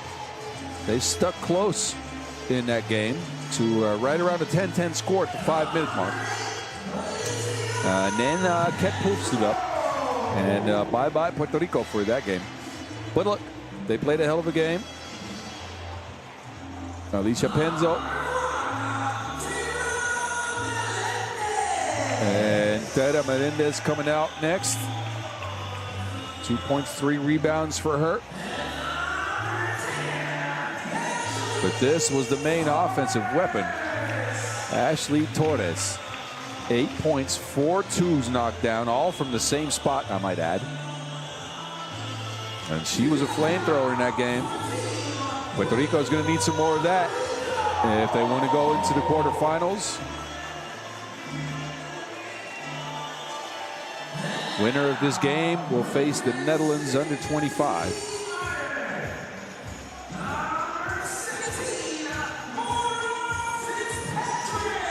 And here is Ireland. Mara Fitzpatrick, again in her first 3x3 action, comes out first. She had 3 points in a 21-8 loss against Canada. And Claire Rockall grabbed herself 5 rebounds in that game. Grain Dwyer. And then young Aaron McGuire was the leading scorer on the team with 4 points against the Canadians. Ireland played a physical game, but couldn't get it going offensively whatsoever. So we'll see how they fare against Puerto Rico.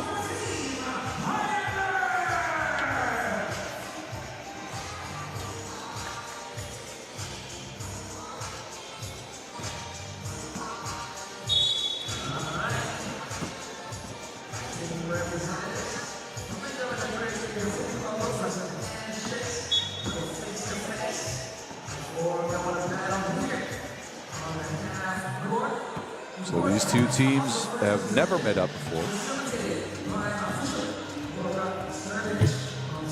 First time ever on the Women's Series circuit or in international play, which is what this is as well. So they are probably going to go off of those first games against Canada for the scouting report. And those games won't tell you much, I'll tell you that. Canada played a stifling brand of defense, has the length to compete and make it very difficult on anyone.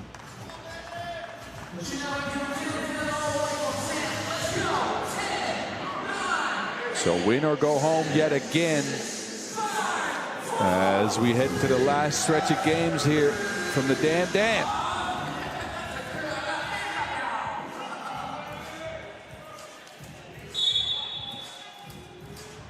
And it's Puerto Rico first. Penzo.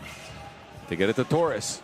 They want to get her a look right away. Ashley Torres is fouled on the attempt.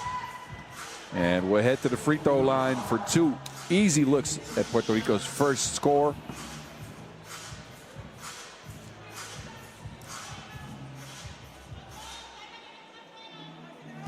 Dwyer got in her landing space. And that is a clear foul. Torres, good on the first.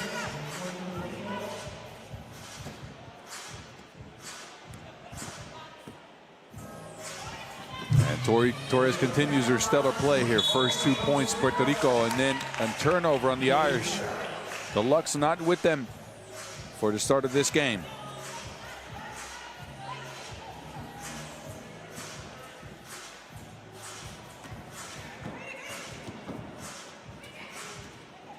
Torres.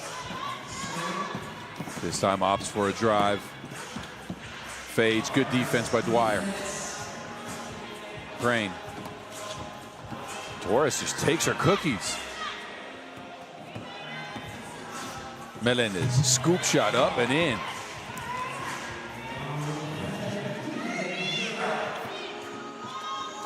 McGuire wide open.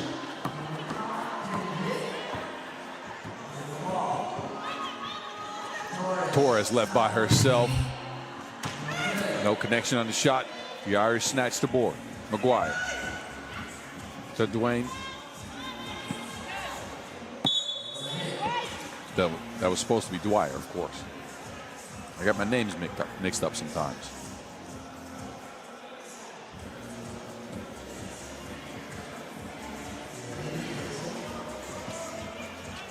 Penzo. Puerto Rico looking at the pick and roll game. Penzo is wide open, lines up a 2-ball. The Irish turn it over yet again. That is a problem for the ladies from Ireland. And now they get a 4th Puerto Rican bucket scored on them. So their defense lacking and their offense not clicking either.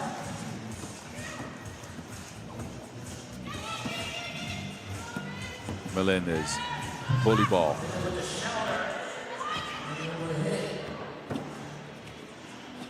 Good shot by Rockall, but the Irish keep creating open looks, just can't knock them down. Melendez, wild shot off the mark. Go back to the Irish. Fitzpatrick. Oh, that Wilson's lost.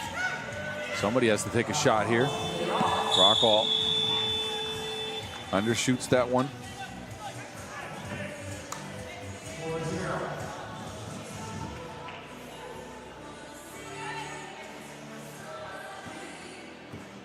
So back to Puerto Rico we go. Bodies on the floor. Torres on the drive. It's stifled out by Rockall, though.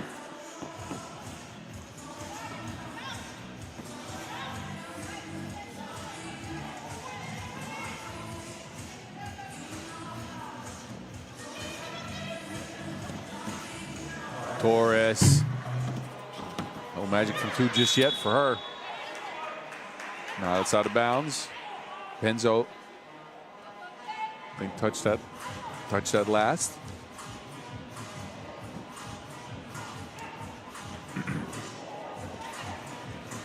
Dwyer was wide open. Pass couldn't get there though.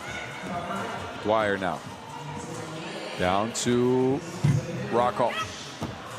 Fitzpatrick, offensive board.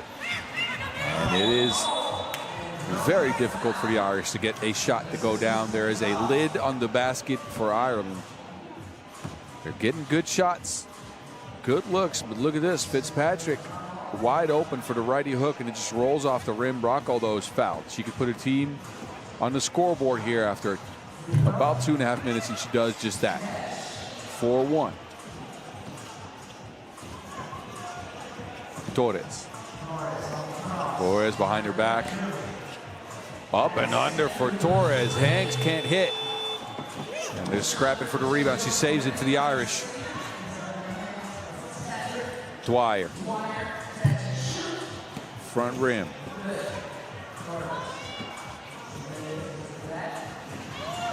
There's Torres again. That spot is where she shot a bunch from in that first game against Canada. Just no connection yet. Dwyer all by herself. So Ireland back within a possession. There's the chemistry of the Irish. Now they finally got a bucket. And when it rains, it pours.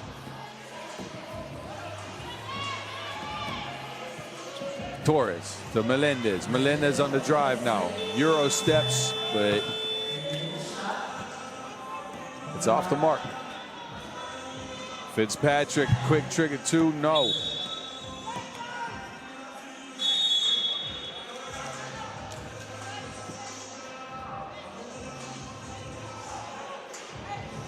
So TV timeout in a tight contest. Puerto Rico jumped out to a 4-zip lead, but it's been Ireland for the last minute or so with buckets like this one from Grain Dwyer.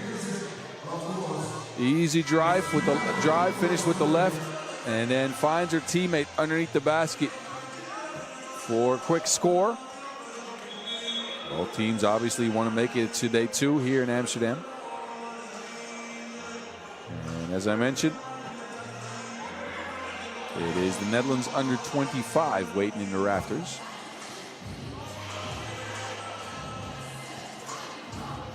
Melendez. Penzo working behind the screen. Space for a shot. Penzo chases down her own rebound. Finds Melendez. 2-point lead for the Puerto Ricans. Maguire trying to change that. Ties the game at 5. Melendez now no good. Is fouled on the play though.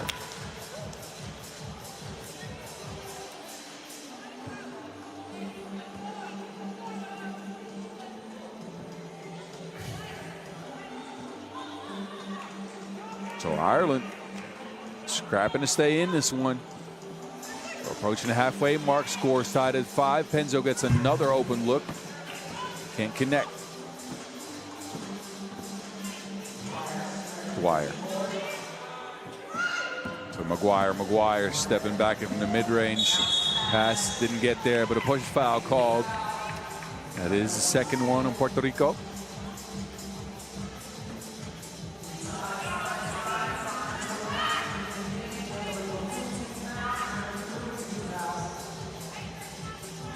And best result for Puerto Rico last year, a 5th place finish at Quebec and Saskatoon. They're trying to improve on that here in Amsterdam. They were 15th in the Women's Series in 2024. Oh, Torres. More handles than Instagram for Torres on that one. Jumps through the contact, puts in a lay and a free throw to boot. Ashley Torres is on one.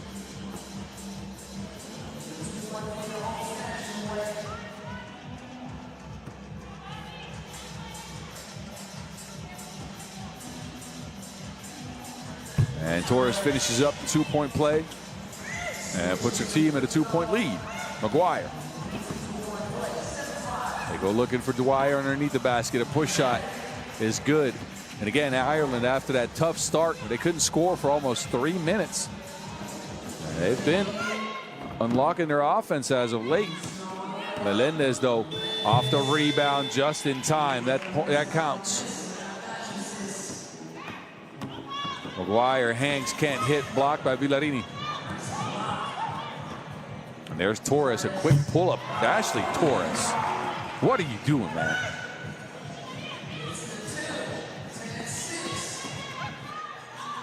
Rockall wide open for the Irish. There's that connection again. It's only a 1-point shot, though. Big toe on the line. Melendez, blink and she's gone.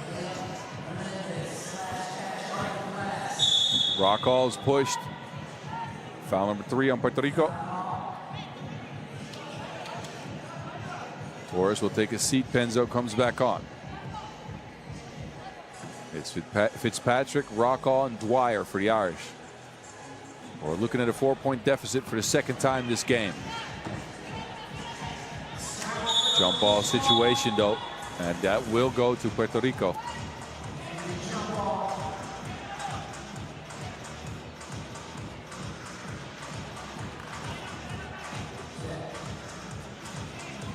Villarini tries to get it to Melendez, turns it over. Good hands by Rockall. Dwyer again. Wills her way, well, to a pass. I thought it was going to be a shot. Fitzpatrick, no good. Dwyer almost squeezes the board, but it ends up with Penzo. Under 4 minutes in this one. Melendez on the drive. Bodies on the floor. Penzo from the mid-range.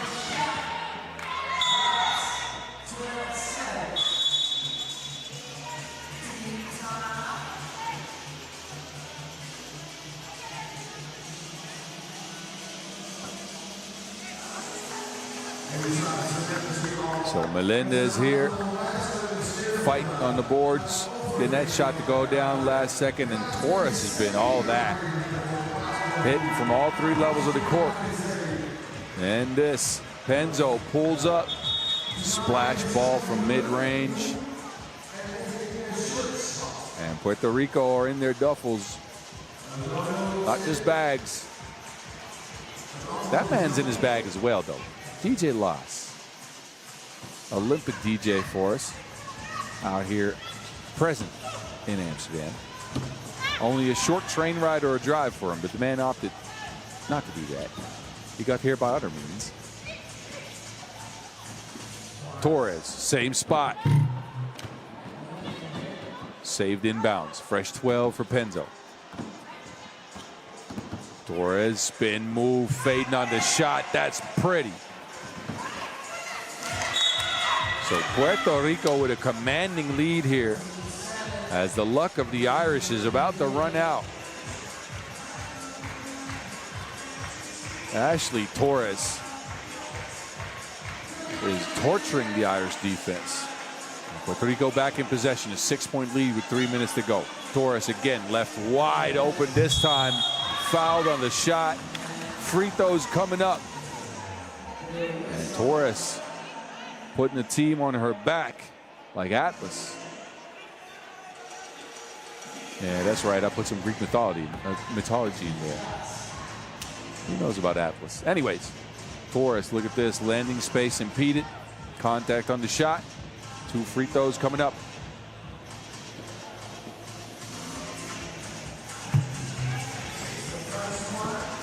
And good on the first one.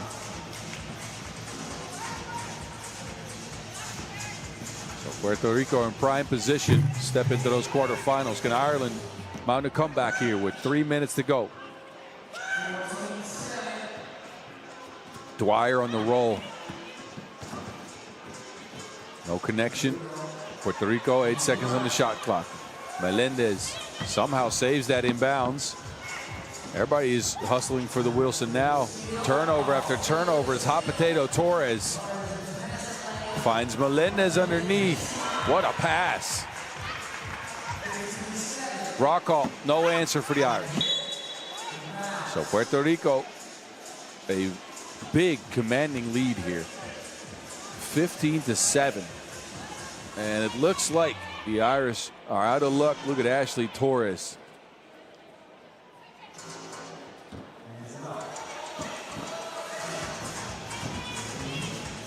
Villarini, 3 on the shot clock. Opts for a leaner off the glass. How? Dwyer, no. So Puerto Rico now firing on all cylinders. Villarini Gets it to Torres eventually. Blocked on the shot. Torres wants a foul. She's not getting it.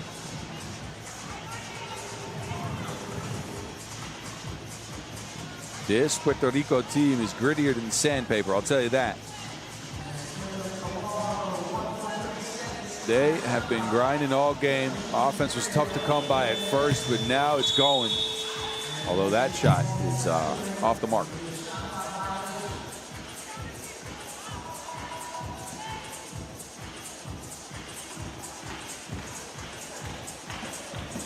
Dwyer. Great defense by Penzo. They move it around. Try to get it to Villarini.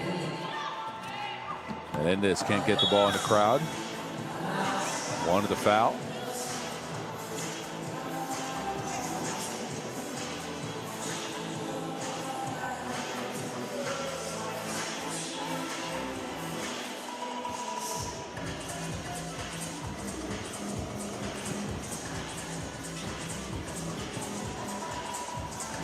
Maguire. That could have been something for Ireland there, but no good, and time is running out. 1:30 to go. Puerto Rico in possession here with Torres. Torres, left to right, tries to look for Melendez. It's a kick ball. A fresh 12 coming up. And that's only in the advantage of Puerto Rico. All they need is time. Torres lines up another one. Pick and roll action for the Irish. Fitzpatrick snuffed out. Penzo has picked up so many of those. Melendez. Spin cycle. Runs into trouble. Is fouled on the shot. That is number 6 on Ireland, though. So Melendez will make her way to the strike and add to this Puerto Rico lead, possibly.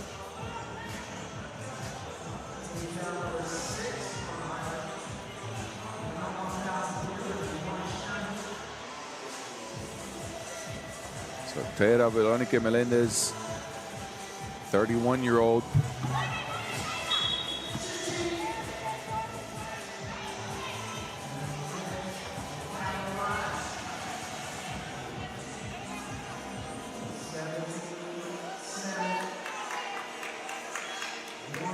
(17-7) game, 61 ticks left in this Pool B matchup, and it is pretty much written on the wall here. Unless the Irish pull something crazy out of a hat. Maguire steps back. Beautiful, beautiful mid-range shot. Melendez, though, keeps on trucking. And Puerto Rico getting closer to that 21-point mark. Dwyer stuck. Rockall. Turnover. There's Villarini. That shot still short. Dwyer to Dwyer. She gets it back. An open look from the corner is missed. Squeezed by Villarini. Puerto Rico with an opportunity here to get the 20. Torres lines one up. Splash ball. Singeing off the twine.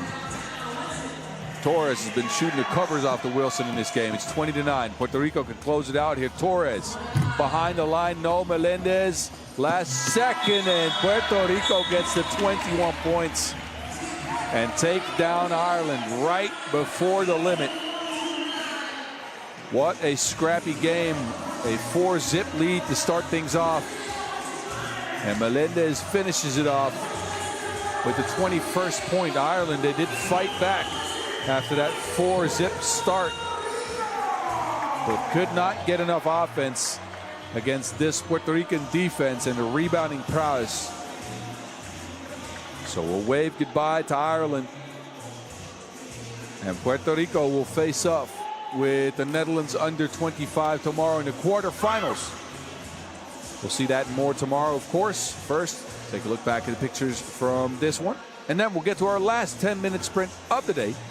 That on deck in just a few minutes here from the Dam.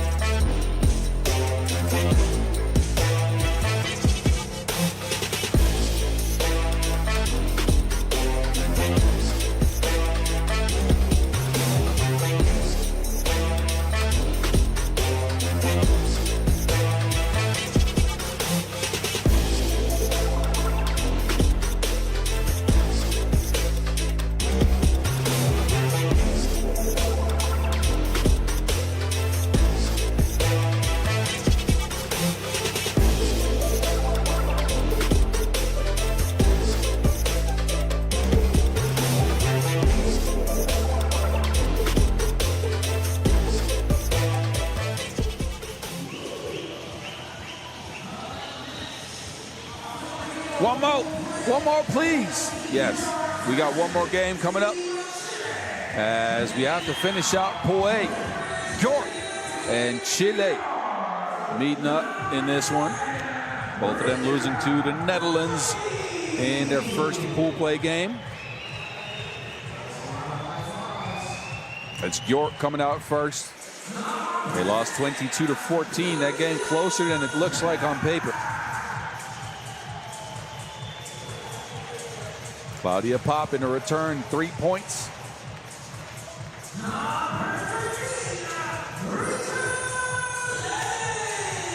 Rika Lelik was the big woman on Gyor's side with 7 points, 3 twos knocked down.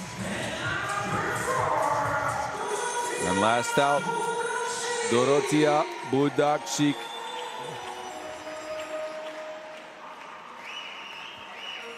So Gyor, your number 8 seed, will try to make it out of pool play.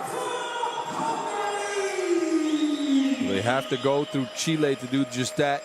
These teams have never met up.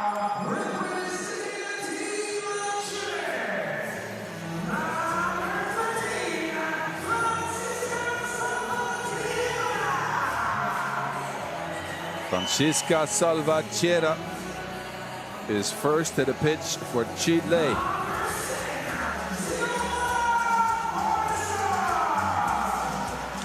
Chile lost to the Netherlands 21-7. Got only 2 points out of 3 points, I apologize, out of Xiomara Morrison, the biggest walking mismatch out here. It's an attest to the Dutch defense, I guess. She's joined by Fernanda Ovalle.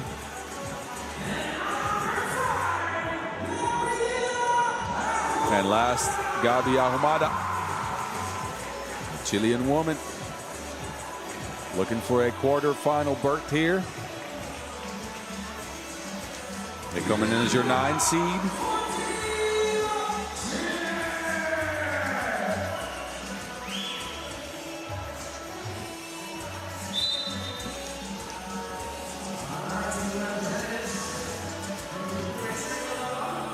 So both these teams will get warmed up. Chile's best result last year again was a 6th place in Saskatoon. Gyor not active on the Women's Series last year, I believe.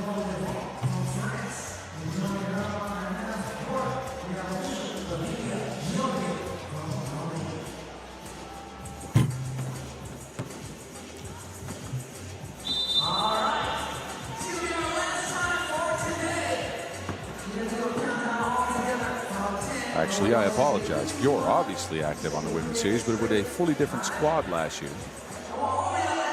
Their best placing last year, 2nd at the Pristina stop.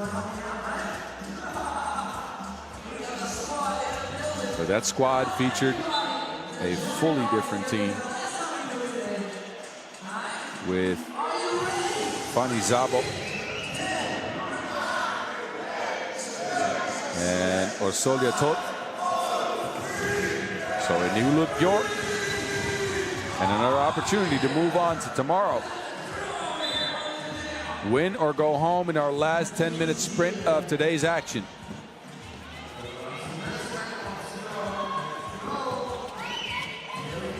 Scoop shot, Ovalle, no good.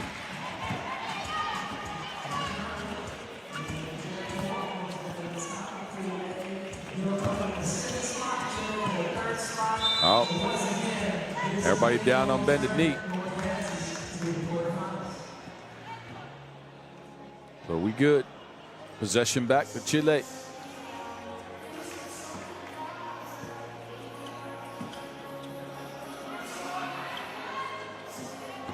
Ahumada looking for Ovalle. Can't find her. Passes it out of bounds. This Chile squad quite young. Both Ovalle and Ahumada just 21 years of age. Mixing youth with veterans, though, as Morrison hits 36. Morrison squeezes the board in this one, gets fouled.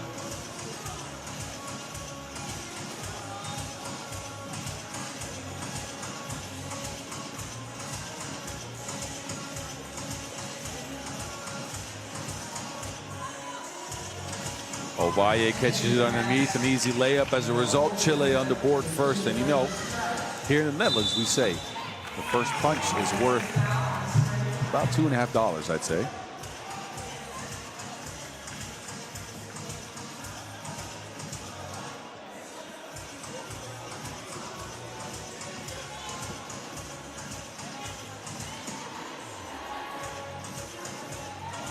Ovalle working behind the screen. Ovalle left to right. The pick and roll game looked like it was working, but it was broken up. Couldn't get it to Salvatierra. That means Chile got 1.4 seconds to get a shot off. They get it to Ovalle. Ovalle lines one up from way downtown. Off left. Quick move. Good take by Manioki.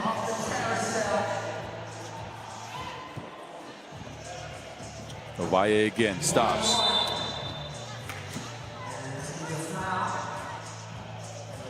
So free throw coming up for Fernanda Ovalle.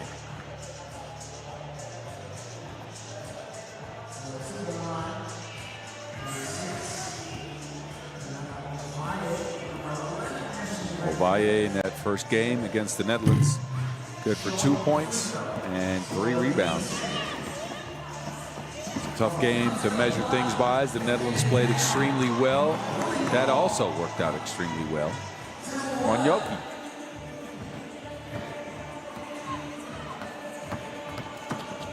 Ovalle pushed out of bounds. That is a 4th foul on Gyor. So in foul trouble early. Same thing happened against the Netherlands. And they got to 10 fouls with over 2 minutes left in that one. A place you never want to be in 3x3. Ahumada now. A fresh 12 for the Chilean ladies. Salvatierra ties the, well, actually puts Chile up at 1. Pop. Can Gyor answer? Claudia Pop on her way to the rack. Creates the contact, gets called.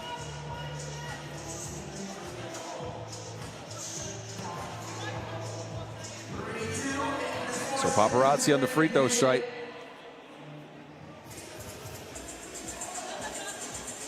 So tough to guard. She is extremely quick. Low to the ground. And Claudia Pop. Connect on the free throw, up and in though. Lelik.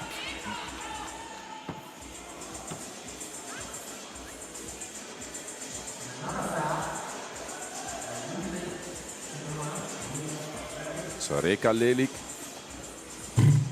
After that dominant, or not dominant, but 7-point first game of the day for her. Keeps it going, and who keeps it going as well as Salvatierra.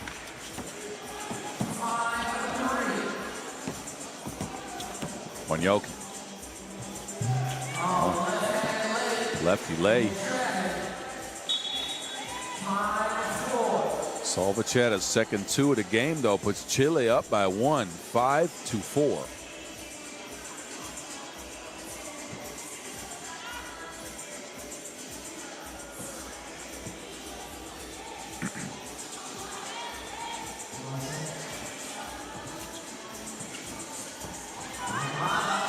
Ahumada, it took a little bit too long.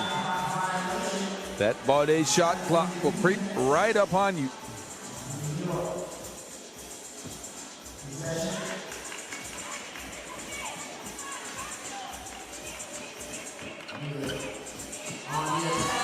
And a quick line drive there by Lelik. Morrison's been a little bit quiet in this one. Ovalle, no. They have not been able to get Morrison anything underneath the basket.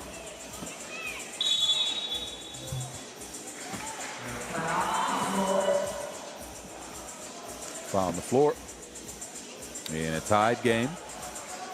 Just under 3 minutes played in this one. Gyor.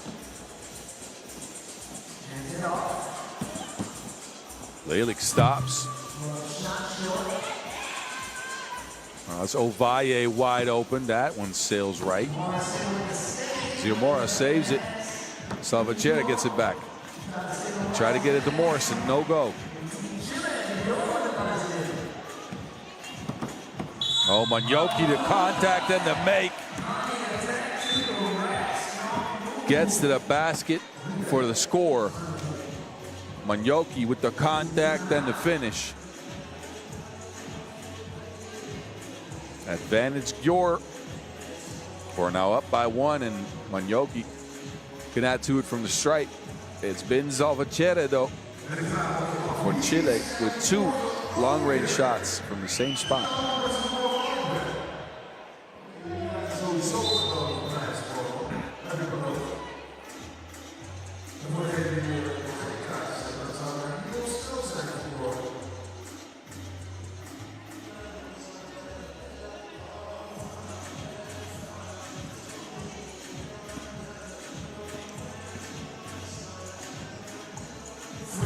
Manyoki, this has been her game for Gyor. Morrison from range. Well. So Chile sticking close to the 2-ball. Foul now.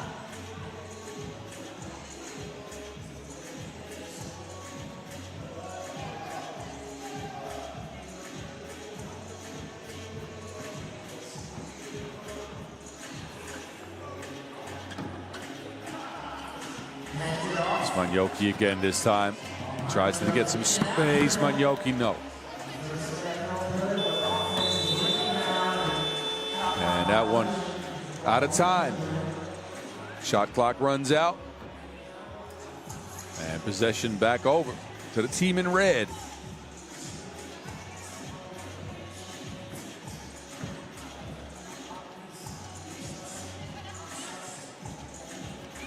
Ahumada.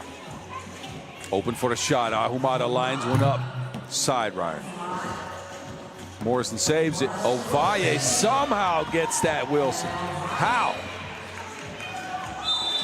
And then an offensive foul, but wow, I'm still looking at that Ovalle catch. I don't know how.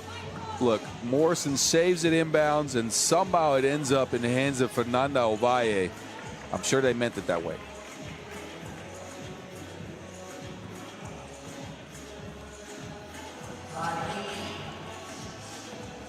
Lely. 1-foot runner.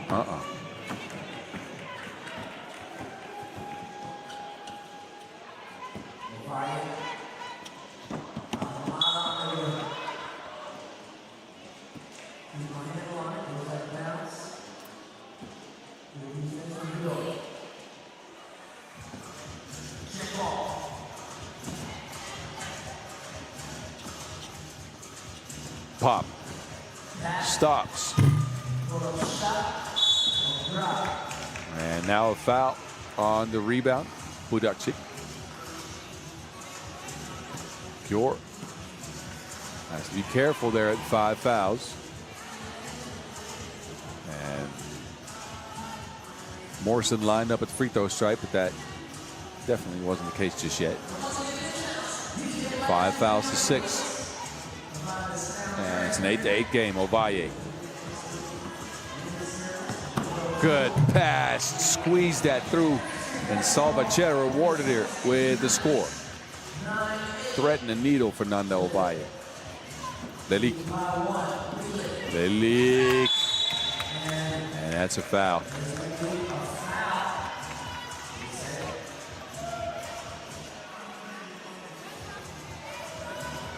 Ovalle here looks like she gets all ball, but it's a body foul. Actually, never mind. That's an offensive foul.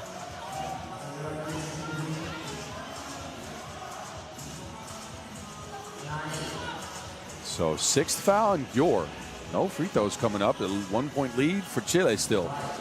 Ovalle asking for a screen, working around Morrison. Ovalle to the cup, leans, and it's off the rim.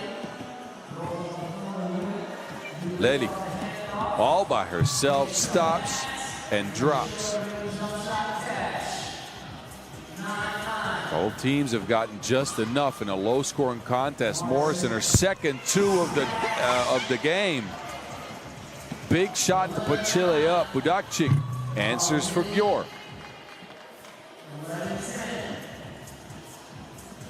It's Morrison underneath the basket. Has not been very active in the paint, but when she catches it, it's a huge mismatch.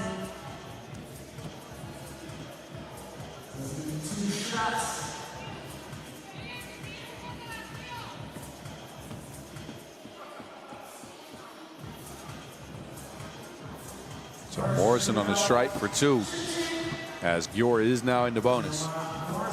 And Chile going ahead, looking to try to punch their ticket into those quarterfinals. Morrison 2 for 2 on that, 13-10 as a result.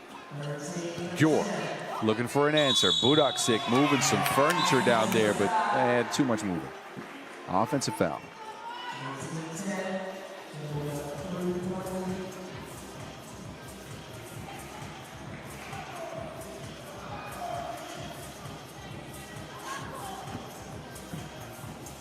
Chile with an opportunity here.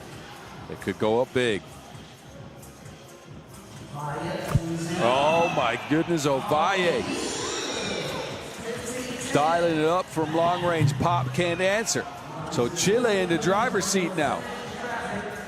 Ovalle to Morrison. 4 on the shot clock. Morrison has to chuck it up. And a foul on Gyor yet again.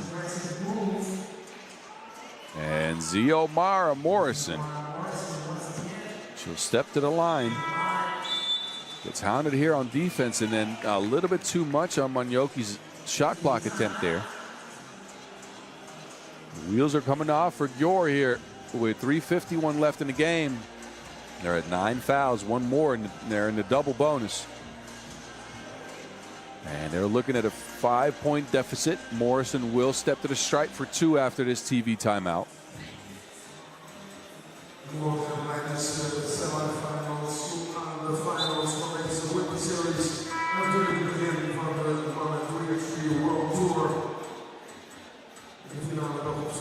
So Morrison an opportunity to get her team up by 7 here, which is a huge, huge lead.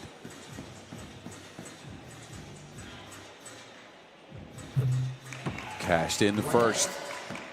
A good game for Morrison, even though she hasn't been active close to the basket. But she's hit some long-range shots. She's knocked down her freebies, and in Chile, in a commanding lead. Pop, no.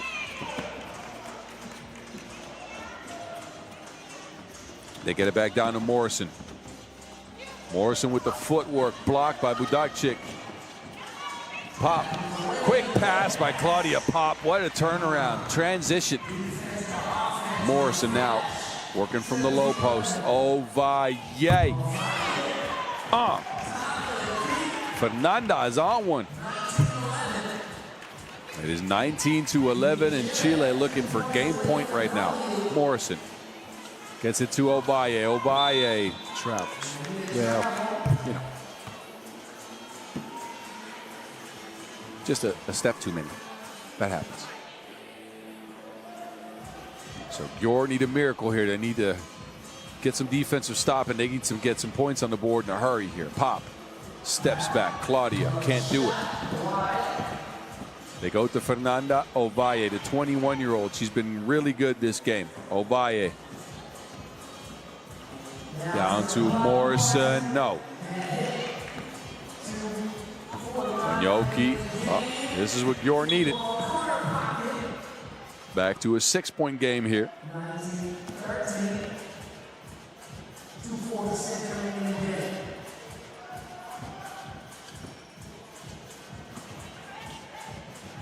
Good defense here by Gyor. Ahumada to Ovalle. Ovalle. Pop snuffs it out. They get it back to her. Pop on the move. Lelik pops. Uh-oh, don't look now. Gyor come back to 4 points. Chile looking to end this thing. Gyor's been really good on the defensive end here. Ovalle. And another stop on Gyor as a 12-second violation forces Gyor back into the game. What a defensive possession there. Gyor needed that stop, and they needed it badly. 2 twos in a row for the Hungarians and a possibility to climb back within 1 possession. This game looked like it was over, but Claudia Pop with a shovel pass underneath puts Budakcic an opportunity to score. Ovalle has been really good in this game, but the last minute or so, the last few possessions for Chile have been disjointed. And Gyor has taken advantage. Claudia Pop will sit. They go with Manjoki, Lelik, and Budakcic. Budakcic. Lelik trying to move and create some space. Budakcic is open. Has to take a shot. Steps back. No good. Possession will go to Chile.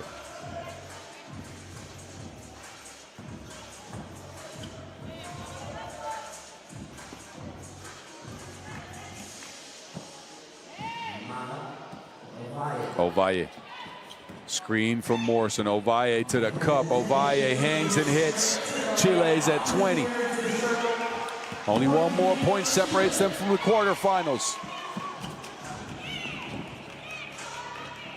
Manjoki stifled Morrison to the cup. This could be it. Ovalle punches Chile's ticket into the quarterfinals with a gutsy performance against Gyor. Game was tight for a while there, but Chile blew the doors off the game in the latter half. And Fernanda Ovalle was special in this one. Morrison, good as well. And we will see Chile tomorrow after that layup. Knocked out Gyor.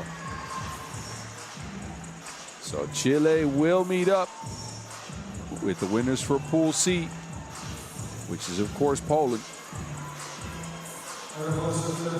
But your final score in this game, 21-15. And of course, we got the highlights for you one last time today.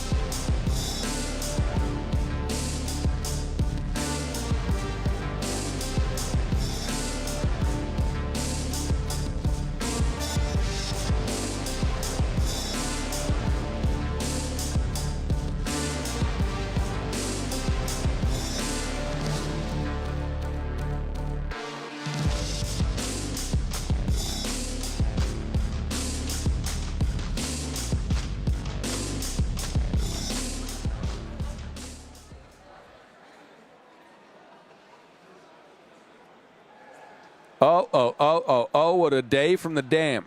4 teams remain unbeaten. Netherlands, Canada, Poland, and the Netherlands U25. They're joined by Chile, Puerto Rico, Italy, and Czechia in the quarterfinals, which will be played tomorrow.